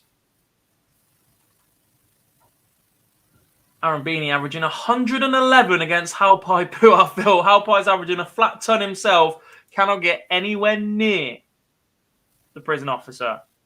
Daryl Pilgrim, 5-1 up on Aaron Monk. Trouble for your plumber, Phil. Oh, he's all plumbed out. He ain't fixing these leaks. Matt Dennett, Nick Fulwell, 4 apiece. Reminder that is pretty much a straight shootout for a card. Christian Kiss, 2-0 up on Krzysztof Kachuk.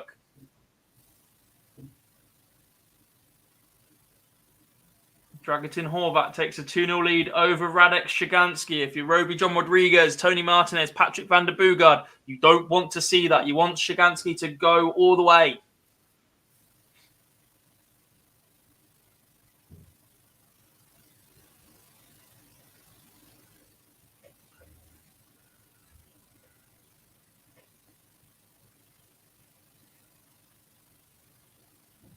Fulwell goes 5-4 up on Denon. Gavin Carlin warming up against Nathan Treadgold.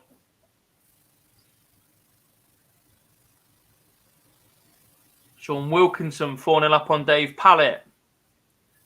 Williams says disappointed in Lauby and Gates not making it, but proud of Van Dongen getting a second American on tour. Yeah, look, they were both massively unlucky, to be honest.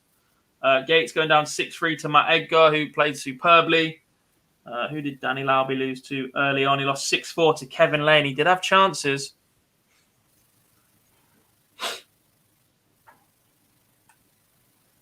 Ted Everett's got a card. He did indeed.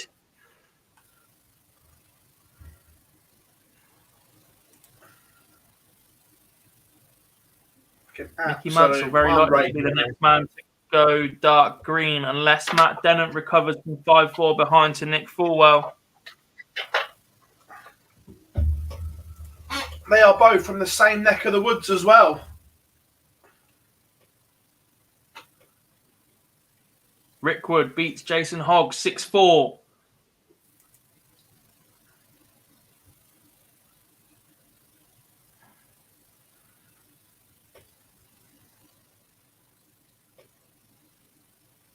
And Aaron Monk loses 6-1 to Daryl Pilgrim, Phil.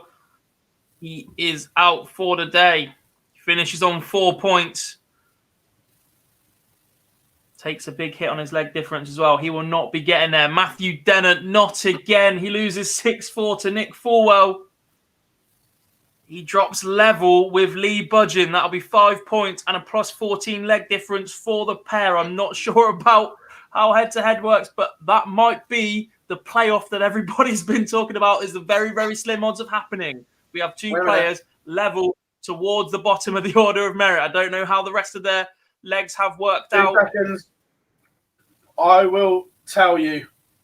Does it go on legs 1 first? Because Lee Budgeon sneaks ahead of Matt Dennett by 1. 2 seconds.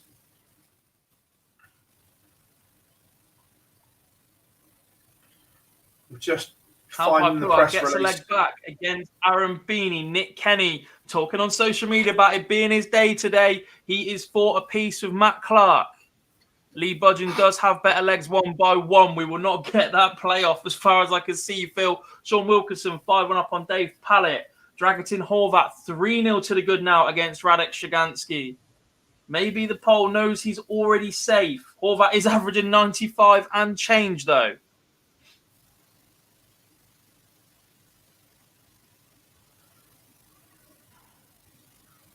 Just trying to find the press release.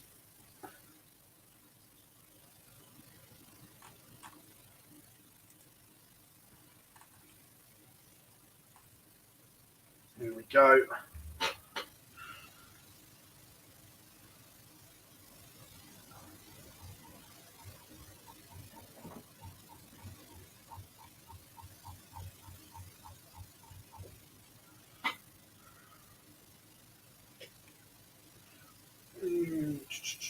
Where is it?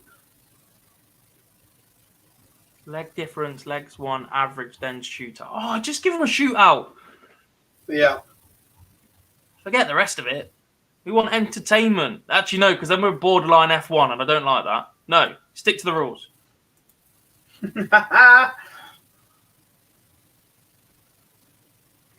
Christoph Kachuk from 2-0 behind, levels up at 2 apiece with Christian Kist. Ryan de Vrede, Raider, 5-2 up on Jeroen Miok. That win would put him onto 4 points as well. And he would then take on Fabian Schmutzler.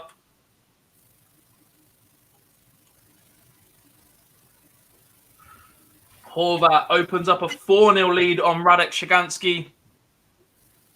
He keeps going that way.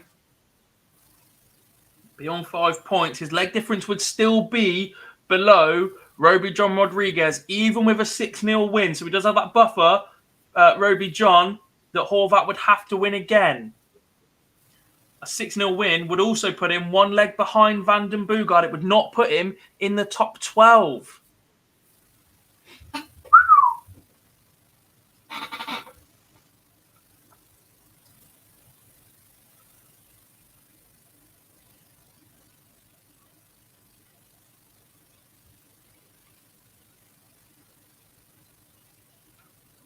Rafferty one way now against Josh. That's gone. Just looking at the ones below coming through, I think the ones on the charge that Dan Reed and Matty Dennett need to be wary of: Darren Beveridge, Justin Smith, Matty Dennett, Nathan Rafferty.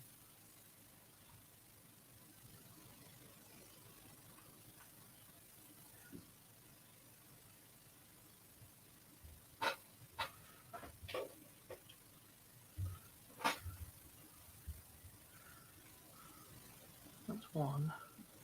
They stay above anyway.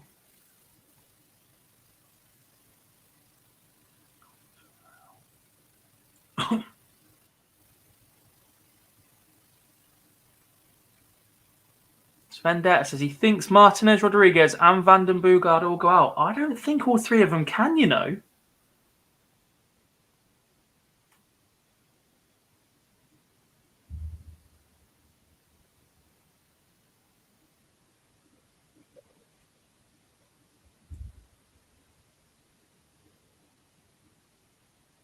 Sean Wilkinson beats Dave Pallett 6-2.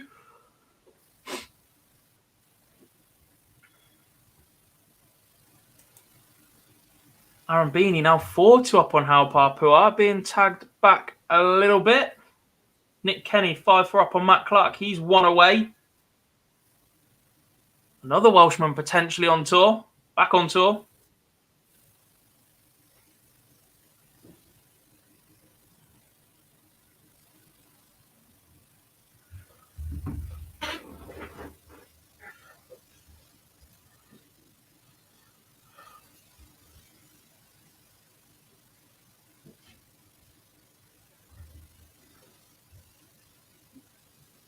Miot gets a leg back against De Vrede.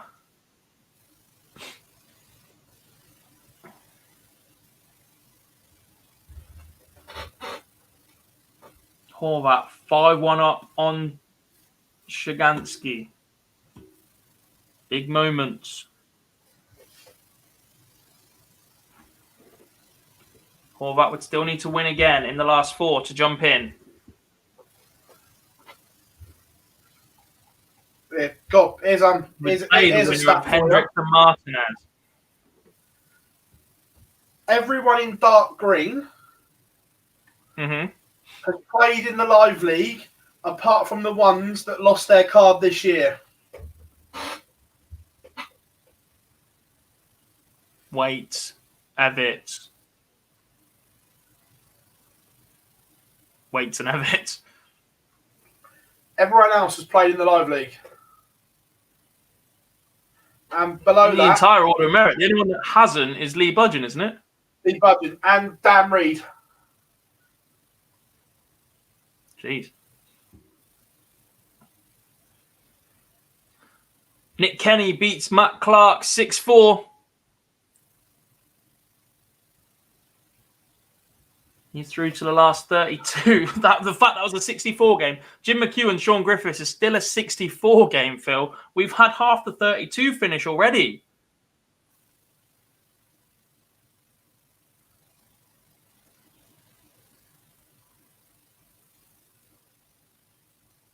Horvat beats Shigansky. Big moment. Current number 4 on the order of merit. Drops to number 5, I think. He does indeed. And Horvat is now up to 14th. He is within striking distance. One more win would get him a card. De Vrede beats Miop in the 16. That puts him up to 4 points as well. He needs a final. But he will take on Fabian Schmutzler next, the 16-year-old that finished in the top 2 of the EU Development Tour Order of Merit despite only playing 1 weekend. He was only eligible by age for the start of the second weekend. He missed the first one. Played at the World Championships.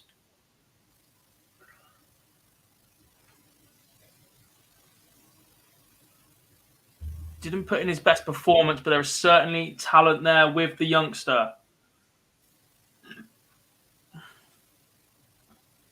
Hendricks takes a 1-0 deficit to Tony Martinez. Not the scoreline that Roby John wants to see. A win for Hendricks by 4 legs or more would put Roby John above Tony Martinez on leg difference.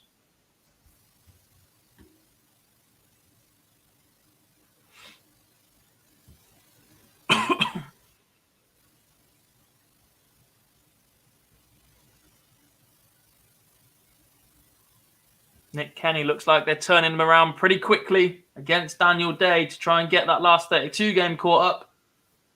Krzysztof Kachuk 1 away against Christian Kist. Either way, one of those players is about to jump up to 5 points.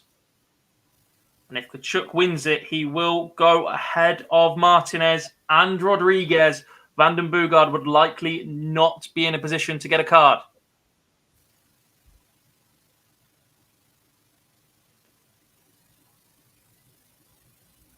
A big turnaround here for Kist would keep Vanden Boogaard in that 12th spot.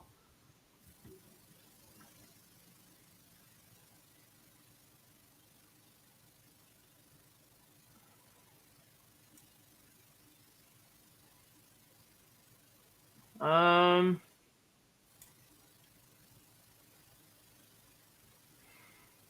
don't know, Lendo. I think it's difficult to judge. It'll be easier next year when they're both on the dev tour at the same time, all as one dev tour as well, keeping them separate. And obviously, Schmutzler is 6 months older, so it's a little bit difficult. The best underage player in the world at the moment is neither of them. It's Luke Littler. He is absolutely unbelievable. An absolute machine. Martinez, Hendricks, one apiece. I'm going to drop in, though, on the Kist Kachuk game, if Dark Connect allows.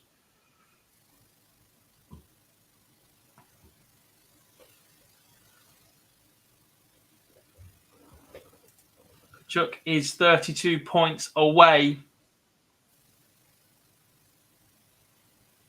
And he leaves 4. Christian Kiss needs 160 to save his Q-School card quest. Say that 5 times fast. Finds a ton to leave 60. Will he get a go at it?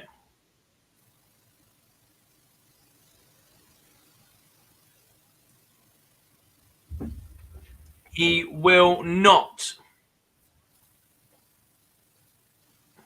Christoph Kachuk beats Christian Kist 6-2, and the lipstick, former world champion, will not regain his tour card. Sean Wilkinson is a win away from knocking Dan Reed out of that 14th spot.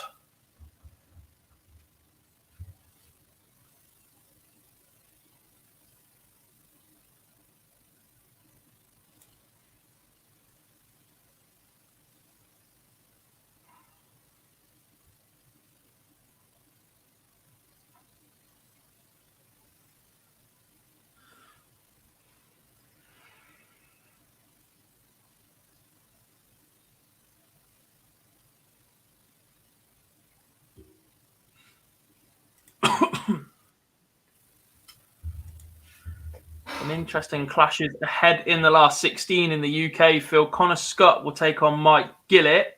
Ted Evitts will take on the winner of Nathan Treadgold or Gavin Carlin. On 5, we'll get Nick Fulwell against the winner of Nick Kenny and Daniel Day. 6, so 7v8, Justin Smith will take on Josh Rock. Halpai Puha or Aaron Beanie will take on Nathan Rafferty. All of those guys pretty much need a win today to secure their card. Sean Wilkinson will take on Darren Beveridge. Matt Edgar will take on Robert Rickwood. And Daryl Pilgrim will take on the winner of Jim McEwen and Sean McGriffiths. And then one more. They're well behind. That's a 64 game. We need a winner of that, then a 32 game, and then the winner of that will take on Daryl Pilgrim. A long, long wait for him. Tony Martinez takes a 2-1 lead over Jimi Hendrix.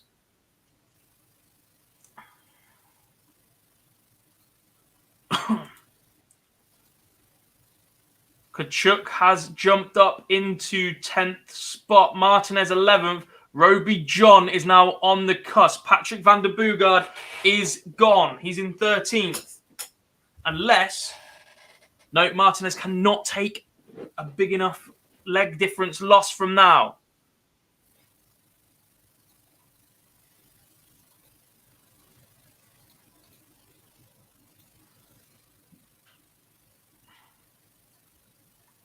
If Dragutin Horvat wins his next game, Ryan de Vrede wins his next game and doesn't take a Tonkin in the game afterwards, or Schmutzler goes all the way, Roby John Rodriguez is in a lot of trouble. He's been in this position before, Phil. He was clinging on last year, missed out on countback. That rule's been changed. And he looks set that he might miss out once again.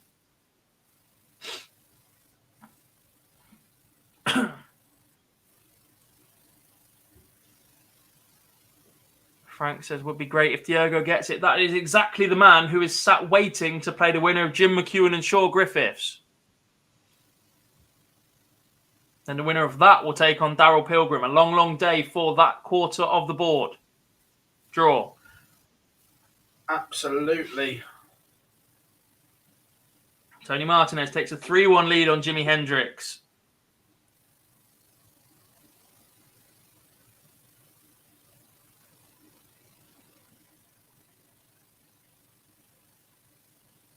Who does Kachuk play? The winner of De Vrede or Smutsler.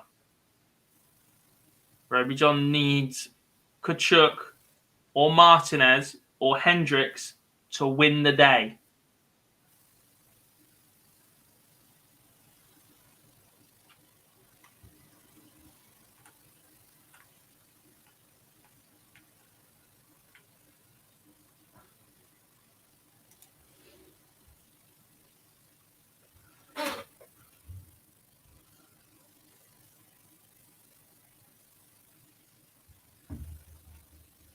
Some big, big moments here.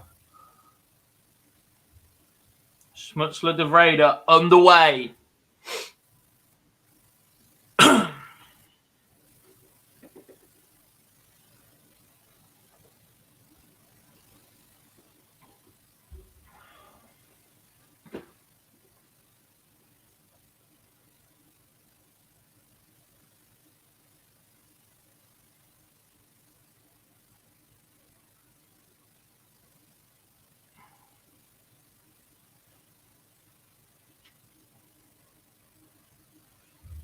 We are approaching the point of no return for some job.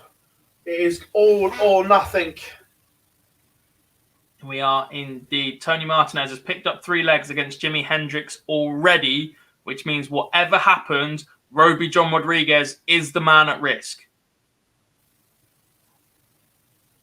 Martinez cannot lose enough legs against Jimi Hendrix from this position to drop below Roby John.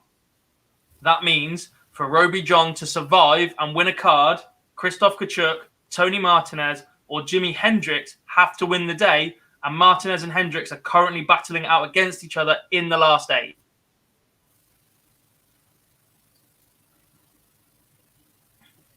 Jim McEwen is 1 away from beating Sean Griffiths in the UK, the Scot, who done damage on the Challenge Tour. Played some good stuff when he stepped up into the Pro Tour as well, Gob. Is 1 away from a big victory. He is indeed. Smutsler takes the opener against Ryan De Vrede. Frank says, so 5 is enough in the EU. If certain situations play out, it is. It's going to be very, very close. All that.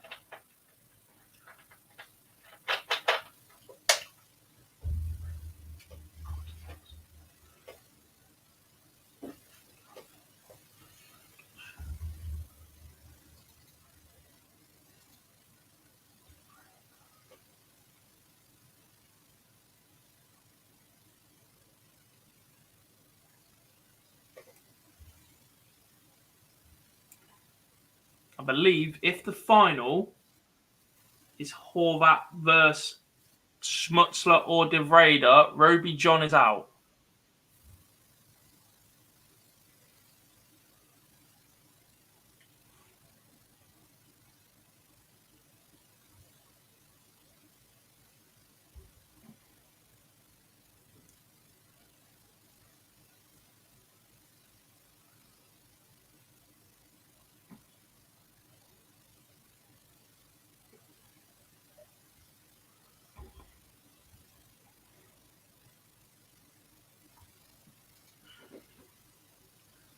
Not sure I want to see that, Malachi. Missy. Not out yet. Not out yet. It would take after Smutsler or De Vrede wins, I'd have to lose the next game, which would be against Kachuk, who's already above him, so that's fine. And you need Kachuk to be in the final against Martinez or Hendricks, I think. Stephen, yes, Canning has his card.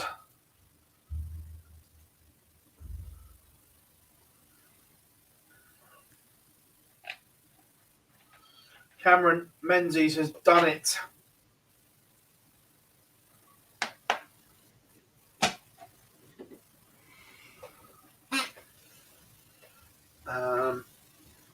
Not a lot of movement. This is such a weird moment. It feels like there's been a lot of air sucked out, but we had so many big results come in at once. We're obviously waiting on a couple of games to get us to the same point in the last in the last 4 even of the EU Q-School. They're going to set both them semis off at the same time, I think, by the time that these two finish. And then we're waiting on board 16 to catch up. McEwen Griffiths, they've got to play Portela, and then the winner of that's got to play Pilgrim to get into the last 16. So I think they're giving everybody a little bit of a break. Dark Connect seems to be struggling as it is anyway. Jim McEwen is over the line against Sean Griffiths. That one's now done. And there's no movement on the order of merits for us to talk about either because they're just not there. The other issue with that is I think by the PDC rules, is McEwen is allowed between 10 and 15 minutes if he wants to take it. Yeah. Guy's saying that Roby John is out. He's not out yet. The fact he's in yellow means he's on the cusp, because what will happen is if Martinez, Kachuk or Hendricks, who are above him in the order of merit right now, win the day overall, they come off the order of merit. Their spot then moves up. So everybody below moves up, which would be Roby John into that 11th spot. Yeah. But he would need the final to be Kachuk versus Martinez or Hendricks. And it's looking very likely to be Tony Martinez. Hendricks is already there. A win here for Martinez would put him there too.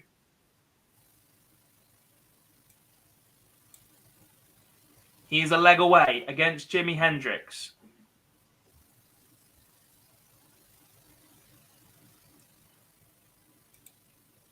Mickey Mansell and Nick Fulwell have gone dark green, Phil. The 6 points, they cannot be caught. Mickey Mansell wins his card back at the first time of asking. Nick Fulwell returns to the tour. Jamie said, darts correct is correct. It's struggling to host the amount of people trying to get on it at the moment. So, in the UK, there is only 2 cards and an outright place on offer, Gob. That is all that's left in the UK. The same as in the EU. There is 2 places, 2 cards on the order of merit and an outright winner. There was 32 cards on offer. Only 6 remain. Gavin Carlin is 1 away from booking his place in the last 16.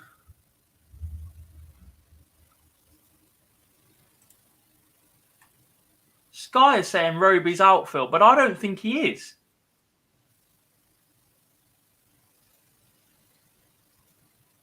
If Schmutzler wins this match now, he moves to 4 points. A loss then to Kachuk keeps him on 4 points. Yeah. Martinez wins, he's fine. Yeah. If he then beats Horvat stays where he is. Yeah. Yeah, right now, Roby is not. They don't move above Roby John. And then the winner would be Kachuk or Martinez, which is looking very likely at the minute from those two. And as they're both above, they drop out and Roby John would be in. I don't think Roby John is not out yet. Yeah, right now, Roby John is not out. Don't get me wrong. Yeah. He's hanging by an absolute thread. But there is only one outcome that can save him. But he's not out yet. No.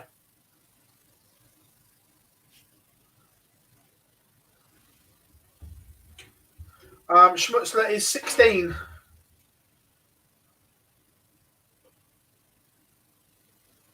Sky are wrong. Yeah.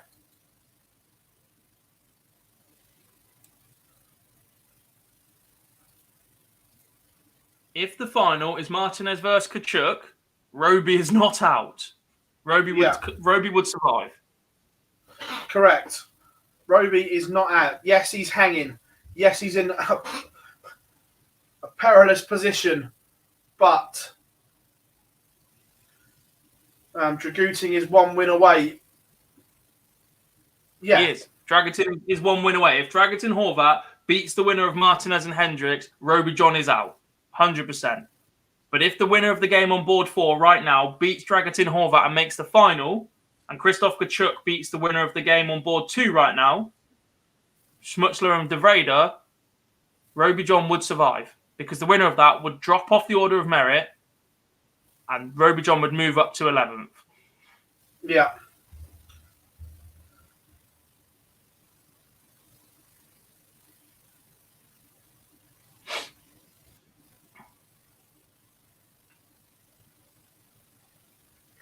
And by his Twitter, Cammy has just realised that he's a PDC tour card holder. He only worked out 5 minutes ago. Imagine my surprise that Cammy's slow to something.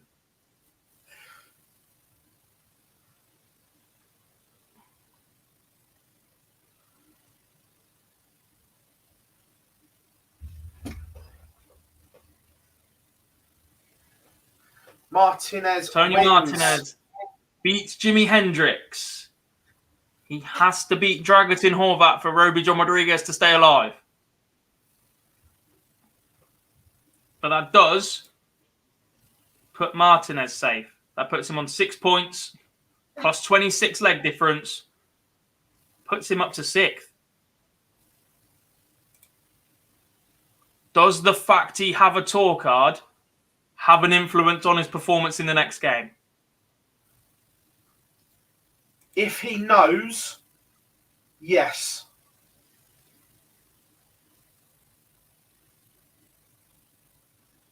If you know you've won the look, anyone that went to Q-School, anyone here in stage 2, the prize is to win a tour card. Doesn't matter how you do it, that's the prize. Once you've got that prize, all the adrenaline, emotion leaves your body. Because of that release, you've done what you've set out to do.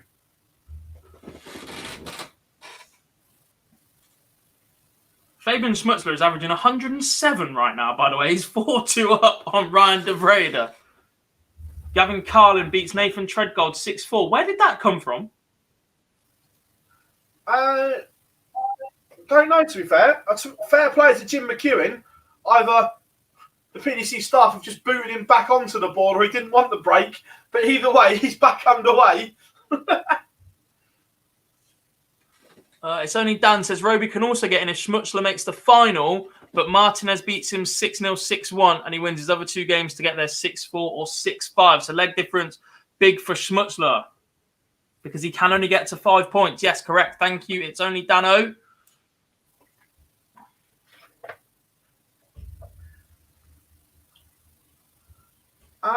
Yeah, no, of course we can. 2 seconds. That's my bad for enjoying the action.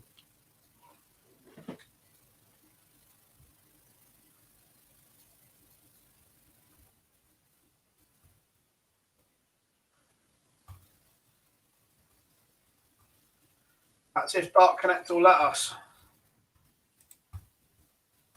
Schmutzler 5-2 up. Excalibur says, I see a few alive for the baggish. Indeed. What the hell? Can they please pick a board that actually works? I'm currently watching Thomas Plum versus Ollie Hansen.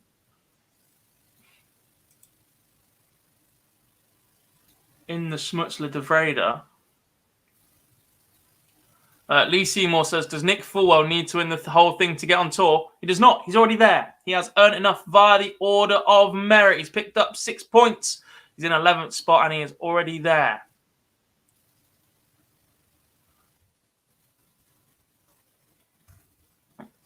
Bitcoin says, Martinez only had 2 points coming into today. Kachuk and Horvat 1 and Fabian 0. That is why you show up on the last day. Indeed, there were 18 less players today than there was on day 1.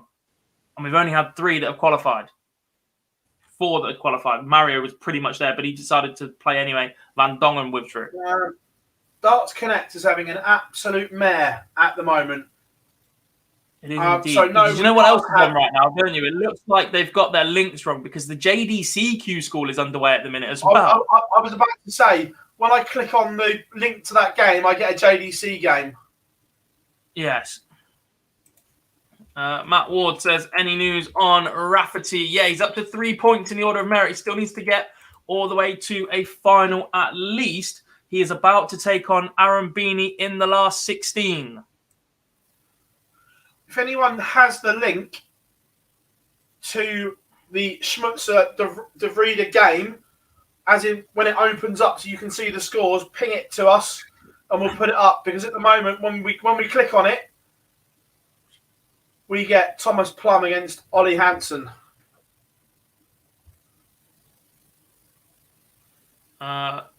Matthew says, can Aaron Beanie and Matt Edgar meet each other before the final? They can. Aaron Beanie's on board 9. Matt Edgar's on board 13. So they'd meet each other in the last 4. I'm literally... Ian, I'm opening it up as we speak. Let me refresh it. Refresh that one as well. Yeah, I'm still getting the JDC game.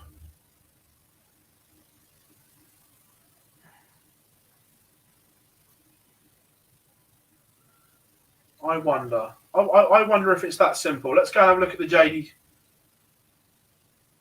You want to go and find the JDC equivalent game and try and put it back up the other way? Yeah.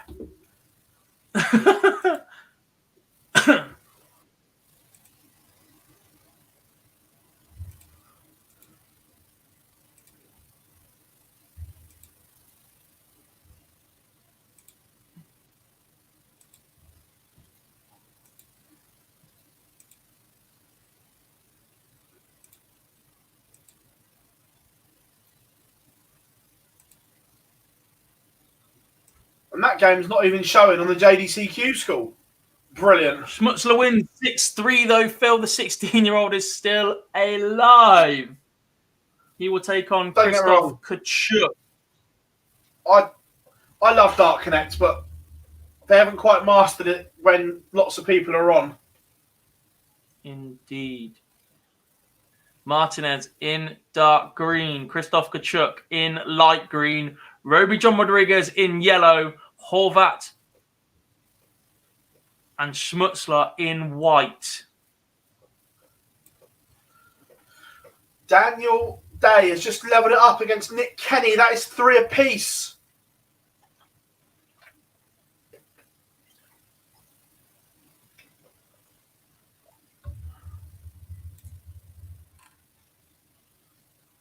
Darts Guru Rafferty may be safe for a semi. It would put him on to 5 points. It'd be very unlikely from here, although good leg difference possibly is on plus 20. If Scott, Fulwell, Evitts keep beating people, quite possibly. That's how He'd the feel game... much more safe and he'd be guaranteed with a final. The game warming up now, Gob, is huge. Sean Wilkinson against Baron Beveridge. A win for Wilkinson would put him above Dan Reed.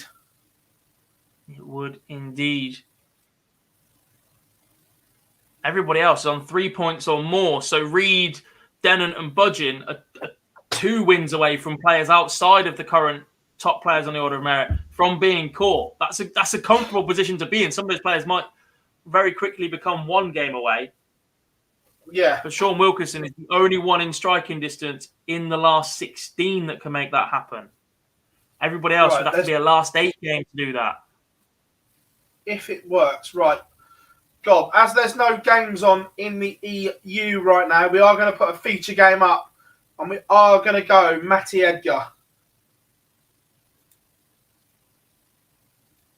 Where they're averaging 62 and 65. Yeah. We do know how to treat you guys. Fabian has taken out the big fish in his match. 102 average, 212 darters, a 13 darter. And he's taken out the big fish in his match. The kid's got talent. There we go.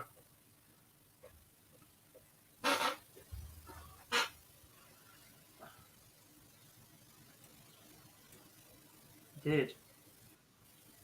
That was for a 12 dart leg. Backed it up again with another 12. 99, 140, 180, 82. Holy smokes. Gets over line with a 13 dart leg. So the Raider does fall. Very impressive in stage 1. Made a good go of it in stage 2. Left himself too much to do on the final day. And then there were 4, Phil. Then there were 4. All eyes on Nedenhausen right now. If you're Roby John, where are you? Are you in the room watching? Growing up. Far away as possible? Crying. Necking vodka to take away the pain? Yes. Vodka Saturdays. I'm on that again later.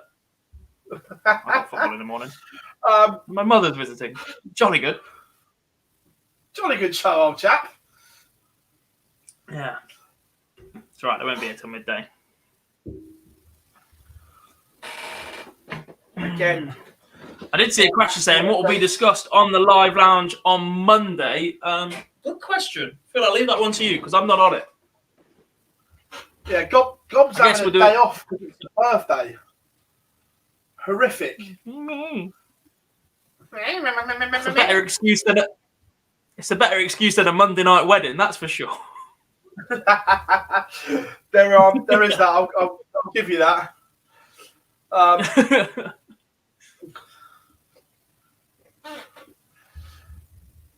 Again, welcome along, everyone. Plenty of you joining. If you're joining us for the first time, come and say hi in the chat room. Remember, make sure you drop us a like and subscribe to the channel. We're getting closer to that 20k mark. If you can get us there, it would be amazing. Even Joseph's on it now. The tungsten toff. That's not catching on, surely. Please no. The tungsten toff is staying. Pimm's is lovely, though. That's not helping my case, but I do like a glass of Pim. Take all the fruit out. That just absorbs the alcohol. Just a straight Pimm's and lemonade with a load of ice. Fantastic. Yeah, superb. Gin and lemonade, please. No, it's not a thing. Stop it. No, not tonic. Tonics for pensioners. Gin and lemonade. Or vodka. Lots and lots of vodka. Or Southern Comfort and lemonade, actually. Partial to a bottle of those. Southern Comfort and Coke. And Coke? I love it with Coke. You are a wrong one. There's no other way around it. You are a wrong one. I do love a rum and Coke as well. Missy, yeah, it is my birthday on Monday. And Teresa, I can take the fruit out. Look at the state of me. I clearly do not eat the fruit. Tugboat, yes, Tungsten Toff loves the Pims. EU has gone to sleep now. There's always a 10-15 minute gap between players are allowed. I think it's 15 minutes, Gob, isn't it? Or is it 10? It's one or the other. Dan's about to have a strawberry vodka now that he's worked out where it came from, Phil. The Christmas Day light bulb. Ping! Matthew Edgar is up against it here. Robert Rickwood, again, who we saw in the live league, doing bits here today. Shameless plug.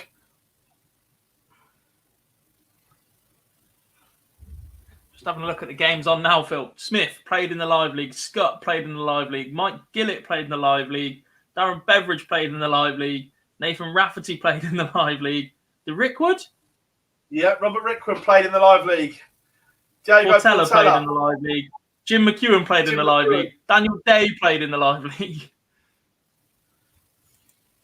Turning 21. I bloody wish, Missy. I'm not quite as old as Phil. In fact, I'm nowhere near as old as Phil.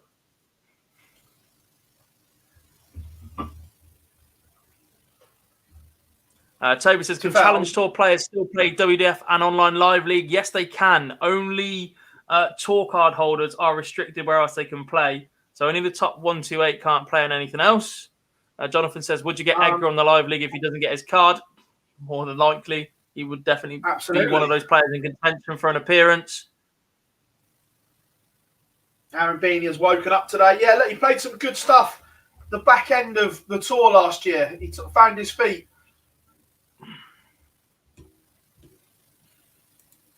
Frank, will there be another live league? Does it include prize money? It does include prize money. We're back on the 1st of February. Correct. Live on our YouTube channel, Monday to Saturday, as per usual.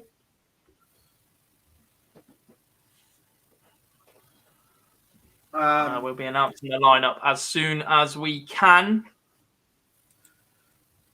Exactly, and they're playing for a lot of money. If you have a perfect, because they're done in phases. If you have a perfect phase, you can walk away with over 10k.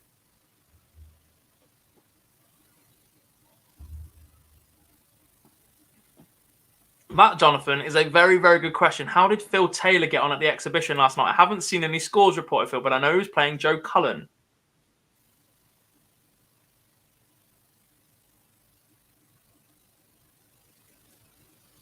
Don't do that to me. Not great. Oh. It was all right. But he played in glasses as well. I did see that. Looked like he'd gone back to an older dart as well.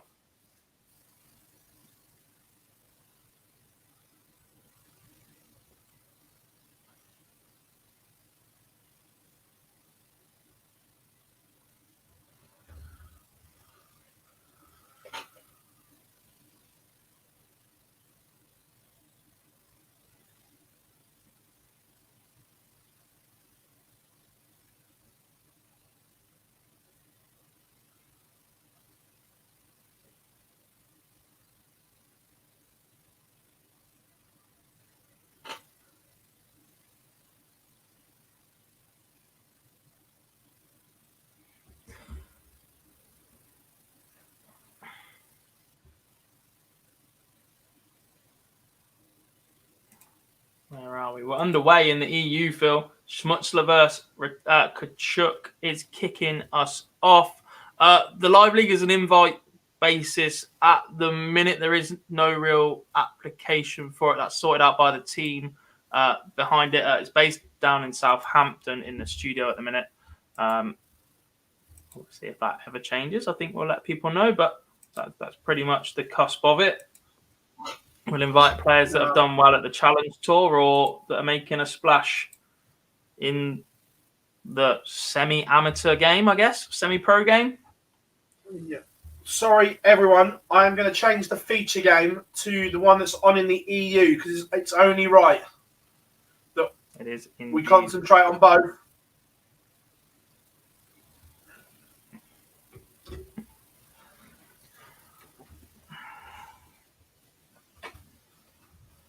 This goal. Chuck takes the first leg, 15 darter. This has a huge, huge bearing on the EU.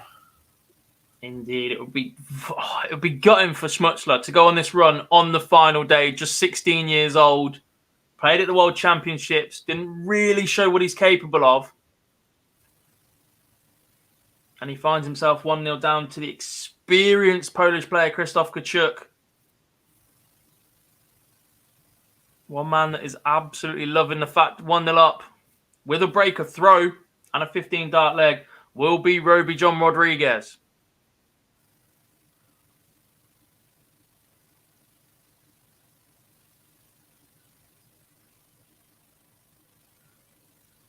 Marco, Kachuk to win the semi, so only if Horvat win will Roby be out. Correct. The final is Krzysztof Kachuk versus Tony Martinez. Roby John will secure a tour card via the Order of Merit. Daniel Day, Nick Kenny, back to 5 apiece. Is the Welshman putting together that run he promised on social media? Portela 3-1 up on Jim McEwen. Matt Edgar in a world of trouble. He is 5-2 behind to Robert Rickwood. Nathan Rafferty also in trouble. 3-1 behind against Aaron Beanie. Darren Beveridge 2, Sean Wilkinson 2, Connor Scott 3-1 up against Mike Gillett. Scott already has his tour card, but keep playing, keep competing, because he will drop off that and open up that yellow spot on the order merit at the minute. Justin Smith 2, Josh Rock 2, and Gavin Carlin and Ted Evans also still going. God, the other game in the EU is underway. Do we keep the feature or put them both up?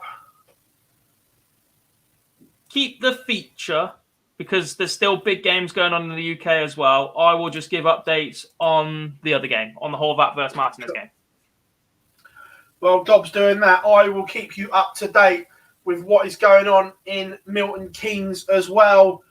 And Nick Kenny got this one back to 5 apiece. And he is still in this noble leg. Daniel Day has first poke at a big 3-figure finish. Kenny is also on one. It's 1-4-8 plays 1-5-1. Who will blink first? But.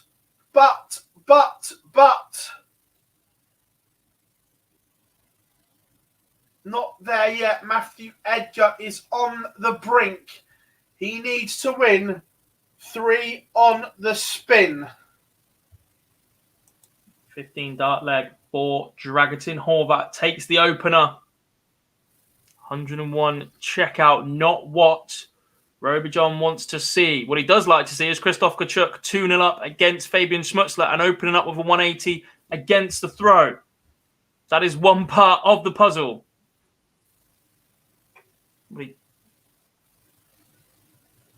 Nick Kenny, 93 to win it. To steal it. Daniel Day is sat on 60 after only scoring 28.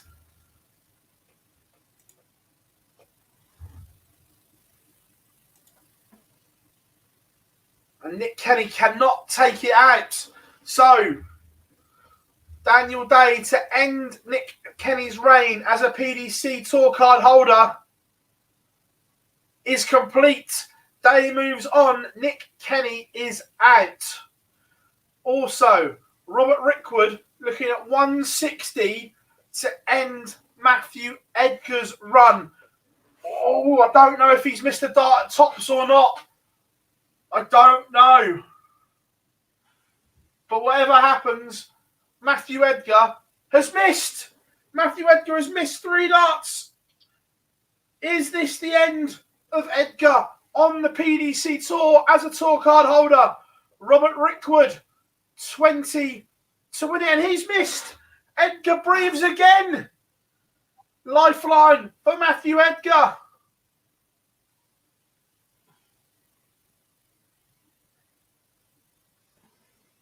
If this goes, it goes in 3. Nobody hits that double 2 first dart. There you go. It goes in 3. Matthew Edgar. Nobody hits that double 2 first dart under that pressure. It just drags low. And then you're praying. The one over the top. Martinez levels up at 1 apiece with Dragutin Horvat. And Kachuk 3-0 up. Good signs for Roby John Rodriguez. What is going through Robert Rickwood's mind? He has missed the chance to beat Matthew Edgar. And they both start with ropey visits. The pressure in this one is being hyped.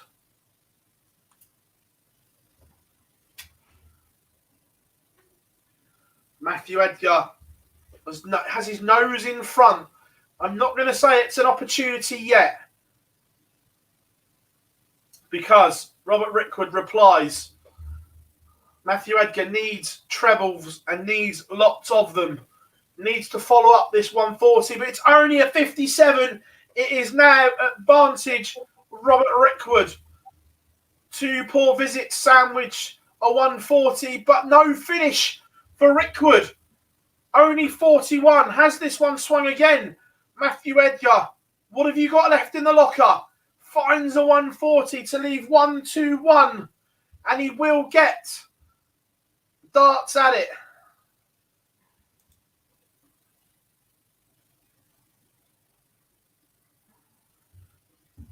(1-2-1) for Edgar to send us to an oval where he'd have the darts. He's left tops. So, Robert Rickwood, will you get another match start? 1-1-7 to win it. No, you won't. The wheels have fallen off. Robert Rickwood, the pressure has got to him. Matthew Edgar, tops. It goes in 2. We are 5 apiece. Matthew Edgar is still fighting and has the momentum. He's won the last 2 legs and he has the darts. He does. And his nemesis this season, Phil, has been last leg deciders. The amount of last leg deciders Matt Edgar has lost on tour this season has pretty much cost him his card. If he wins 20% more of those games, there's a good chance Matt Edgar is not a Q-School. He has not been good in his deciding legs this year on tour. But he needs one now against Robert Rickwood. Schmutzler missing darts against Kachuk on your screen. Every dart, every treble is like a nugget of gold. Mm-hmm. So far, they have both found trebles. And then Matthew Edgar has found a 2 treble visit, forcing Robert Rickwood. 140 does not leave a finish. He's on 2-6, and he only finds 40. The writing is on the wall.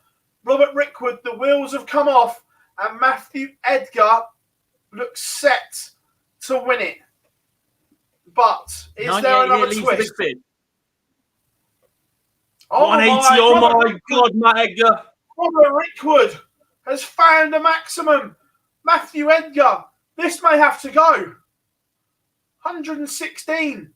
And it does go. Matthew Edgar has found a 3-figure finish at the death to hold throw. He trailed 5-3.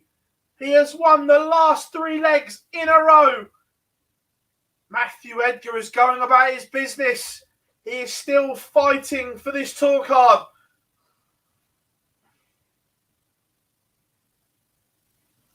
Wowzers.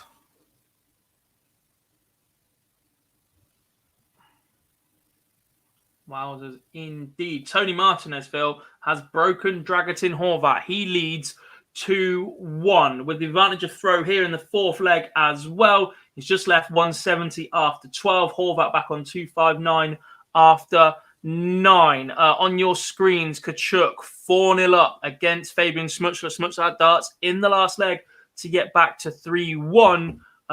Everything that Roby John needs to happen right now is happening. Martinez is winning. Kachuk is winning.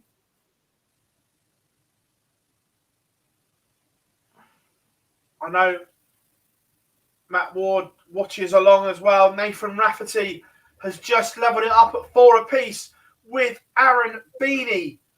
Josh Rock has just beaten Justin Smith 6-3. Ted Everts is 2-1 up on Gavin Carling.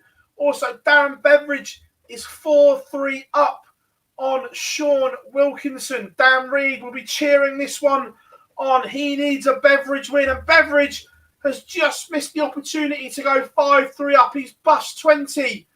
Wilkinson wants 120 to break back and go 4-all. How's your luck? And Wilkinson has missed the dart potentially. Dan Beveridge wants 20 to go 5-3 and has. We said at some point, God, Darren Beveridge was going to have a good run. Is today the day? Diogo Portela is 1 away from defeating Jim McEwen. Also going to keep an eye on Rafferty. He is 4 apiece. He is indeed. We've just seen Schmutzler get on the board. He's 4-1 behind and open up 180 against the dart. So this could be 4-2. Throw in for 4-3. Big moments to turn this one around, although 44 invites a little bit of pressure. Martinez leads Horvat 3-1. Hold a throw in the last leg, a 76 checkout. Horvat left 17 from 1-6, scored 109. So Martinez is ahead 3-1 in that one. A reminder that Martinez versus Kachuk final would see Roby John Rodriguez secure his card. If Horvat wins this game, Roby John Rodriguez would miss out. Also, Connor Scott is on the verge of an exit. Mike Gillett against the darts has found back-to-back 180s to leave 83. He should get at least a dart at the ball to beat Connor Scott.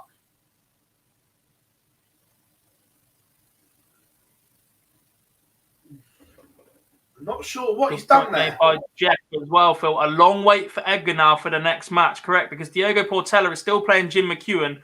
Then the winner of that has to play Darryl Pilgrim, and then Matt Edgar will be waiting for the winner of that. Still a game and a bit away. Let me just call this in.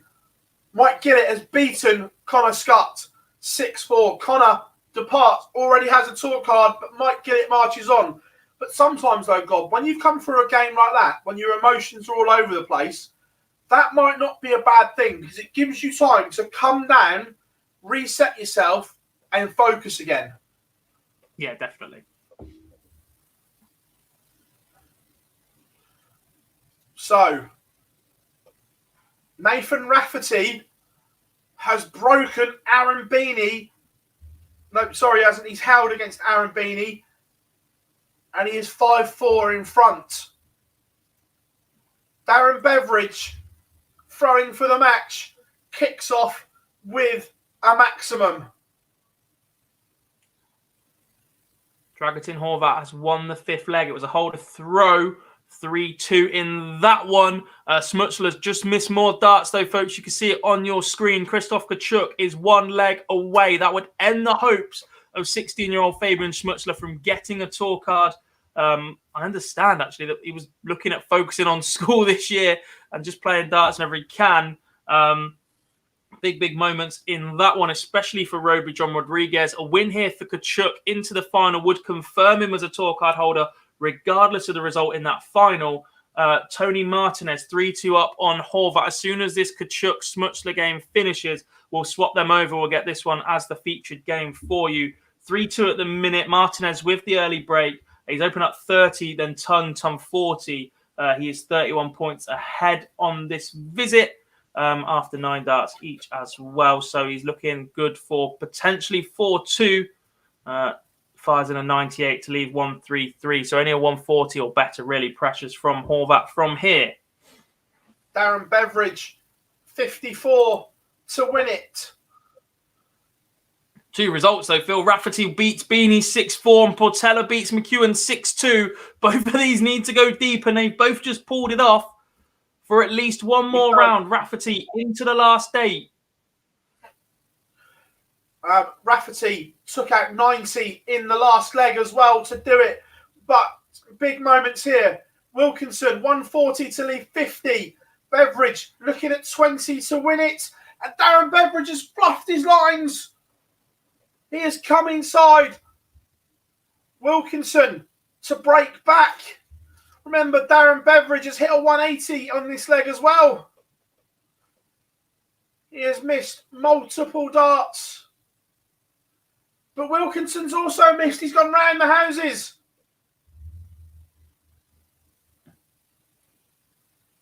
Horvat has broken back 3 apiece. Martinez missed ball, left 25. Horvat now has the advantage of throw in a best of 5. What have you done? Darren Beveridge has missed multiple match starts in this leg. Is the Scots going to pay? Wilkinson levels it up and now has the darts. There's a question in the chat room from Sharon.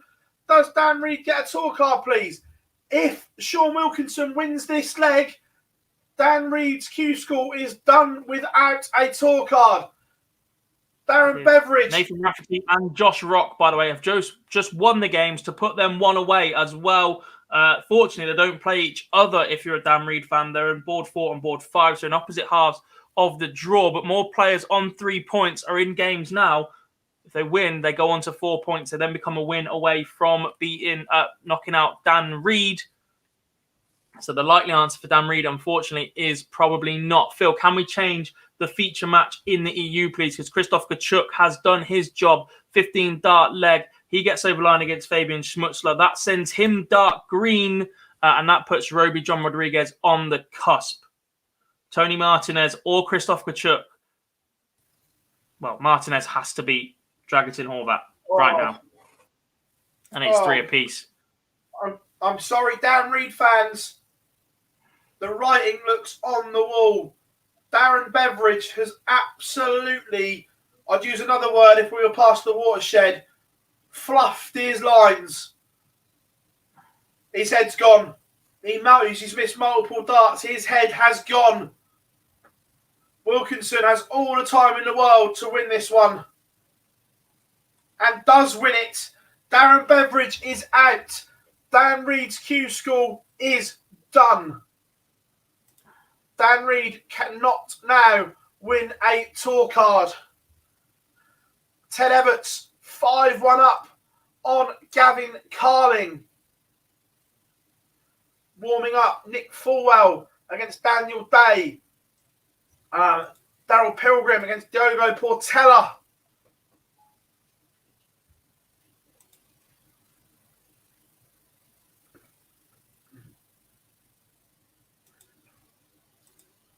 Has Dart Connect updated yet? Not yet. Correct, folks. It is a straight shootout now for one last card in the EU. It is between Dragutin Horvat and Rauby John Rodriguez. Rodriguez clinging on. He's on 5 points and a plus 18 leg difference. A win in this match for Horvat would put him on to 6 points. It's currently 3 apiece. And he's missed again. Martinez did lead this one 3-1. Horvat has broken back to get level, but this would give Martinez the advantage in the match too. 12 tops, 20 for double 16. Which way will he go? Ted Everts has just beaten Gavin Carlin 6-1. Big moments here for Horvat. Big moments here for Rauby John. And Tony Martinez takes it out. He's broken to lead once again. Dragutin Horvat needs 3 legs. Rauby John Rodriguez needs Martinez to get 2 legs.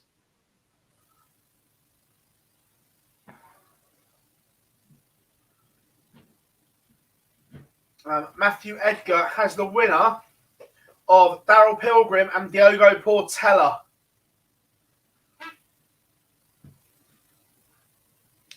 Will, thank you very much. There's also another one in there as well. Buffalo says, excellent coverage, lads. It's our pleasure to have you all along to see the conclusion of Q-School. I'm not going to lie, after 7 days straight, I'm not going to look at a screen tomorrow. But until then, we get the job done, Gob.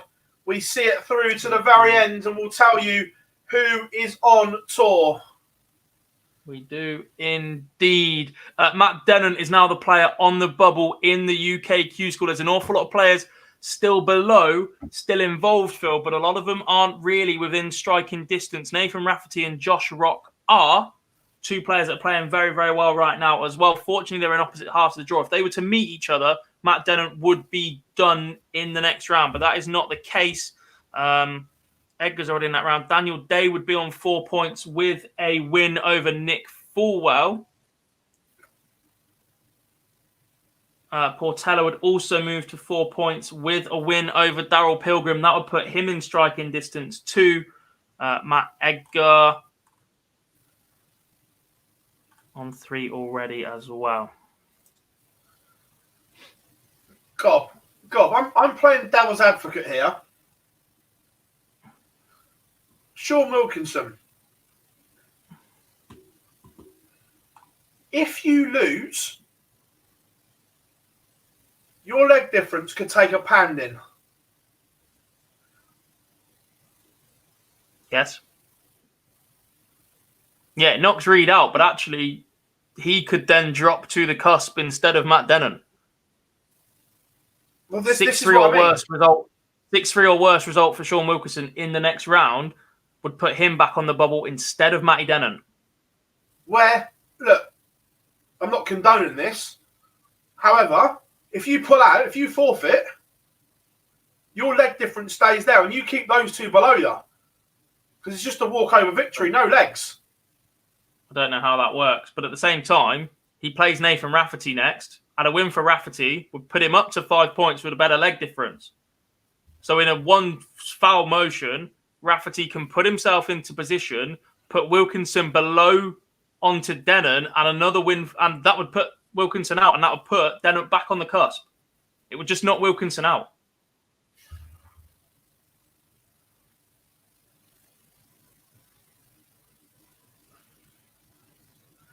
Yeah, but once who's Horvat has broken back again, there, by the way, at 4 apiece, and then found a 180.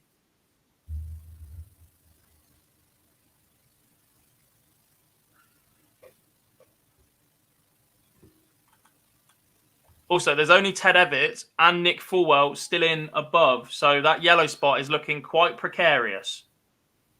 Yeah, that yellow spot may not be enough. I'll be honest, at this point, I don't think any of the 3 players currently in light green or yellow are going to survive.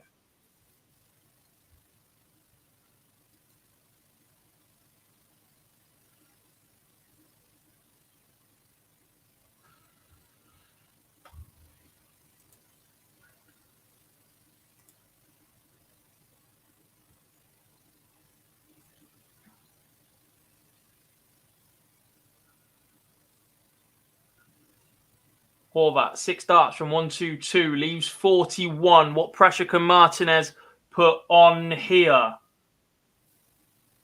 How much is the fact that Tony Martinez has already secured a card via the order of merit going to play out in the last 3 legs? If it goes tight, does he have that killer instinct at that moment? Horvat misses more darts. Martinez, 1-2-4, 1 away.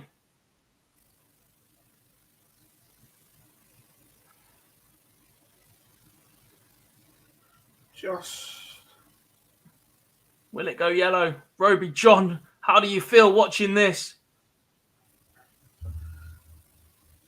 86 leaves 38. I don't know if you've managed that from 1-2-4. Has he missed a dart at the ball and hit the 12? Horvat wants 32 to go 1 away.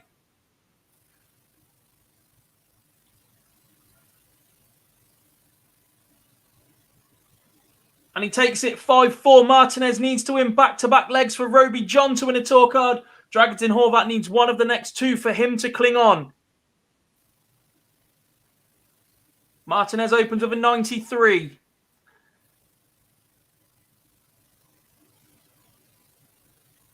Nick Fulwell's taken the first leg against Daniel Day, but they've levelled up at 1 apiece. Horvat responds with a 93 of his own. Good use of the board by both players. Or searching for a treble, I guess. 97 from Martinez. Lisa says Rob Cross has tested positive for coronavirus. Couple of weeks away from the Masters. And there it is. Just like the last leg. Horvat goes 93, 180. Martinez under it now. What can he respond with? A ton is no good. Horvat takes advantage. Neither is that. Has not found a 2-treble visit for a while now, Martinez. And Dragutin Horvat has the advantage here. He is effectively throwing for the match and the tour card right now. He finds 58 to leave 170. How much pressure can the Belgian/Spaniard put on the German? 85 to leave 131. I still think advantage with Horvat here.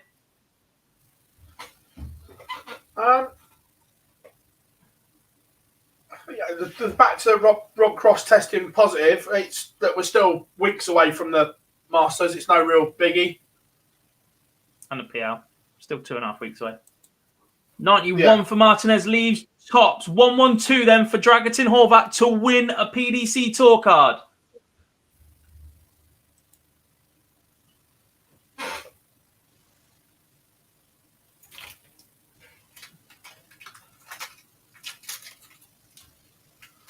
Missed tops.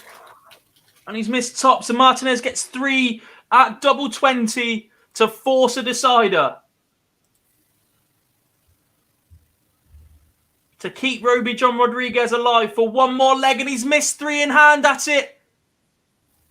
And Dragutin Horvat has 3 in hand at double 10 for a tour card. For the final tour card from the EU Q-School. The final will be a dead rubber. Either way. This is the final right here. And he's missed as well. The pressure is getting to Dragutin Horvat.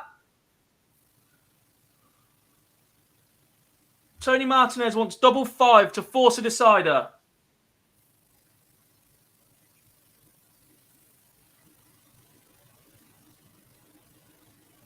And he's left 5 as well. Roby John Rodriguez is being put through the ringer right now. Horvat, 1-2-2. Doesn't go, leaves 1-1. Martinez wants exactly the same.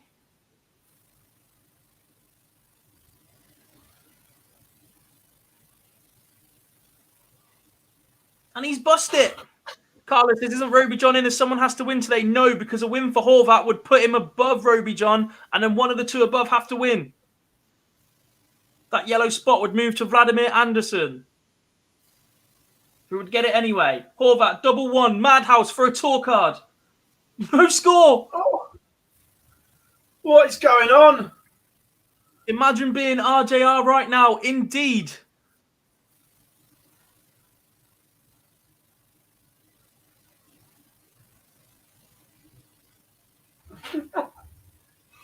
Martinez has potentially missed 7 darts for a deciding leg.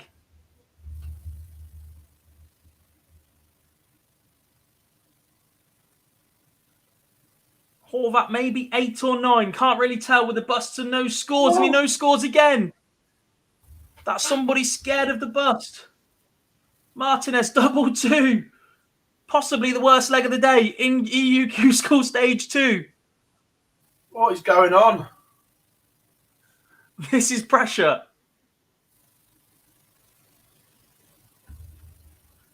And it goes. Tony Martinez forces a deciding leg. Dragutin Horvat is being forced to throw for the match, and with it, a tour card. How's your nerves? 180 to open.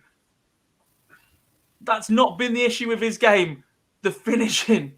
Martinez has not really found a 2-treble scoring visit for about 3 legs, but he matches it with a 180. How do we go from that finishing to double 180 to open the leg? This is a decider. This is for a tour card. Martinez already has his. He is fighting for Roby John Rodriguez. Horvat fighting for himself. This is absolutely mental here in the final stages of the EU Q-School.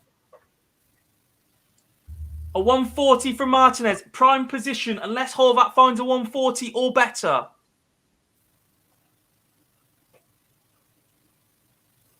From this position, it is very likely Horvat needs a 12-dart leg and only finds a 60. Big slip. Martinez has 6 darts from 181 to prevent Dragutin Horvat from winning a tour card.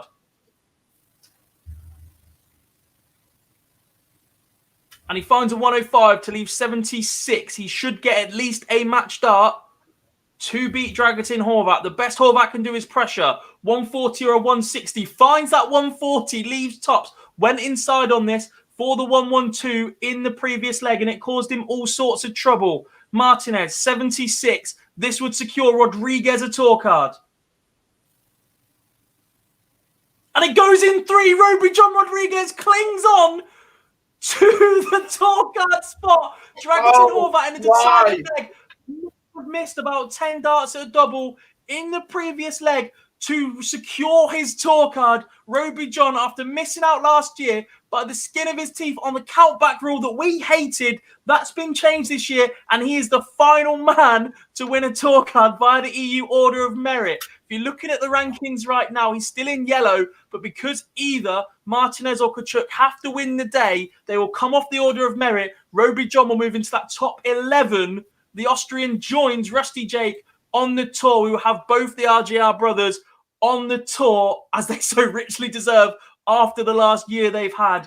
Absolutely superb drama. What a performance from Martinez. He had not found a 2-treble leg or 2-treble scoring visit for about 3 legs up until that point. Produces a 12-dart break of throw to win Roby John Rodriguez his tour card. Martinez has already got one. He's into the final against Kachuk.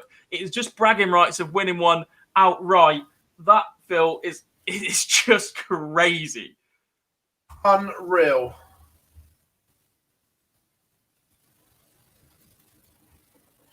Absolute sensational from Nedenhausen.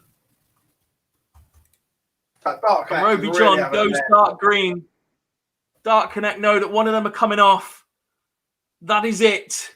The final is a dead rubber.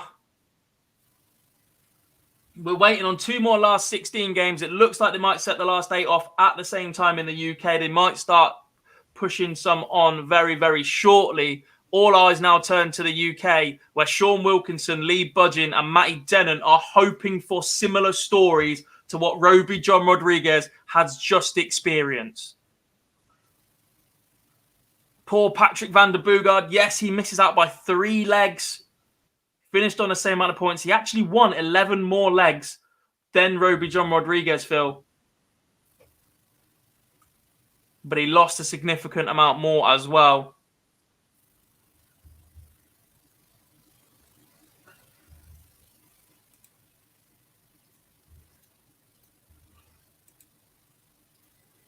Great ending to a UQ score. 30 dart leg followed up by a 12. Who needs ton plus averages, as Tugboat says, for a good game of darts? That was full of drama. That was superb. We've got the last 16 games on the screen for you now as featured matches. And then we will be into the last 8. 4 more games to play. There are still 3 more cards to give out in the UK. We've got Sean Wilkinson, Lee Budgeon, Matty Dennant clinging on to those at the minute, providing Nick Fulwell or Ted Evans win outright.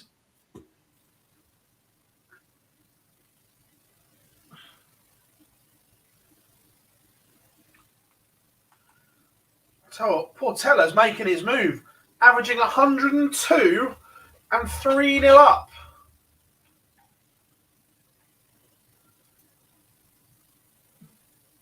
up. Cheers, Peter. Thank you very much. Has anyone revived there at RJR yet?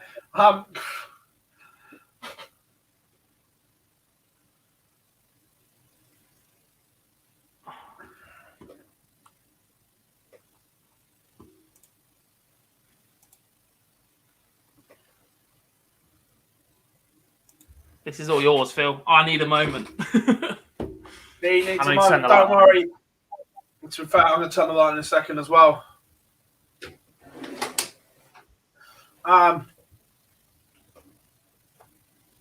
Daniel Day is in a great position here, and he's held to go 4-2 up over Nick Fulwell.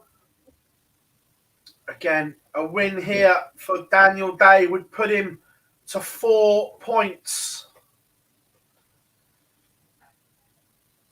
Not enough on its own, but Fulwell not done yet, fighting away, starts with a maximum.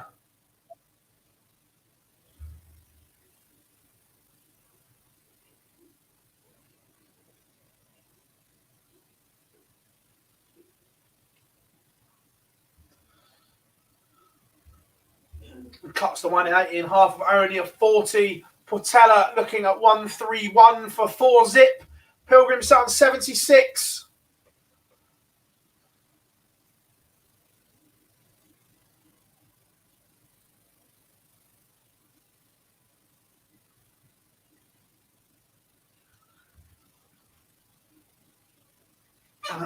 Here we go. Portela tees up 36. Not enough to take it out. Can Pilgrim take out 76? Yes, he can. Daryl Pilgrim is back in this game. Daniel Day is in a good position against Nick Fulwell. Still work to do, though. Great coverage as always this week. Thank you very, very much. Also, he's not in the chat room, but I know he's watching along. Just got a really nice message from Big John Henderson saying, great work, guys. Thank you very much, Big John. Look forward to seeing you at some point in the near future. Glad you are watching along. But back to the darts. Fulwell tops to come back for a hold. Daniel Day 139 finish. But Portela as well, flicking between 2 games here. Portela in control.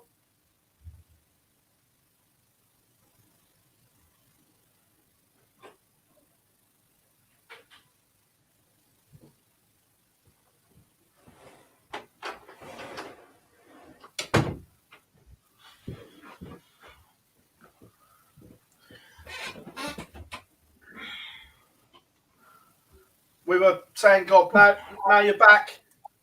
We thank you very much. But we had a message from Big John Henderson saying, great work, lads. Big John watching away up in the Highlands.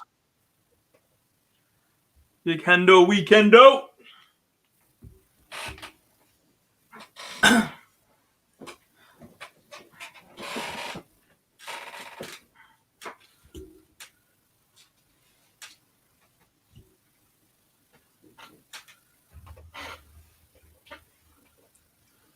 Johnny says, medium-sized Hendo, one of the nicest blokes in the game. Yeah, looks great for all the weight loss.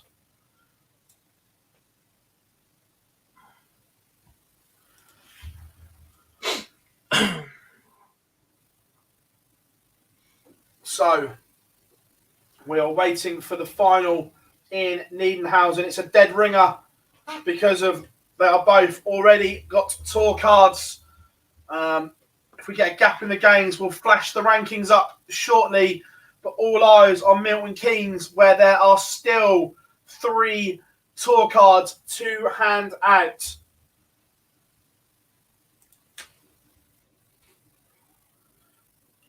Right now, Gob, if you were having a little wager, who do you fancy in the UK? Me. Obviously. That doesn't have a card already? Yeah. Rafferty.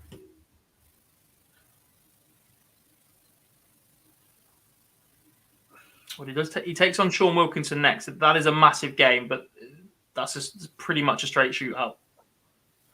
Rafferty, look, I just think Matthew Edgar is just going about his business.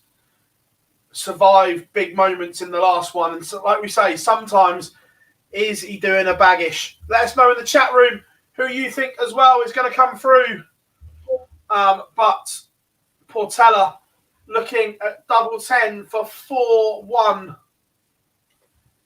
If this doesn't go, Gob, this could be interesting because it does go, so it's irrelevant. As I say, this would be for a break if Pilgrim had a go. But irrelevant. Doesn't matter. I'm going to put my light on as well. It's getting a bit dark in here. So, things a bit far back.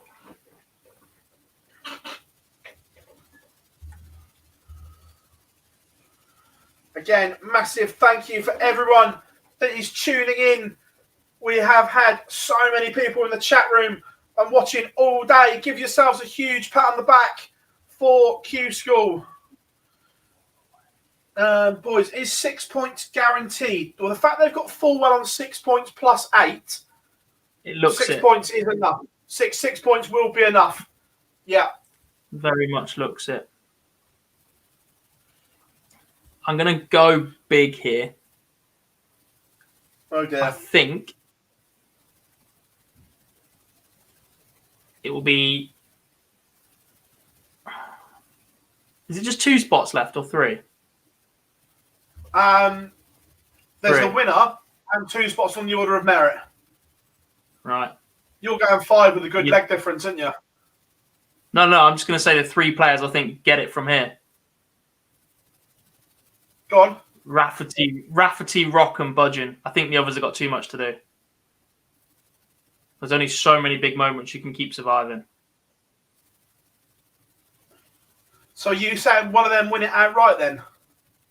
Yeah, Rafferty or Rock. They're in opposite halves of the draw. I don't know. Something about Super Ted today as well. I think he doesn't need it anymore. And I just think he doesn't. I'm not going to start throwing games away, but that motivation will drop a little bit. Yeah, no, of course. Unbelievable darting drama though in Q-School.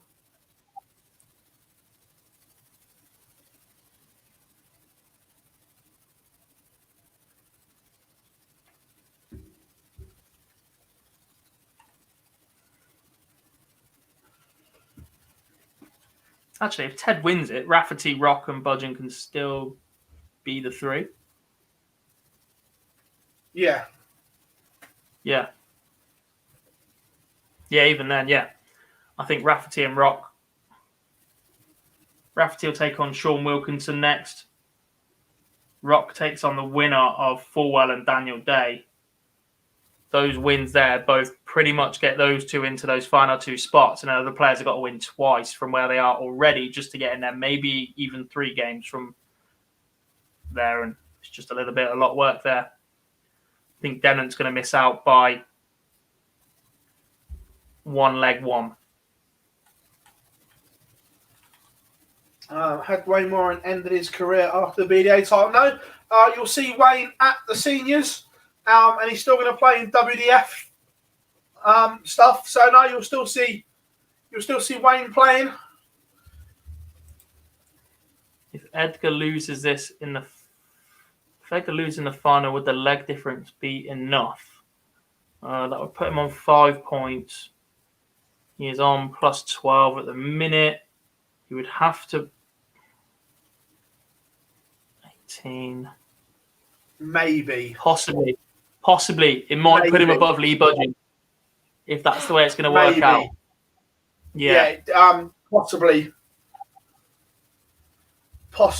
He needs... but we have a result. Daniel Day has beaten Nick Fulwell.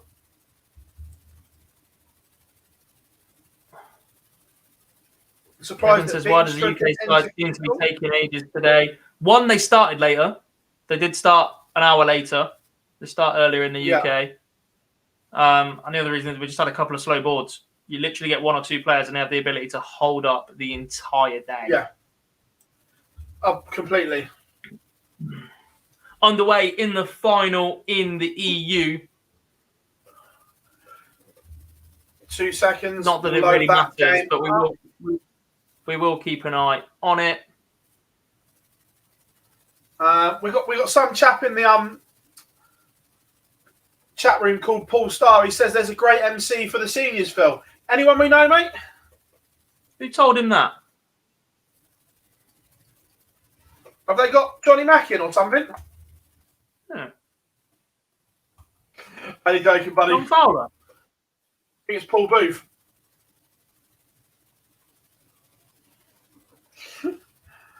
For those that don't know, friend of the show, Paul Starr will be emceeing the World Seniors.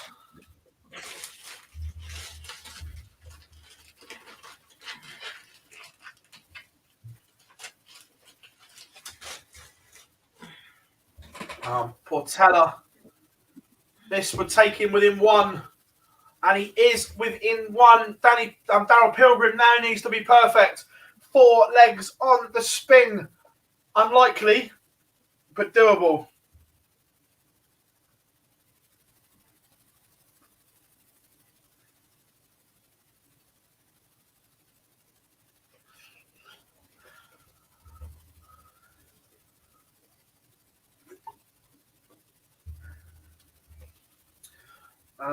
God will keep an eye on Europe as he's been doing that. I will keep you up to date with the end of the Portela game.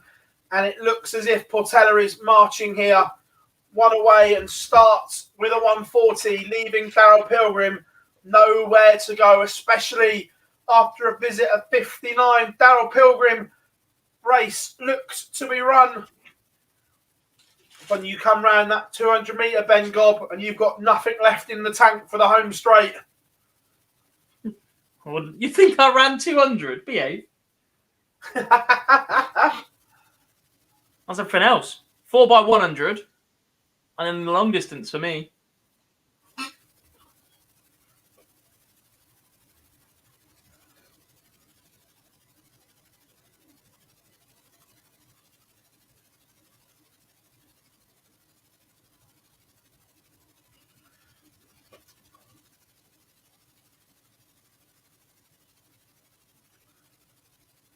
Oh, get me to the geek. What a reference that is. No, you're not shouting my age. Burnside. What a legend.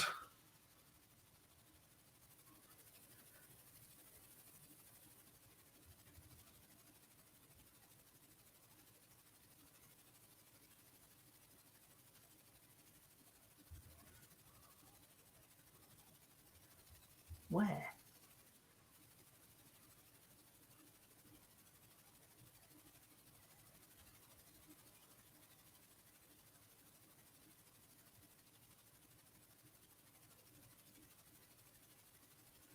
Just...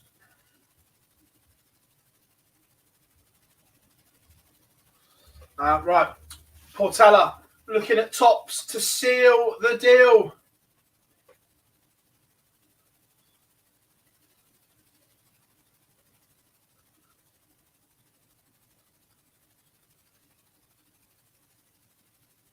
Can he get over the line? Yes, he can. Last dart in hand.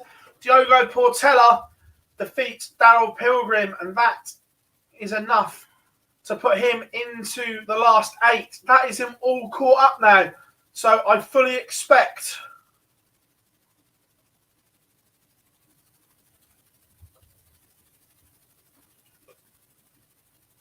I literally cannot see anything about Rob Cross.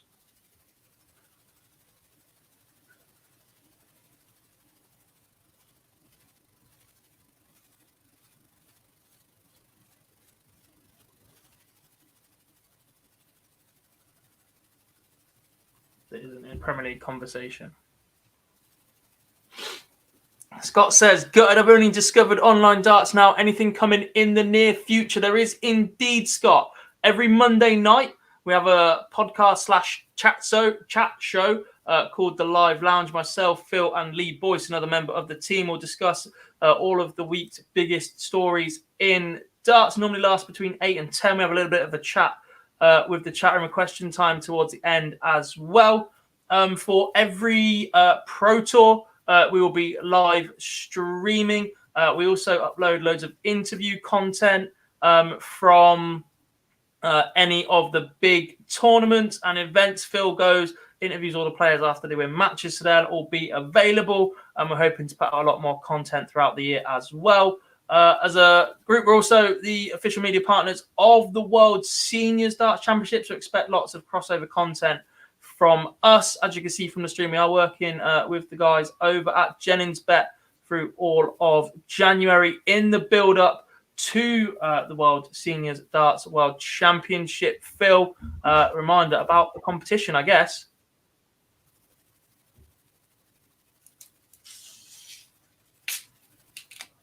yes. So yeah, lots and lots of stuff. The live league will return as well. So yeah, online darts, mate, it is 24/7. There might be a few days when there's nothing on, but doesn't last very long.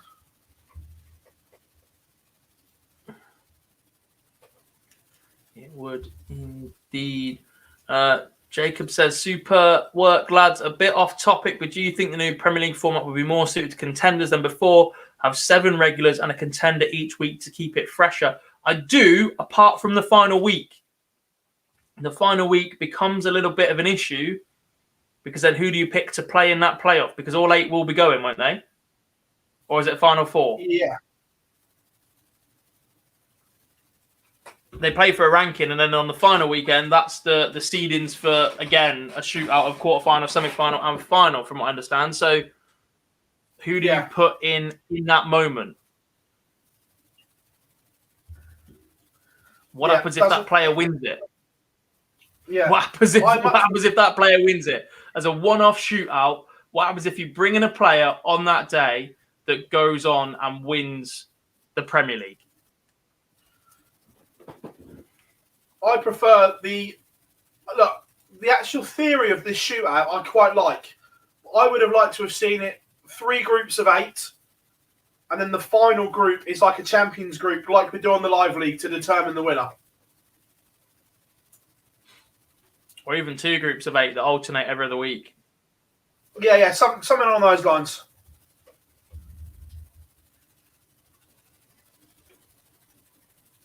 Tug? No.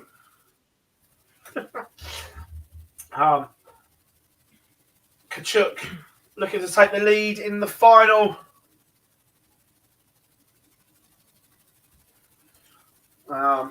Remember, everyone, if you haven't yet, hit that subscribe button. We are etching closer to that 20k bracket. Can you get us there?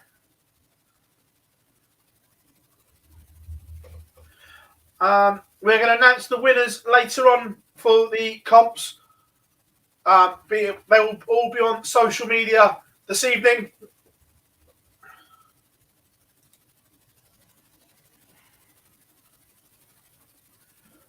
And all 4 of the last 8 games are warming up. It will be Nathan Rafferty against Sean Wilkinson. That is huge. Daniel Day against Josh Rock. Mike Gillett against Ted Everts. And Matthew Edgar against Diogo Portela. And Mike Gillett has gone live. I've got a concern about Mike Gillett getting a tour card. The fact he's a teacher causes problems. Oh, there's not a lot of holiday involved in that one. No. And with Euro Tour qualifiers, look, Mike's a great player. I'm not questioning the ability side of it, but will he be able to play and everything?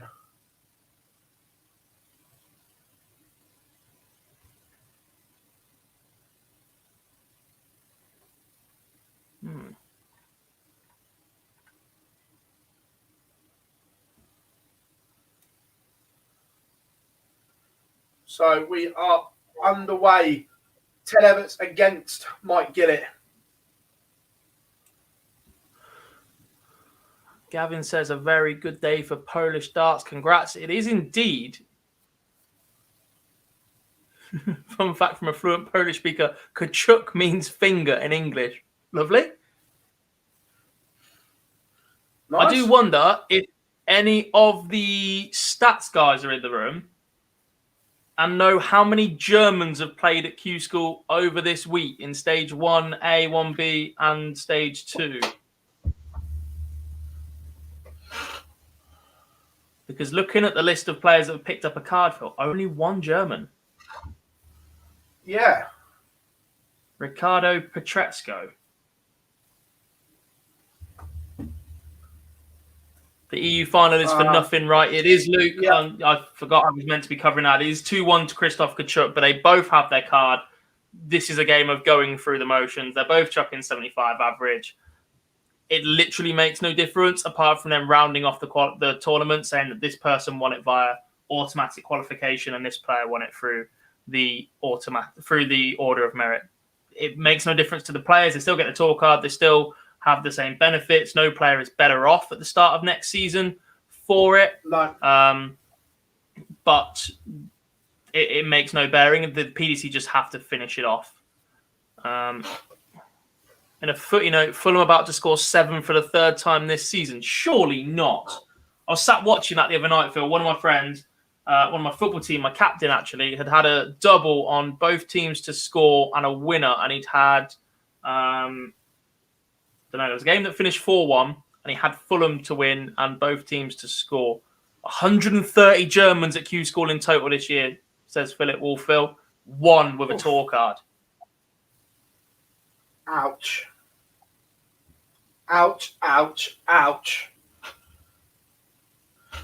Jimmy says Rafferty Wilkinson is huge. Yeah, it is a monster of a game.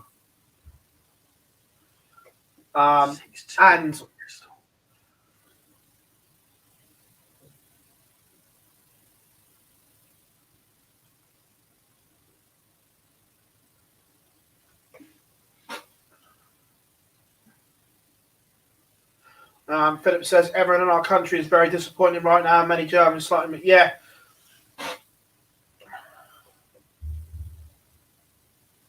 Oh, it was a Southampton Fulham double. Ted Everts has taken the opener against Mike Gillett. Scrappy leg. Also, Nathan Rafferty has held throw in the opener against Sean Wilkinson. This one is huge. Crikey. 0.7% of Germans got a tour card. Sorry, guys. I can't see the Rob Cross news, I'll be honest. I've seen a couple of tweets, but not a lot. Kachuk is the only EU player to retain his tour card, right? Good stat, that's right. No, Stacey didn't have one. He played in the Live League. Oh, sorry. Name drop. Yeah, 100% then. Everybody else missed out. Crikey.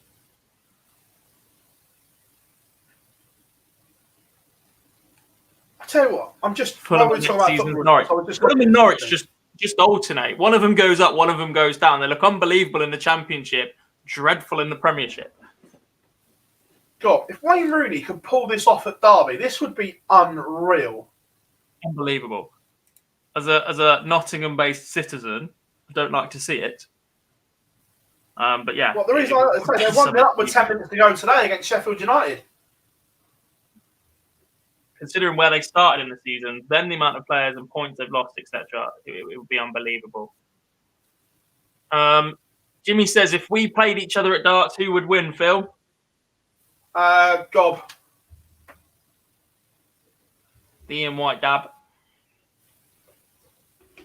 However, 26. I would enjoy every single moment of winding him up on the hockey. I would scream in your face. Oh, I would wind you up. I played my brother last night. The average is 32 at best, and I hit a 140, turn around, stood in the middle of the hockey and just shouted at him. I'd walk slow to the hockey. I'd take my darts out the board slow. I'd flick my flights. I'd rattle my darts. I'd find the loose floorboard. You would hate every minute of it. And as I say that, Nathan Rafferty has broken the throw here. And remember, this is huge for Wilkinson because if he gets battered, his leg difference is precarious. Not even a battering, Phil. 6'3" or worse. 6'2", 6'4", and he goes to plus 14 as well. But he would have one more legs. So he would stay above Budgeon and Dennett. That would be 3 players on 5 points, plus 14 leg difference. But on legs 1, they would be listed in the order they're currently in. A 6-3 win for Rafferty or better. Sean Wilkinson is out because he drops to the yellow spot, but Rafferty drops into the light greens.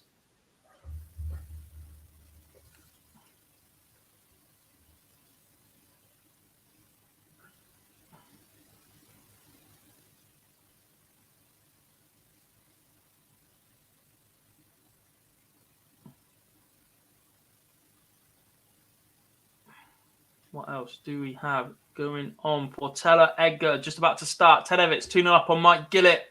Josh Rock, Daniel Day, 0-0 at the moment.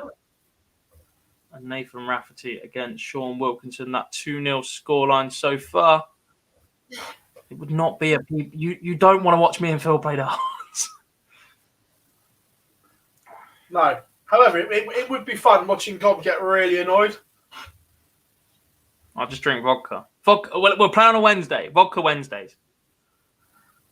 God will be doing his Gary. Just here to play darts. Just here to play darts. And that'll be me being Peter Manley. I know which of those players I'd rather be. I know which one I'd rather be. However, I know which one I would be.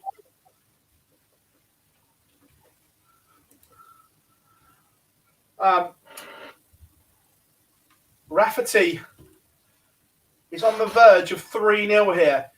Wilkinson started this leg with a 140. He's gone 140, 42, 47, 57, 50, 133. Work the science out in that. And then Rafferty hits 11 from 50. What's he done there?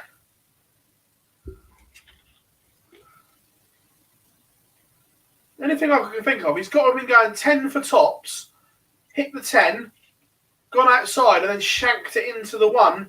But Wilkinson breaks back. Big moments here. Don't know. Derby had just scored, Phil, 2-0. Richard said he'd rather watch me v you than Ulrich Janssen against Georgi Kalagiu. What a memory. What a memory. Andrew says, was travelling. What was the final count on mismatched darts for Horvath? Horrible experience for him. I'm not sure because he left 5, etc. And he bust it twice, I think.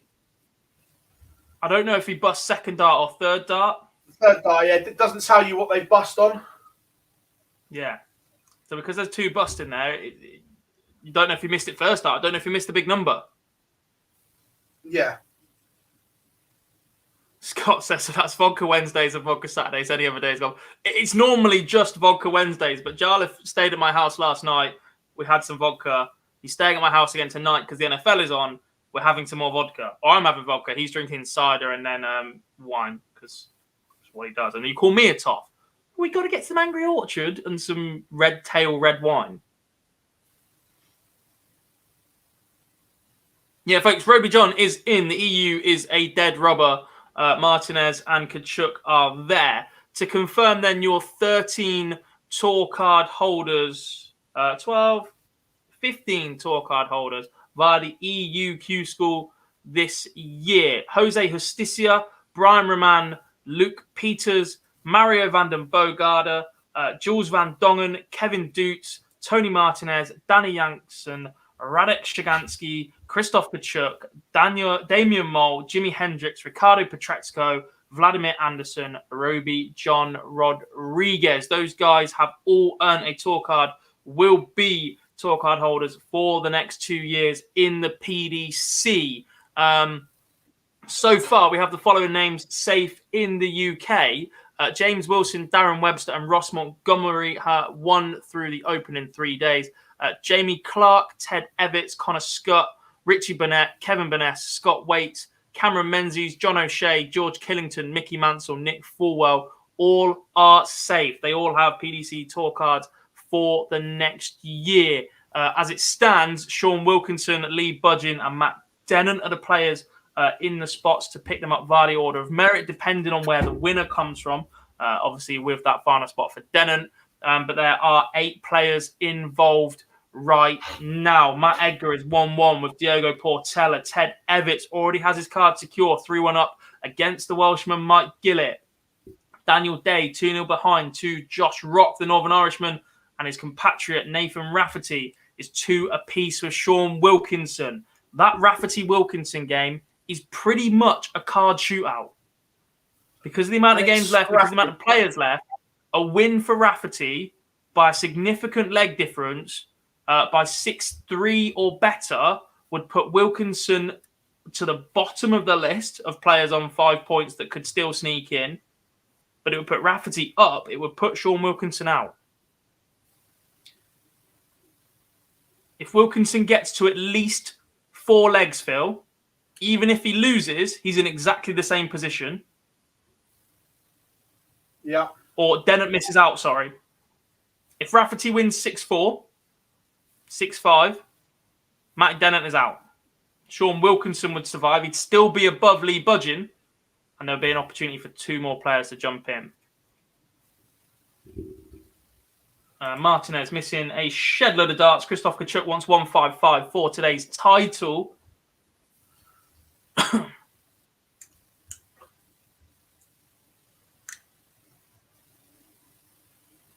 Rafferty making a mess of this.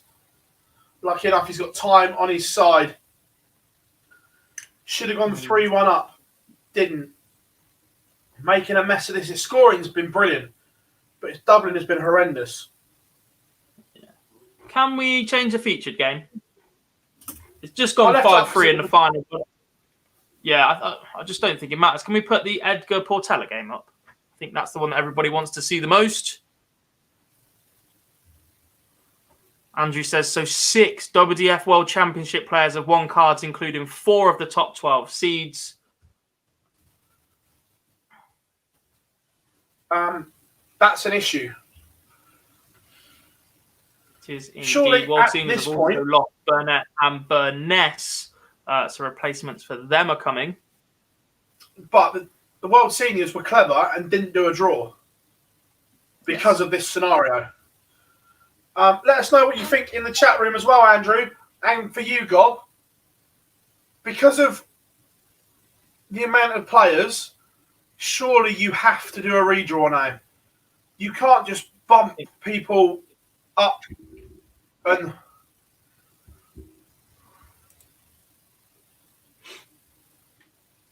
I think it has to be a consideration right now. Because it is decimated a lot of it. Yeah. Because you can't just randomly If your seeds are safe, then fine, you can drop players back in. That's not really relevant because the next man up should always be worse. Yeah, agreed. But the fact is the seeds that are decimated, the fact, they've lost 4 of the top 12 seeds is an issue. Because if you bump the seeds up, all the games are going to change anyway. Because number 2 seed goes to 1 and vice versa. So every game effectively changes. Does indeed. 180, 27, 180 is the most Edgar thing I've ever seen. Yeah, he's averaging 107 right now against Diogo Portela. He leads 3-1. It's the Brazilian about to miss out once again. Rafferty, Sean Wilkinson, 3 apiece. Wilkinson, 1 leg away from a little bit more security than where he is at the minute. He loses the next 3 legs, drops below Matt Denon, and would be out. And I'm not sure how this game is 3 or over. Just. Rafferty has completely outplayed Wilkinson here, but Sean Wilkinson digging in.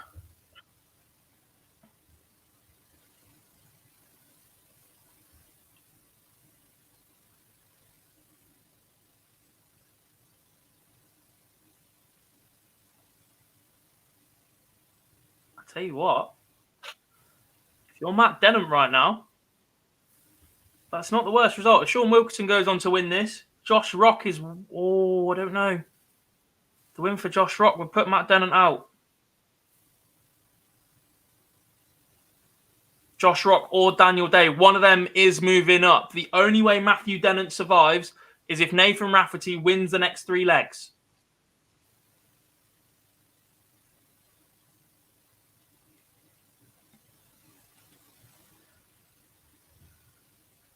If Sean Wilkinson wins 1 more leg, Matthew Denham is out.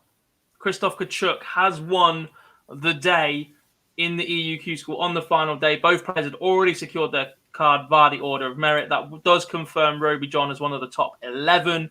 Obviously, Darts rankings currently showing as 12, but the minute they take Kachuk out of that Order of Merit, Roby John moves up to the 11 spot, and that is the EU Q-School done for this year.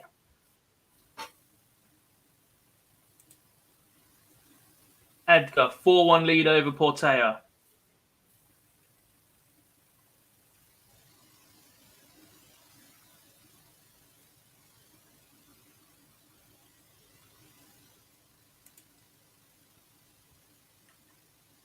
Cards confirmed. They've gone back to light green now on dartsrankings.com. Because that is decided. There's no more need for the second part, the points tallies and how far the players can progress. That is it. Rafferty is in front again. Ted Everts, 5-3 up on Mike Gillett.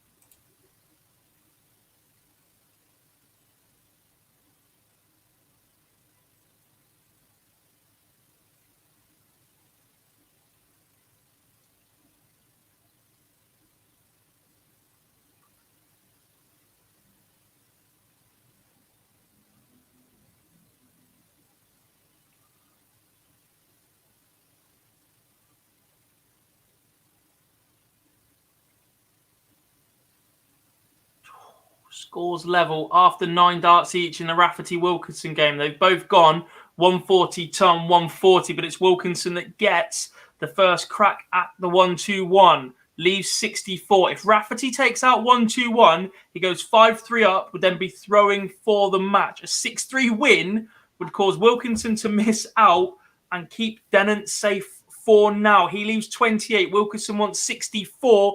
This leg here can end Matthew Denham's dream of a tour card once again. The man that is involved in a story every single time Q-School goes on. The scholar survives once more for now. 48 from Wilkinson, leaves 16. Rafferty wants double 14 for a 5-3 lead. Oh, and he split it inside on the 70, leaves 7. Surely now Sean Wilkinson is going to win the leg that would keep him off of that bubble spot.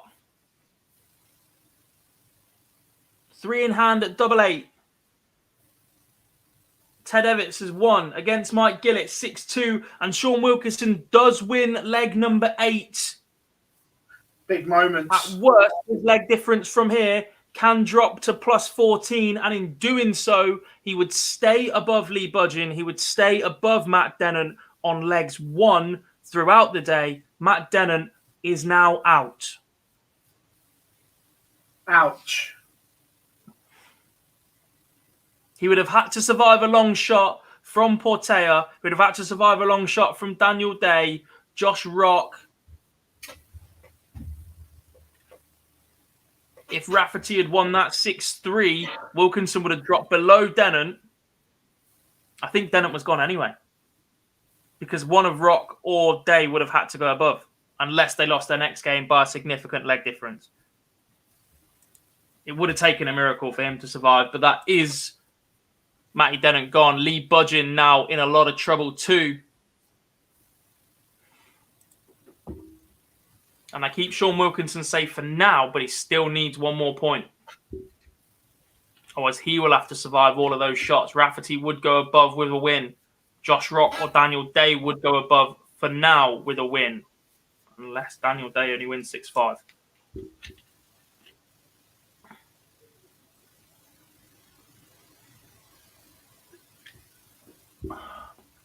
Edgar now leads Portea 5-1. He's averaging 102.2.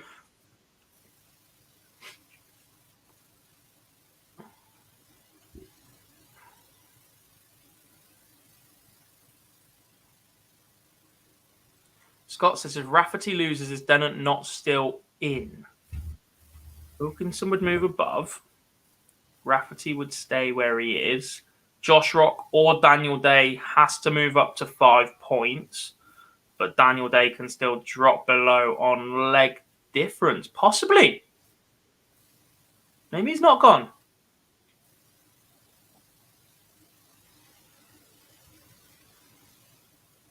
It would put Sean Wilkinson dark green.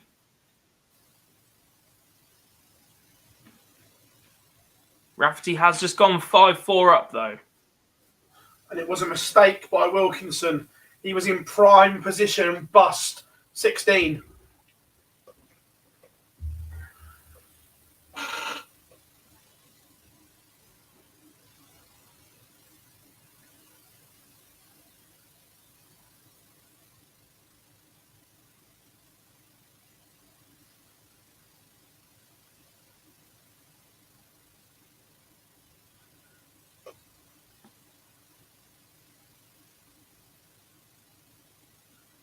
Interesting times, Gob, right now. That Rafferty has his nose in front here as well.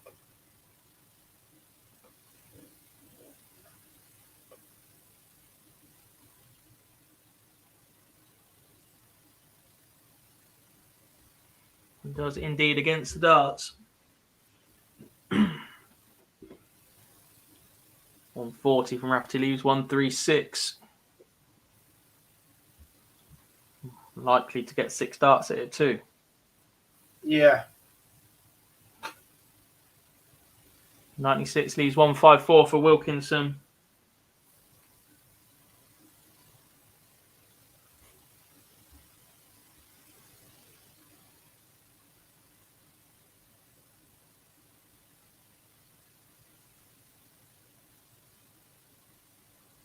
And just 25 from Wilkinson. Leaves 129. Rafferty 3 in hand at tops. Goes in 2 darts. Nathan Rafferty wins. He moves on to 5 points with a plus 24 leg difference. That win will move Matt Dennant out of those spots. Likely puts Lee Budgeon at risk too.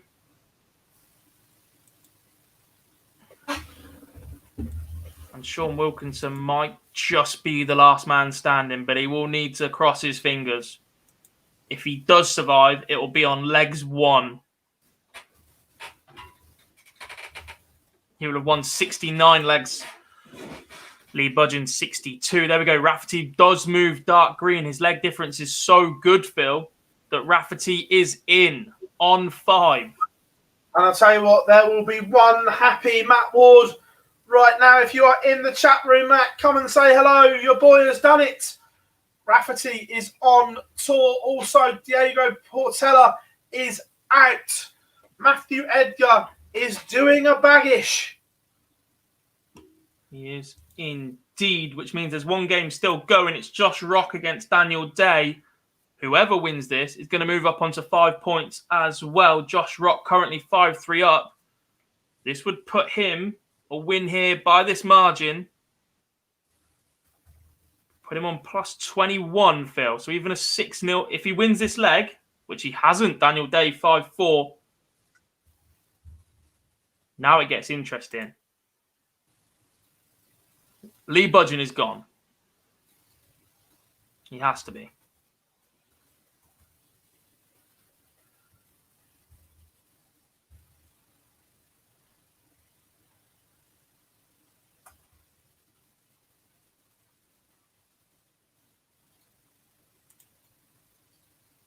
It's Budgeon's only chance of Ted Evans' win. So if Ted wins from board 1, he'll have to beat the winner of board 2, who would already be on 5 points by a big margin, could knock the leg difference down.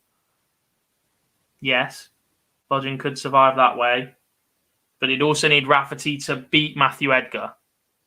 For Budgeon to survive, Rafferty would have to beat Edgar. Evans would have to beat Josh Rock or Daniel Day by a big margin.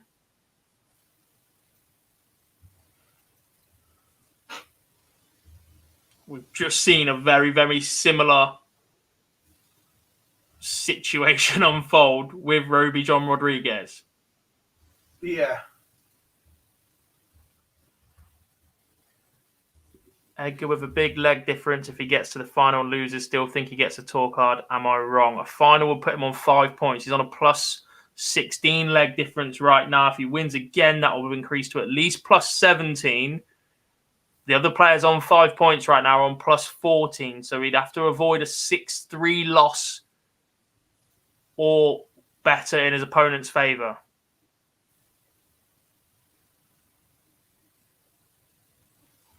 Josh Rock has bust a visit at 40. Daniel Day's miles back there on 302. All the time in the world for Josh Rock to wrap this one up 6-4. To put him on 5 points, plus 20 leg difference and 60 legs won. So a 6-0 loss in the next one could still see him drop below Lee Budgeon. Ted Evans does a demolition job on Josh Rock. He drops below Lee Budgeon. So it's all becoming a little bit clearer. Not sure that's the word to use, but it's getting very, very murky. Many scenarios to play out. And the good news is, folks, there are just 3 matches left today. 2 will go off simultaneously, so they can both be shown on screen. You can watch along with us. At this moment, we will ask, please don't spoil the scores. There is a slight delay between us reacting to it live and then you getting the feed of our video. It's only a couple of seconds, but it does mean that you folks will see it. If you're watching along on Dark Connect, please do not put it in the chat room and spoil it for others that are watching along live for us. This is where everything gets really, really interesting indeed. Yeah. Going to be interesting. Get your calculators out. It could be. Can we give them an order of merit update, Phil, before we get into the final? There we go, folks. We have lost Matt Denham. We have lost Lee Budgeon. Well, have we? Have we? Right. This is how it stands right now in Milton Keynes. It is. So the way that I'm reading this is if Josh Rock loses 6-0, he will drop to a plus 14 leg difference and will have only won 60 legs instead of 62, meaning Wilkinson and Budgeon would both move back above him. And if Ted Evans then completes the job and wins the final, or Nathan Rafferty does the same, Wilkinson and Budgeon can still survive. Yes. If Josh Rock wins a leg, Budgeon is gone 100%. And Wilkinson would be protecting against a Matt Edgar win or a final with a big leg difference. Josh Rock needs one leg. Sean Wilkinson needs to cross his fingers like Roby John Rodriguez did. Yeah. Am I reading that right, chat room? I think so. I think so.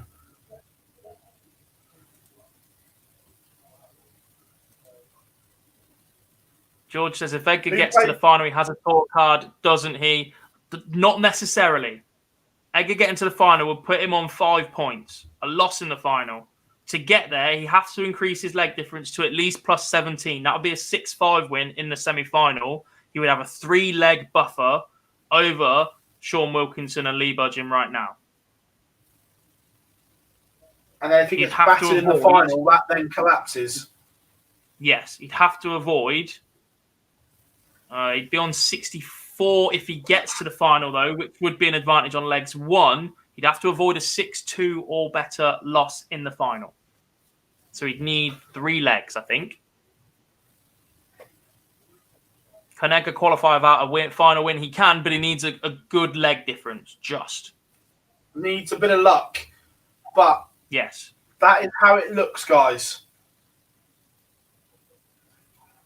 Remember, in the EU, Christoph Kachuk wins his card back. He won it outright, being Tony Martinez in the final. But it was a bit of a damp squid. But all done and dusted in Nedenhausen. All eyes are on the UK. Edgar wants Josh Rock to win.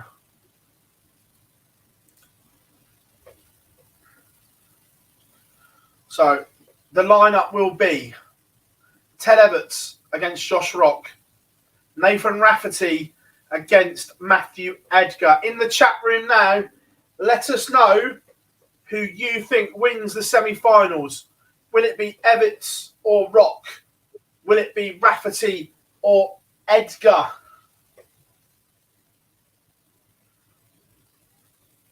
Why would Rafferty try against Edgar? Sport and integrity, just been informed a 6-1 win for Edgar gets him there before the final because he'd moved to plus 21. If he gets 5 legs better from here,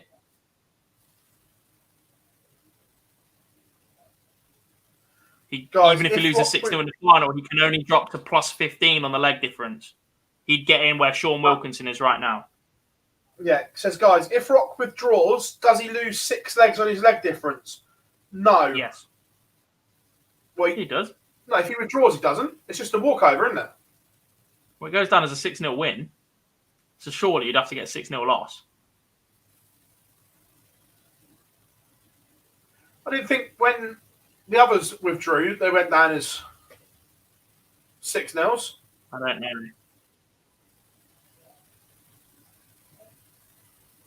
I was just looking when was it? I would not want to be the person who decided to do it. When Liam Meek pulled out ill halfway through the game, it just went down as a walkover. There was no. I'm pretty sure there was no score. I don't know.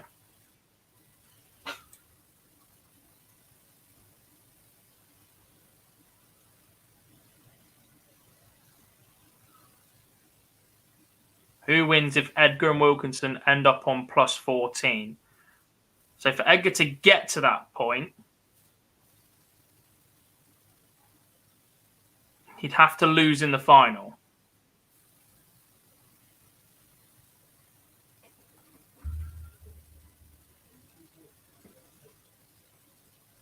64, we'll put him on plus 17.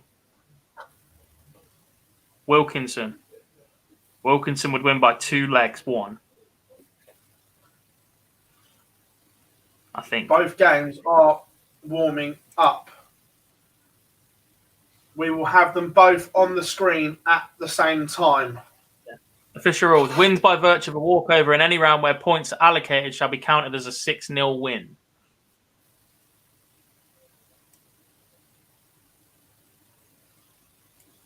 Fair enough. I think someone cocked up then because I don't think they went on Meek's one. I do love a rule book. All you've got to remember is rule number 1. I'm right. Forget Barry. I say you got part of it right. The I'm right bit, but it's who's right.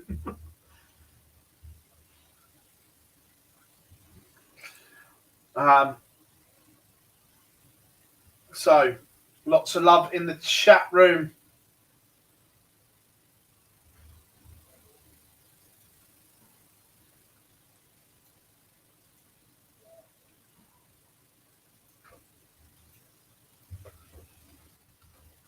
Yeah, that's... To be fair, that is right. Kevin says that doesn't mean it counts as a 6-0 loss, though.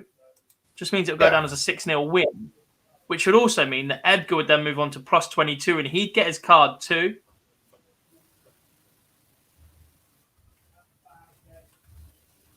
Josh Rock not playing this game would award Josh Rock and Matt Edgar a tour card.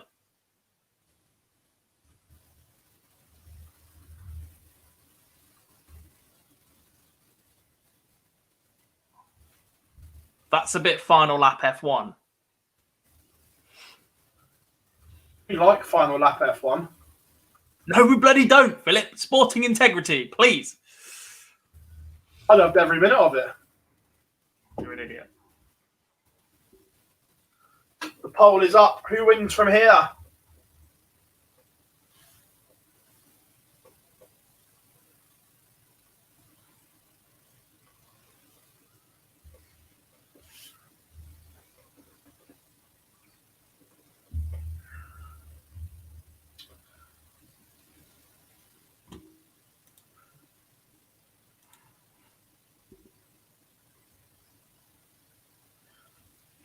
God, 2 seconds. I need to take this call.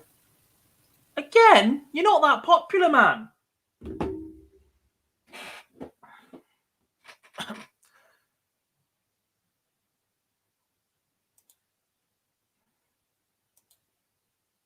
Lots of love for Edgar on the poll already. Jump on that, folks. If you are getting involved in the poll, and you can click in the chat, you can click the like button underneath the screen as well, folks. It really does help us massively as a channel. We don't ask for much here. But you guys have been superb all week. A massive, massive thank you if you've joined us at any point.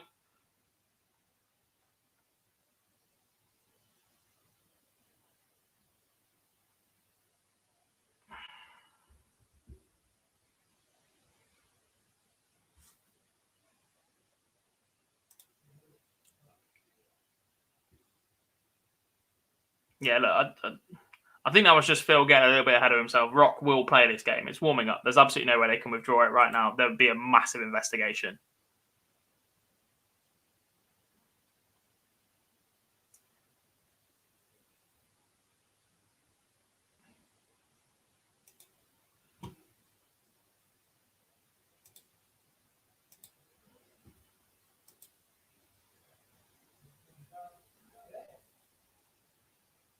For Everts to get a tour card, does he want... For Edgar to get a tour card, does he want Everts or Rock to win? An Everts win, I don't think it matters. Rock just needs 1 leg and he's there. Edgar just needs to win and he needs to get above a plus 14 leg difference. Well, he needs to get to 21. If he gets to a plus 21 leg difference, he's comfortable. As long as between this game and a final, Matt Edgar does not drop below a plus 14 leg difference, he'll win a tour card. But he'd have to win this semi-final. What would Edgar need to win the final by if Rock is in the final? Nothing. Because he'd take the Sean Wilkinson spot.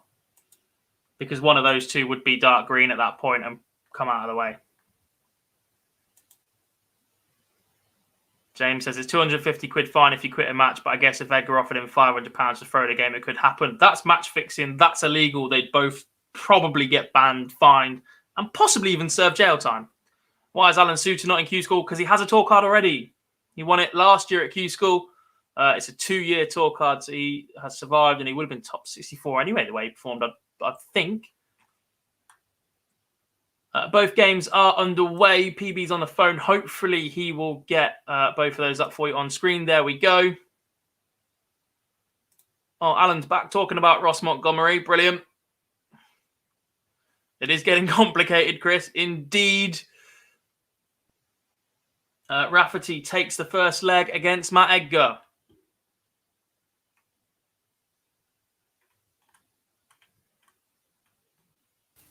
Hi. Hello, darling. If Edgar loses this game, everybody in green, dark green, yellow is there. It's only Matt Edgar that can throw a spanner in the work and potentially knock either Josh Rock or Sean Wilkinson out. Josh Rock needs a leg to ensure that would be Sean Wilkinson. And then it would be a battle between Sean Wilkinson and Matthew Edgar for a final tour card. One leg for Josh Rock. One leg for Josh Rock secures him.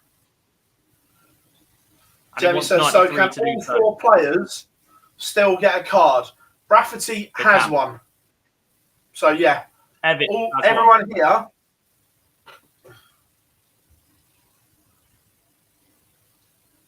Oh, Tenevich. Is that the moment? He leaves 4 from 65 and Josh Rock wants 59, 19 tops. And he goes inside. Perhaps he knows he only wants one leg. Drama early on in this one. And you've set them up on screen the opposite way around to the way that I'm watching them, Phil. So now I'm going to have to change them or that's going to bug me.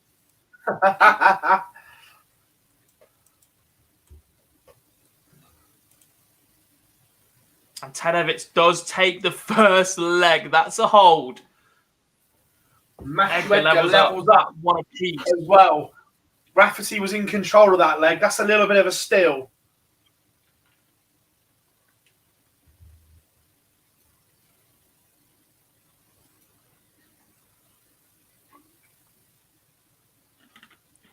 Again. Simon says, won't these guys left get into most players' championship as alternates, even if they don't get a card? Pretty much. No. There is a little bit of flexibility in it. No, because there's a challenge tour next weekend. It would be challenge tour order of merit. Next weekend. That is back next week.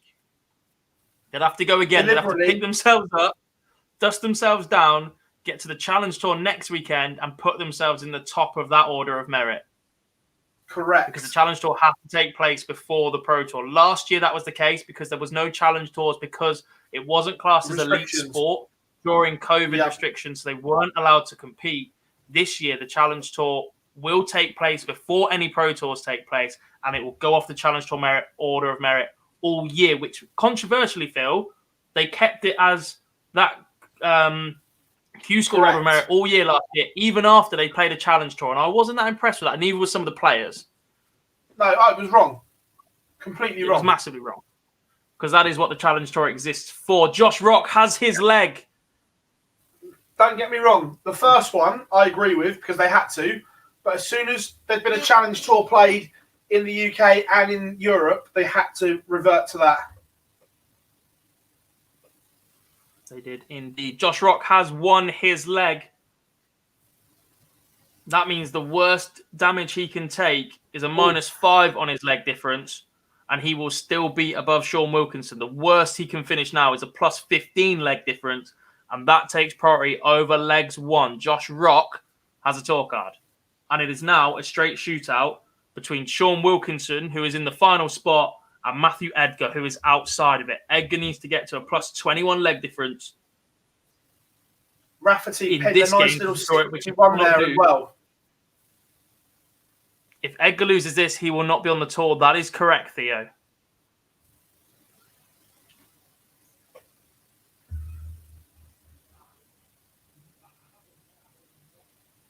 Jamie says, top dog on the challenge tour normally gets a golden ticket. Yeah. To be fair, if you finish in the first 5 of the challenge tour, you will probably be in, maybe not the first set, because it's unlikely that people miss the first, but across the year, if you're in the first 5, you will be getting a call to go and play. Yeah. That depends on restrictions, doesn't it? It depends on other countries and etc. Yeah. Yeah.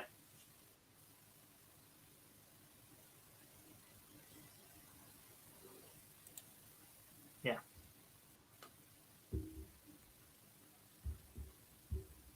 Edgar in complete control of this leg. He is. And he is still in control of his own destiny, Phil, but he cannot secure his card in the semi-final. That was possible before play started, but he cannot get to enough legs. Now, he would have to go into the final and win a certain number of legs to get there. The maths, which we will do if that situation opens. This would be crippling. Matthew Edgar has just missed clear darts. If Rafferty pings 1-3-5, no. Edgar survives a mini scare there. He was in control scoring-wise, but as soon as you miss 3 darts at a double gob and your opponent is on and out, you start to sweat. You do a little bit, yeah. Even on a biggie like that. You start to sweat. Do we know where this Matt Edgar game is heading? Absolutely not. It has been the story. Still got his card. It has been the story of Matt Edgar's season that he has lost in last leg deciders. He's come through one at least today already. Yeah.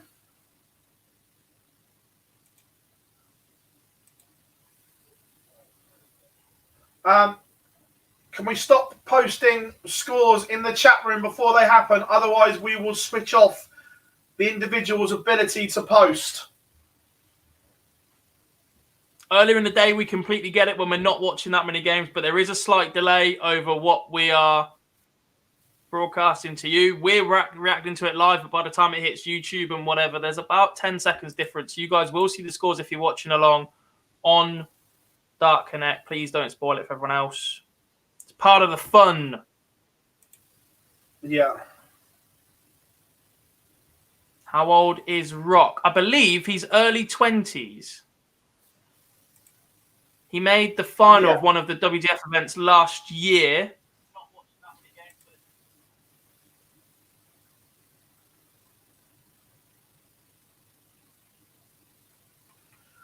Rafferty, 3-2 in front. Edgar is going to have to find a break of throw somewhere. The way Rafferty has played on throw, it's been strong.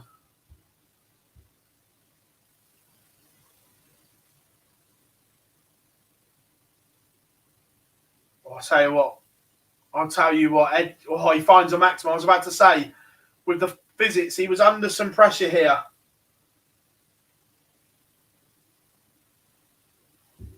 Big 180. Big, huge.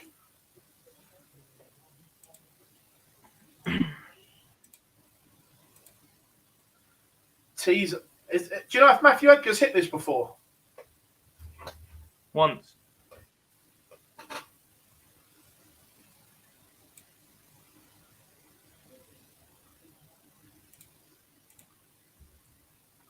He's missed the ball for it. It'll be a killer if Rafferty fires it in against him. Oh, it doesn't go. Excuse me. Getting excited.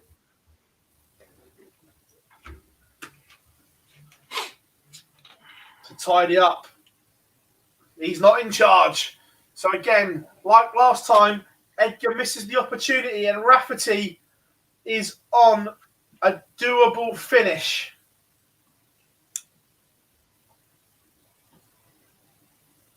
Doesn't go.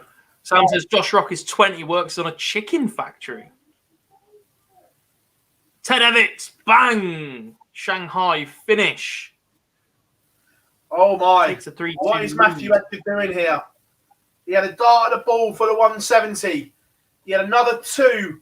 He has missed 6 darts to win this leg and is punished. Nathan Rafferty has taken out 83.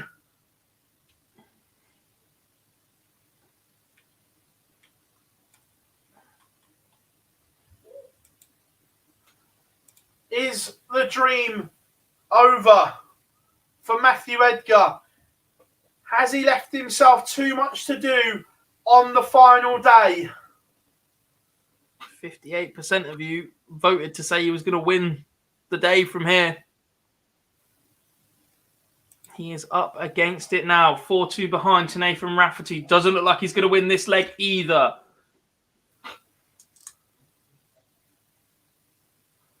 And the Edgar Nation could be in trouble right now.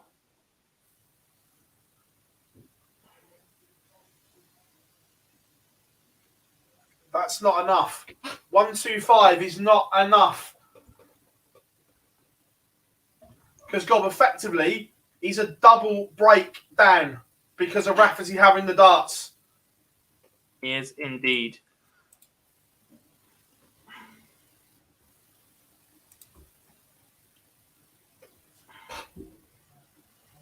Here we go. Rafferty 112. I think he's missed a dart at double 16. Big response here, though. If this goes... Oh, no.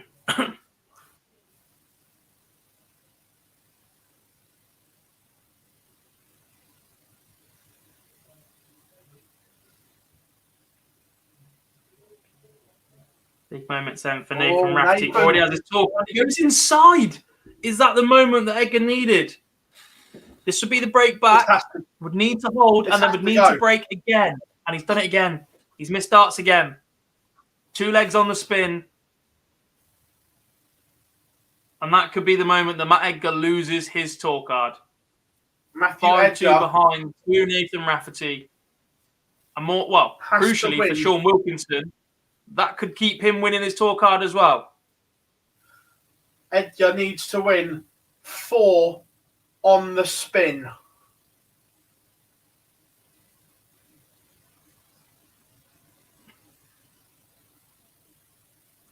Only 85. Spare a thought right now, Phil, for Lee Budgeon and Matthew Denon.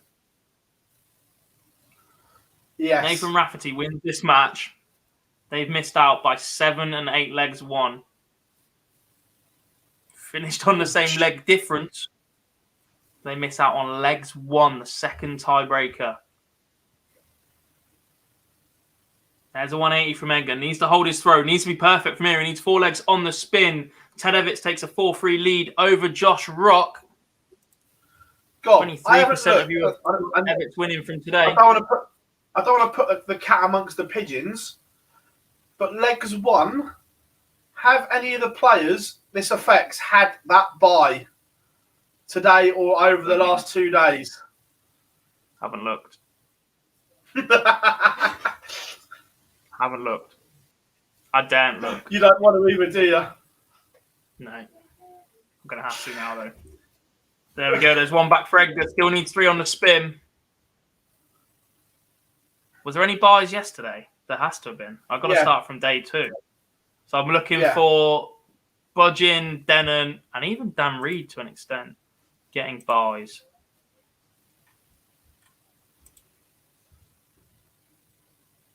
I'll do today's. Budgeon played in the 128 on day 2.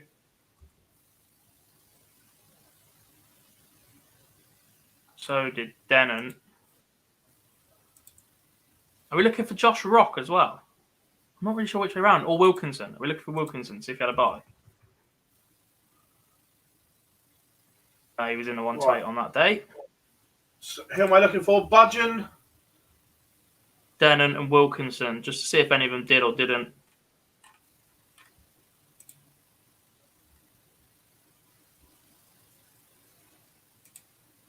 Josh Rock levels us up at 4 apiece. Matthew Edgar, though, is staring down the barrel. 302 in 6. The Rob Cross.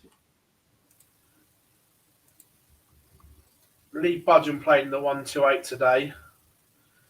So did Matty Denon. Who was the other one? Sean Wilkinson.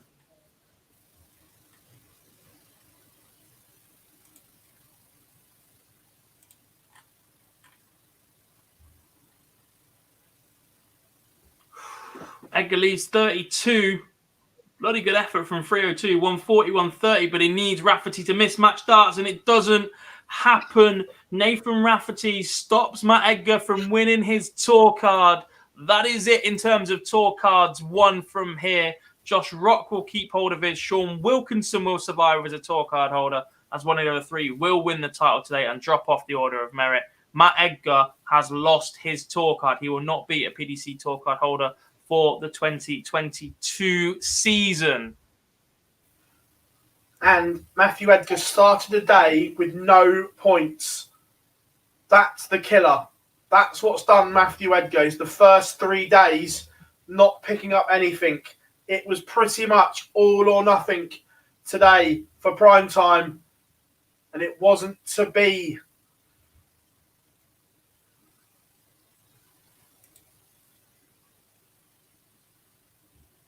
God. Oh, because it hasn't finished. I'd say yes. Josh Rock still light green, but I'd say he hasn't finished. So from here, the worst his leg difference can drop to is plus 18.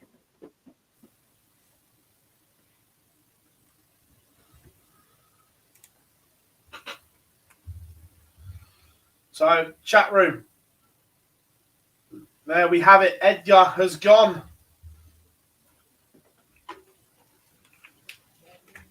There will be no tour card for Matthew Edgar. Oh, I can't repeat that message, but it's just made me laugh.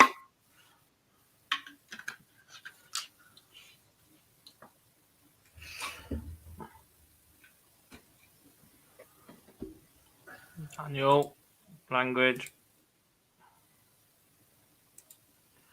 Yeah, Scott, that is everyone guaranteed.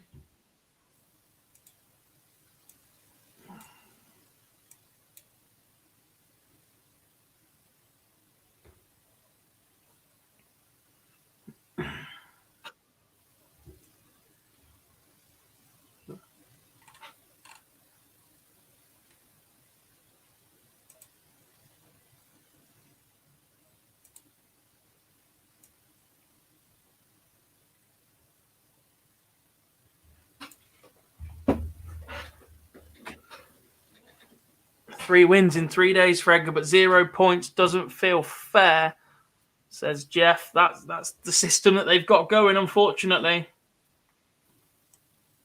Because they don't top up from the 128 or 2-128 every day.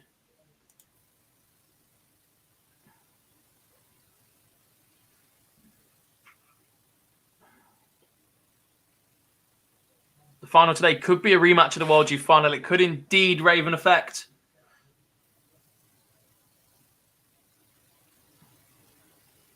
Yeah, look, it's not career over for Matt Edgar. This is the best time to be a non-tour card holder. But it is still a little bit disappointing because the opportunity at the top level of the tour is massive. Some leg diss by Josh Rock, by the way, if he goes on to win the match from here. 135, 137, 131 to leave 98. Jamie Stewart, is Nick Full getting a tour card? He is. We can give you that full list in a moment. Let's just see out the result of this.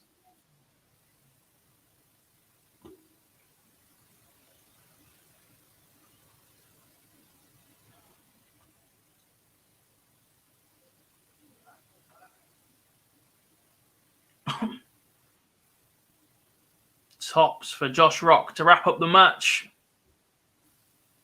And it goes, and we'll have an all Northern Ireland final, Phil.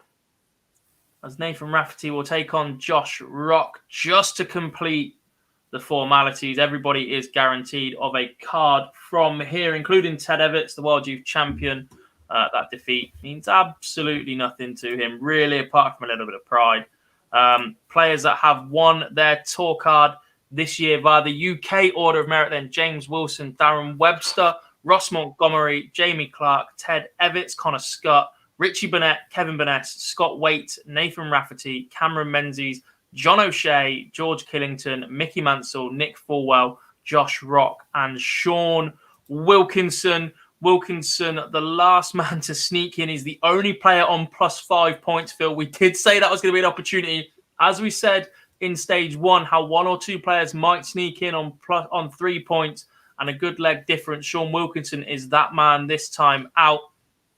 Lee Budgeon, Matt Dennant, Dan Reed all finishing on 5 points as well. Lee Budgeon and Matt Dennant finishing on +14 leg difference as well. But by virtue of total legs won, Budgeon winning 62, Dennant 61, Wilkinson 69. Sean Wilkinson is a tour card holder. Hyam Stu says, what happens if for any reason someone cannot take up their tour card? They have to go and pay for it now, pretty much. They have to go and upgrade their PDPA membership to a full-time tour member in the next couple of weeks. If anybody does not take that up, then the next person on the order of merit will be offered that card, Phil, correct? Yes. I was just waiting for it to I don't think it's ever happened before.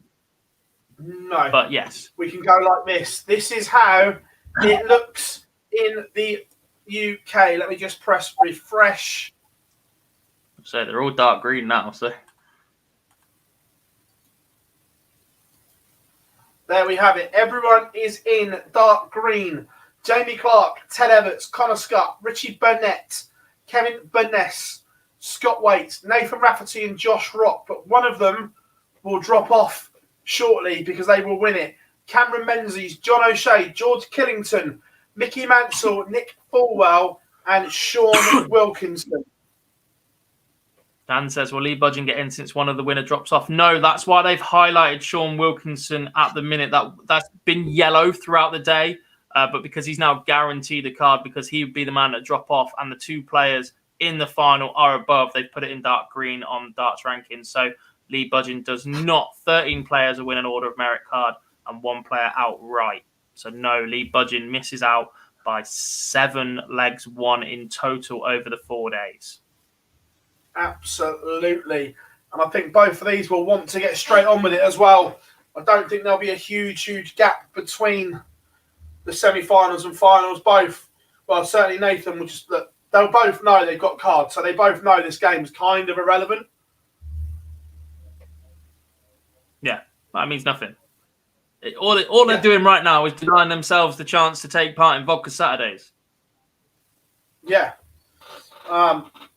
So, whilst we are there, we'll take some questions from the chat room because you guys have been absolutely amazing. We'll fill the time. We'll try and answer some questions for you. If you've got anything that you want to know, or we'll do our best to answer, or give you some waffle anyway.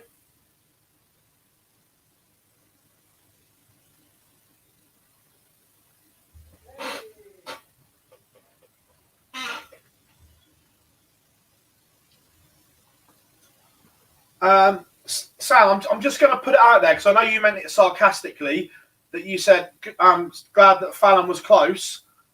I'd hesitate a guess. I'm going to call it now, Gob, that Fallon will play on TV more times than anyone in that 14 on screen. What do you reckon? It depends if anybody has a big run. If someone goes deep at a UK Open, then no. Not likely.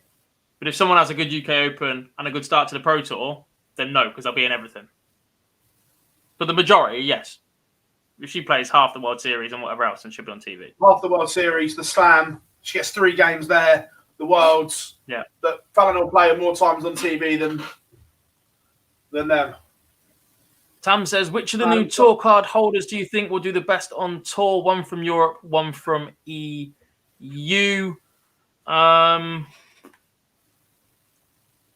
The new.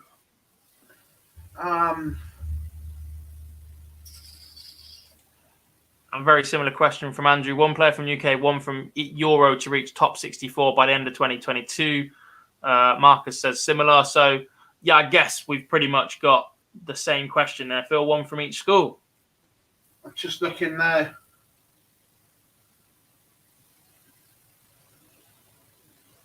It's kind of a double-edged one here. That it's a bit like we said before. If Menzies turns it up, Menzies can go berserk, but I don't see him hooking it up enough to be consistent. Yeah. But I genuinely think out of them all, Menzies' ceiling is unreal. But I'm really looking forward to seeing Connor Scott. Genuinely am. Yeah. Play on tour. I'm really looking forward to see from the UK one. I'm looking forward to seeing Connor Scott play on tour. And from the EU, Nathan Rafferty, I like the look of. Yeah. And I think at the opposite end, you've got to be looking at Burnett and John O'Shea, both players that have won majors. You get major winners back on there. It's solid. Yeah. From the EU, Van Dongen, obviously. I think the minute you get anyone coming over from the PDC, that's been fantastic. And Petrezzo caught our eye last year. Yeah, and the other one, from the performances he put in at Q-School alone, I'm looking forward to seeing Mario van Bodengarden because he put in some great performances across Q-School. Solid player. He played at the O2, didn't he? As part of the final BDO World Championships. Vladimir Anderson is an intriguing one. Like the look of that. Yeah. Damien Moore's another youngster, more experience. Radek Shagansky had absolutely no idea who he was before the start of the day, but there's going to be a lot of competition for that second spot with Krzysztof Ratajski for the World Cup come June. Sam says, do you think Nathan Rafferty is the real deal? He has the potential to be an absolute star.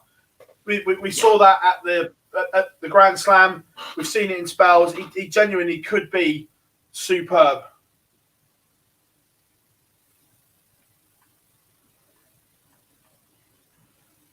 Anthony says it was a pleasure watching the channel. Mate, it's our pleasure to have you lot all on board. And if you haven't, make sure you go and subscribe. Plenty coming up at Online Darts. And so thanks for the coverage, lads. Our pleasure.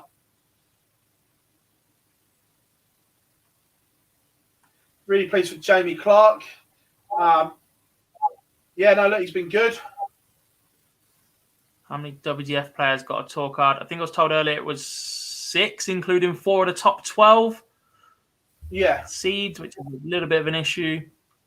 Most disappointing, I think Yellow Klassen's got to be up there. Phil, Chaz Barstow as well. A lot of pressure on those boys, but after the seasons and caliber of players we know they are. There was pressure, but were you surprised about Yellow? I don't mean this horribly, but he's had a stinker over 2 years. It's not as if he was like unlucky to lose his card. This has been a 2-year bomb. So the form wasn't there. Unlike people like Darren Webster, that towards the end, there was signs towards the back end of the year that he was picking up. The same as James Wilson, qualifying for the World Championships, going to the Worlds. That there were signs that they were on the right way. Where Yellow, we haven't seen those signs that he's starting to climb again. Yeah. But hopefully he can go back to the Challenge Tour and whatever and learn to win again. Yeah, I agree. He's changed his action and fiddled around with equipment and stuff so far. Look, Ross Montgomery is certainly up there with biggest shop. I did not expect to be saying his name as a tour card holder. Careful, though, in case I get accused of being a hater. Mace is in. He says UK Open Riley's qualifiers will be interesting. They will indeed, Mace. A lot of very good players missing out. Chris says, how much would you say someone that qualifies from Q-School will have to spend on playing the comps without a sponsor? Good question. And we spoke about this the other day. Just on, obviously, you haven't got entry fees anymore. So ones that you obviously paid £450 to enter Q-School. Once you've got your card, is it $250 you have to pay to become a PDPA member, Gob? So you've got another $250, but that also includes your entry fee. So you haven't got to pay them. If you play in everything just UK based, you're probably looking at between 10 and 15 grand. But then if you qualify for Euro Tours, that then jumps up massively. So bare minimum, somewhere between 10 and 15. Maximum could be somewhere around the 20 mark. I don't think we're far off with that, Gob, do you? Depends where you live. Depends on where you live, what you got to do to travel. If you live close to Milton Keynes or Wigan, you're going to save a fortune. Yeah.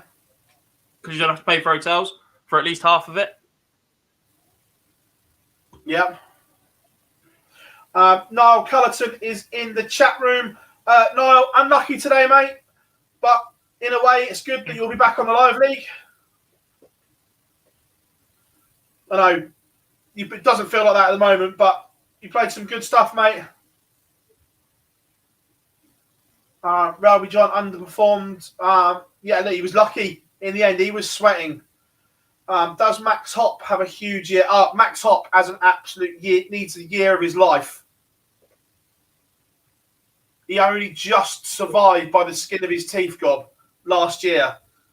Don't need that, man. I'll tell you where he is on the live order of merit. So, Max Hopp is currently in 64th. And he is defending this year in the £34,500. Last year, he only earned 13. So Max Hopp has a huge year in front of him.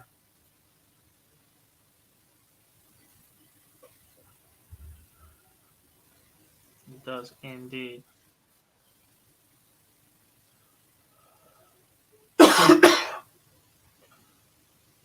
Not my achievement, John, but thank you. Laura, it's great to have you on board on the show, as always. And now you get to come along for the Super Series as well, because John will be playing in them.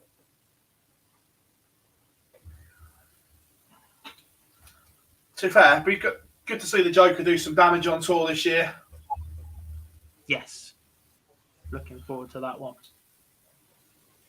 Here's one for you. David, Wilkinson, fair play to him. I'll be honest, mate, I've seen you answer that a couple of times. Not really. Not before this weekend. No. If you're Matthew Edgar now, do you put yourself in those Riley's UK Open qualifiers? Because you'd have a huge target on your back, wouldn't you? Where does he live? There's two in Norwich. Daventry, Midland. He doesn't live far from NK. Birmingham as well. Birmingham's on. Let's have a look. There's a chance to earn money. It's a chance to be back on TV, and it's a chance for him to document his journey. In fact, not being in the PDC as such means he can do so many more content-style videos. There's a lot of restrictions on where you can and can't film at PDC events. Matt Egger now has the ability to take his cameras a little bit deeper behind the scenes for darts events. In terms of a YouTube channel, this could be quite beneficial for him.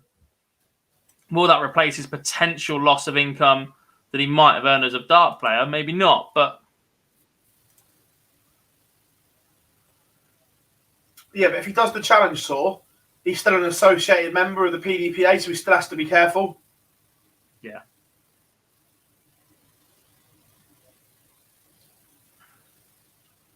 Coventry has 2. Yeah. Nottingham's not too far away. Coventry has 2. Solihull has 2. Harlow and Essex back the other way. South Benfleet as well. He already said he wouldn't do Riley's. Not sure why he'd do that. Josh Rock takes the first leg.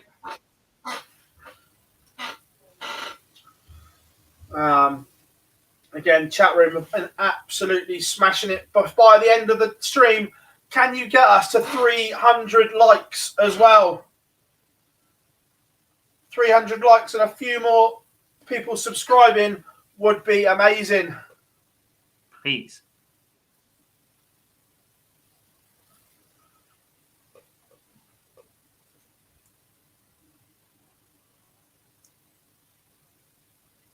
Sam says, can YouTube with 50k subs be bigger than hovering around the bottom of the PDC? Depends on what you're producing. YouTube is a very complicated tool in terms of generating revenue. At that point, you still have to get your views. You still have to get people watching. You still have to get them watching for a certain amount of time before you start hitting ads. Your videos have to be a certain length. Subscribers doesn't necessarily mean revenue. It can if you do it properly, but it doesn't necessarily mean revenue. No.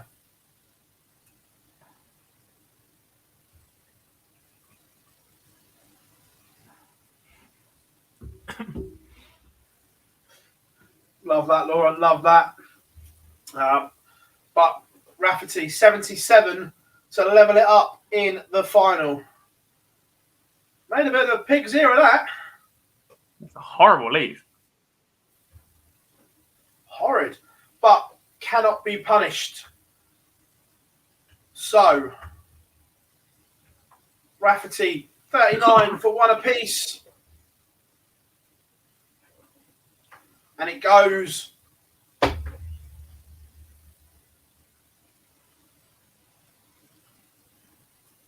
Stephen says he's a new subscriber this week, lads. Well done on the coverage. I'll be back to watch again. Massively appreciate that, buddy. The live lounge, we're back on Monday night with Lee, Phil, and another.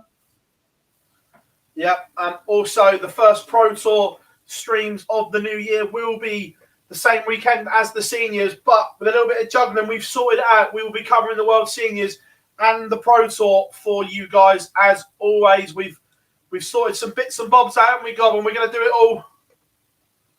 Juggling all over the place.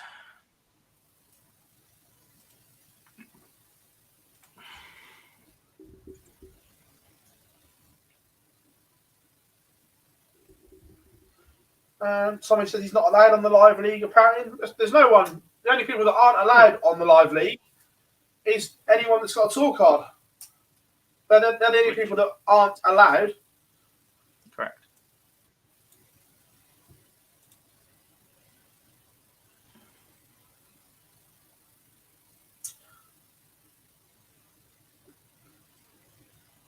Again, this leg from Nathan Rafferty, that 171 looks a bit odd combined with bingo scores the other side of it.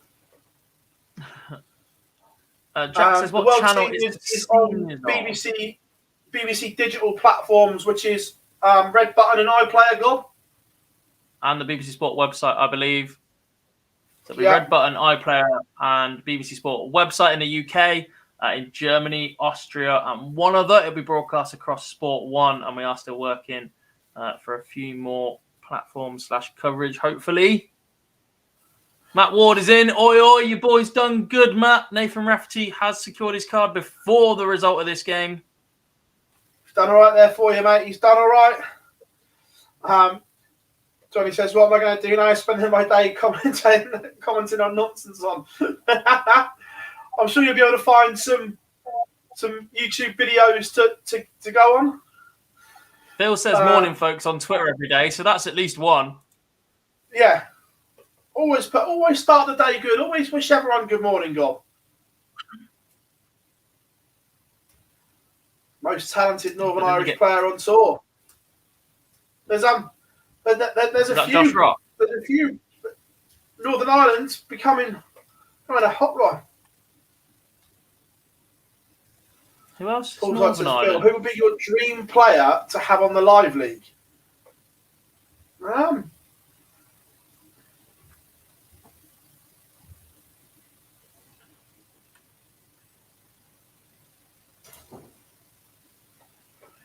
Gary Anderson when he retires and doesn't have a PDC tour card. Please, I just want to play darts. Rocks up. Just want to play darts. Well, come on in, Gary. Rock up and just play darts.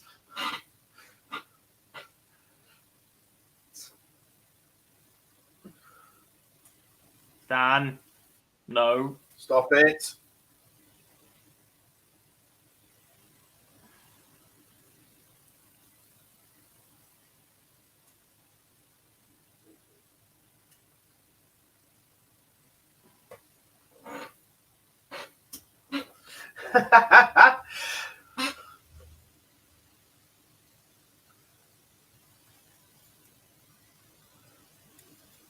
Depends if it's going to take you 10 minutes to get the camera up the right way around this time, Matt.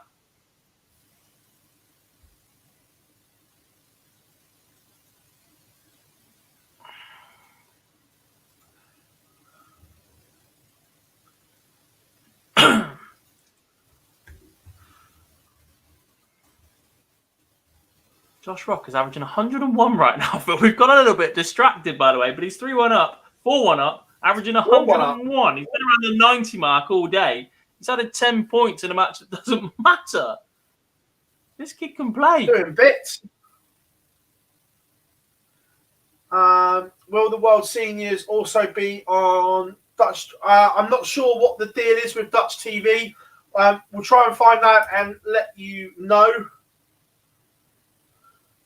It's been offered to RTL, but they haven't accepted.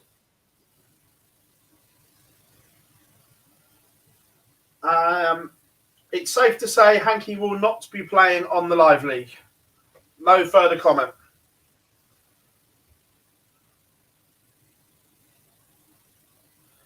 Got to see Leonard Gates on the Live League.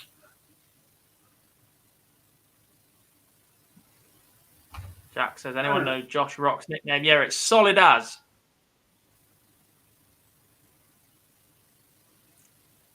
Yes, please, Jarlif, darling.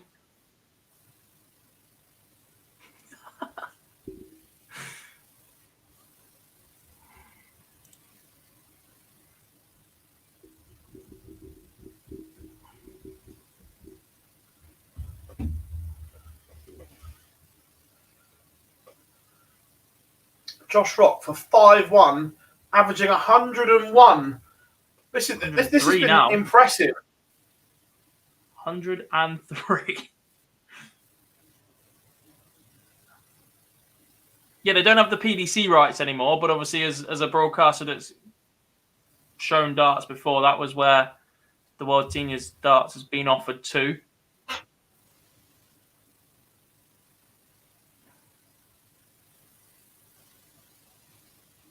I know that we know that it's moved for PDC coverage, etc., but that was the conversation and connections. Josh Rock, one away then, boys. From wrapping up the day, yeah. Phil.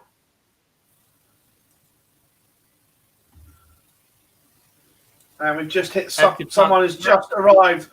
Just going to add him in a second. Oh, God.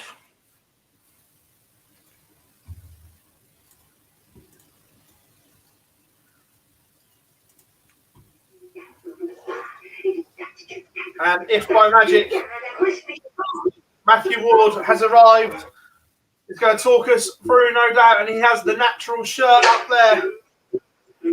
Matthew, greetings. How are ya? Come on, here! Come on! Get in. You said it would happen, and it has. Who cares about this game? Get this game off. Nobody cares about it. Raf's on tour. Come on! Just out of interest, Matt, was he aware that he got a card previous to the semi-final?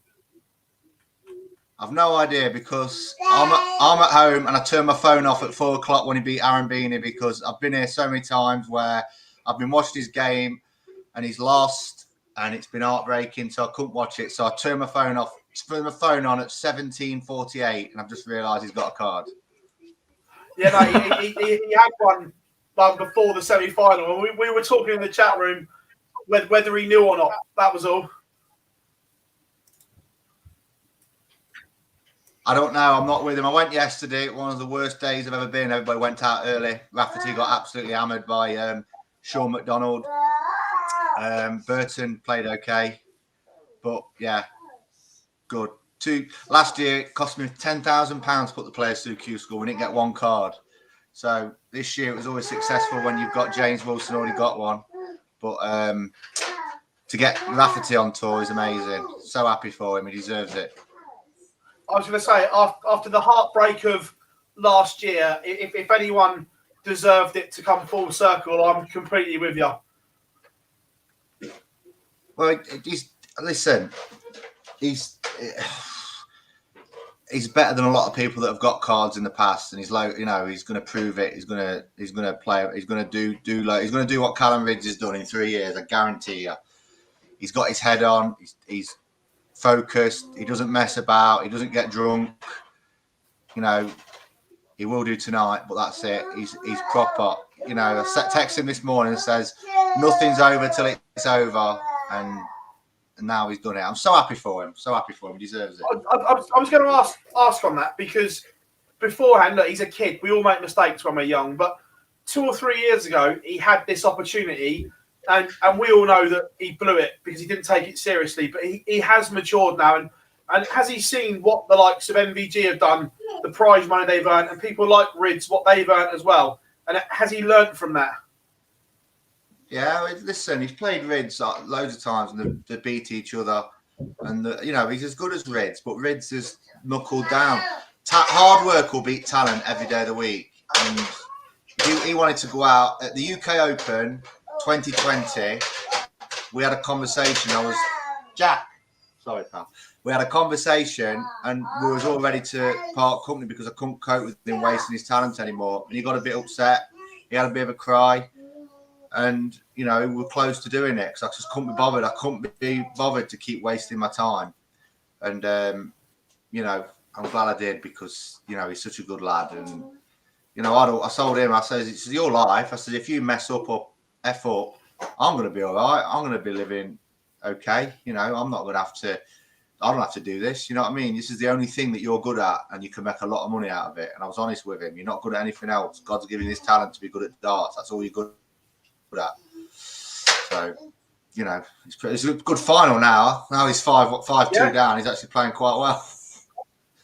No, There it is. The final is done. Unfortunately, hasn't gone the finals way, but both of these two wonderful talents already had tour cards. It was a bit of a dead rubber, in fairness. Didn't really matter, but it is 6-3 to Josh Rock, averaging 99 in the final, but irrelevant. They've both got tour cards. Thoughts on... I'm sure he's going to be gutted about losing that one. Yeah. I said before, the three that I thought would get were James Wilson, Rafferty and Sedlacek. I'm very disappointed that Carroll has got nowhere near it because I think he was so close to keeping his card within a game, within 6 darts at Ryan Joyce. I wish he'd have got his card. Steve Burton is, he's sort of not taking it as serious as he's got 2 kids. He's got a decent wage coming in, so our contract's up this month, but we're gonna go again. So it'll come good whenever he needs to. At the minute, he doesn't really need to, but he keeps trying. He doesn't practice as much. He's still averaging 92, 93. So 2 out of the 3 that I thought would get it. Gervin's played well, but I'm glad he hasn't got one yet because he's not ready for it. So, and the rest of them, Shane McGurk's been injured and nearly died of COVID 3 months ago. He was told to contact his loved ones because he'd be dead in 3 days. So it did well to even play. So. Sets it all up for the tour. Obviously, the ones that are disappointed, quick turnaround because they've got Challenge Tour next weekend. Yeah, Challenge Tour though. I'm glad Nathan's not playing on it. I know Spurton's going to play the first week and see how he gets on. If he does well, he'll play more. If he isn't, he won't do it. But sorry, I've got a 2-year-old that just wants to count and shout. But yeah, Benito's not going to go, so whoever can win that first one is going to be decent. Can you say Rafferty? No, you can't say it. So fancy marking next week. Do you want to mark, Jack? Say hello. Hello.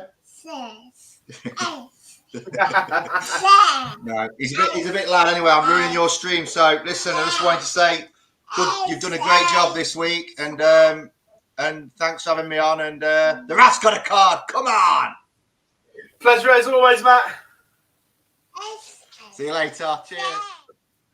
Matt from MDA, one happy bunny as his boy Nathan Rafferty has a tour card. So before we go, we will go through them in order. People that have tour cards for the next 2 years, thanks to Q-School. The winners, James Wilson, Darren Webster, Ross Montgomery and Josh Rock. Winners outright in Milton Keynes. Then the Order of Merit, Jamie Clark, Ted Evans, Connor Scott, Richie Burnett, Kevin Burness, Scott Waits, Nathan Rafferty, Cameron Menzies, John O'Shea, George Killington, Mickey Mansell, Nick Falwell and Sean Wilkinson gets his card on legs 1, Gob. Yes, that one has been, keep your eyes on that. There's always 1 or 2 about that, and obviously there's always a couple of players that miss out because of that as well. Matt Dennant so close once again to being that guy that sneaks in at the very end, but he hasn't got over the line once more, so he'll be on the Challenge Tour again. And then from the EU, the winners outright, Jose Justicia, Brian Roman, Luke Peters and Christoph Kachuk. Then 11 on the order of merit, Super Mario van Bodengard, Jules van Dongen, Kevin Doetz, Tony Martinez, Danny Janssen, Radnik Kazansky, Damian Mold, Jimi Hendrix, Ricardo Petresca, Vladimir Anderson, and somehow, but eventually, Roby John Rodriguez hung on. Missed starts from Dragutin Horvath may haunt the German for some time, Gob. That was nearly an hour and a half ago, and I still don't think I'm over it. It was the most mental 5 minutes I think we've ever streamed. It was just crazy. Yeah, completely. We've covered Pro Tour and we covered Q-School last year, but in terms of one player in, one player out, but one player not involved, and the amount of missed starts at that moment, I genuinely don't think we've covered anything better when we've live streamed for the last 2 years. No, it's been unreal. It's our second Q-School that we've covered live stream, and we've come a long way in a short space of time. But plenty coming up here on the channel. We have the live lounge returning on Monday with plenty of talking points. We will be at Milton Keynes for the Masters. The live league is returning in the 1st of February. We also have the World Seniors coming up. We'll be streaming the first Pro Tours as well as the World Seniors coverage. So if you haven't yet, make sure you hit that subscribe button and turn notifications on, because there is plenty coming up. Before we go, I just want to thank you, every single one of you in the chat room that has been with us for the last 7 days. You have absolutely rocked it with us. All the regulars, thank you very, very much. It's been absolutely outstanding. Glob's going for a vodka. I'm going for a lie down. We have been Online Darts. I want to thank you all again. It's me, Phil Bars, signing off with Jack Gobby Garwood, a week on the stream. It's been emotional. We'll see you all on Monday.